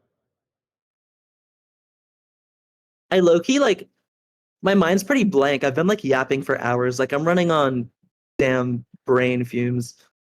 The yapping is the format. We love yapping. Not Everything for real. everything someone has to say, I think, is important in some way. Even if someone fucks up, it's like hearing anything anyone says is important. No, like, yeah. I'm in this vibe where like after I get off this call, like it's about to be bladder empty, stomach full. Because right now it's bladder full, stomach empty, and it's like we gotta replace some fulls and empties. You know what I'm saying? Biology in the chat. Shout out Can I get a biology. poo and pee in the chat? Yeah. And Ooh, yes. all right, and the final question. Final question. Is there anyone you would like to shout out? Like low-key, too many people, but that's been my response to almost every question. So I'm gonna try to be normal. I would say right now, specifically, I am feeling a lot of love in my heart for like the people that I am around every day, like in Chicago, like my current friend group and chosen family. Like I always feel like I'm in a really good place and a really safe place to be myself. And I'm so fucking thankful for that. And I'm so happy that I have enough supportive people around me where like I'm really making the art that I want to see in the world. And like it feels really awesome. And I wouldn't be able to do that alone. Like maybe a little bit, but certainly not like this. So yeah, I don't think I don't know. I feel like people who interact with me a lot or like people who are around me, like I hope they know like how much that shit means to me and how influential it is on my art. Are there any parting words you'd like to leave everyone on? Yes, ready? Watch this.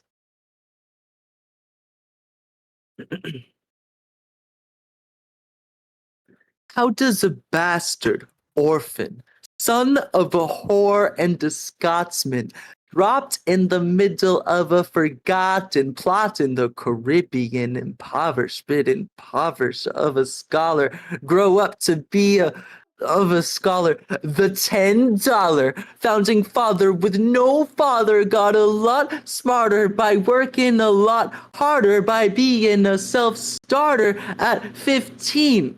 They put him in charge of a trading charter. The hurricane came and devastation reigned. The man, he saw his future dripping down the drain. Put a pencil to his temple and he wrote his first refrain, a testament to his pain. Alexander Hamilton. My name is Alexander Hamilton.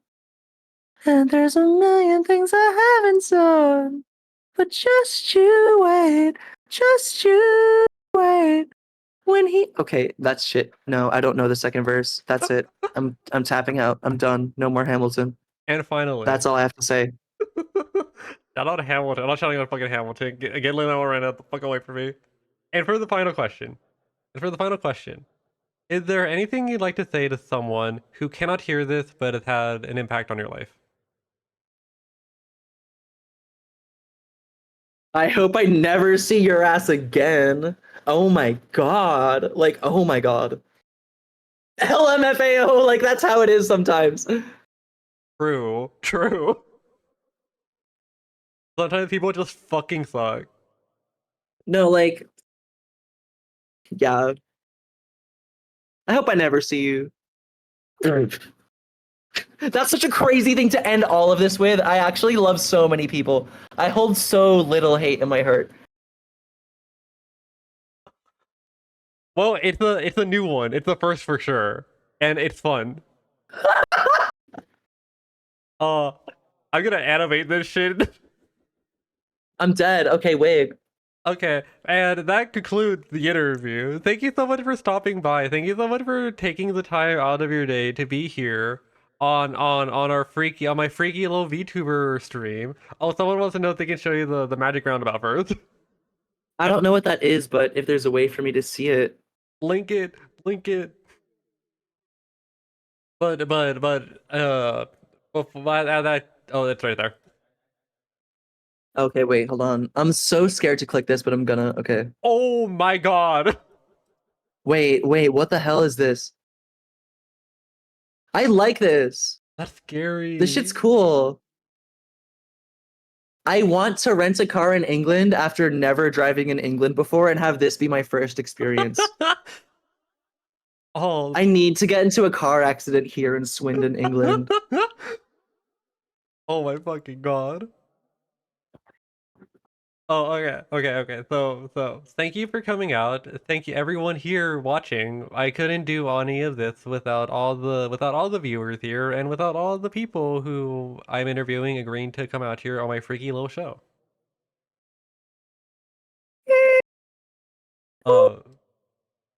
Thank you once again. Thank you for stopping by. Thank you for taking your time. I'm sorry it was a long one. No, I had fun. Like, this is like, I've been chilling. Like, yeah, I had to pee once or twice, but who doesn't on this bitch of an earth? We're all human. We all have to pee. I'm probably gonna put on baseball for everyone while we both went to pee.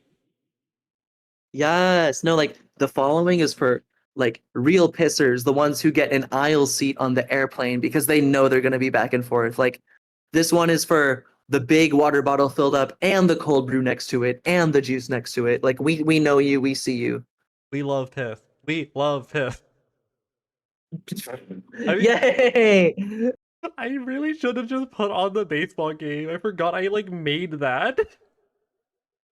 What baseball game? Oh, well, let me show you a Twitch thing before we leave.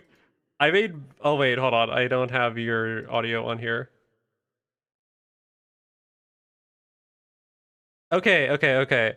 You can play baseball. That's so sick. Let me turn it on. You can have 3 runs. You did it by voting in the poll. And you choose where to swing. And then you hit the ball. You love baseball. Whoa. Wait, why does this like feel more impactful than voting for president? Because baseball's real. Baseball is real. The presidency is not fucking real. Say that. As the baseball happens, is there anyone in specific you want me to raid, or are you good? Oh, let me see if like I know anyone who's like streaming right now. One sec.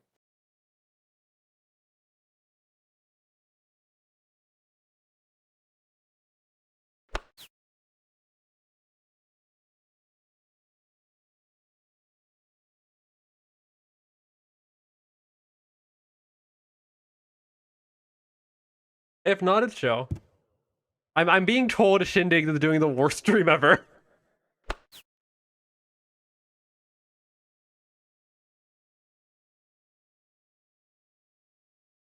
Young Skirt is a really awesome producer, and he is. What the fuck? Hold on. I am so good at computers. He is currently making beats right now. Okay. Everyone should pop in and say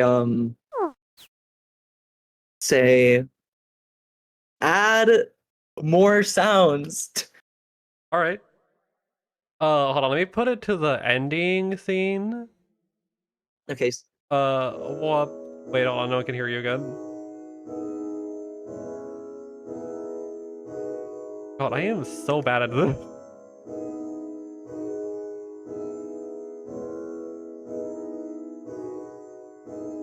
All right.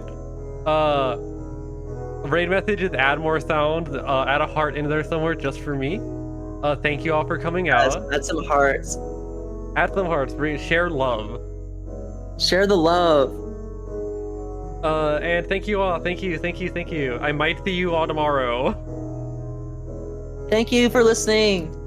The VOD will be up tomorrow. Blah, blah, blah, blah, blah.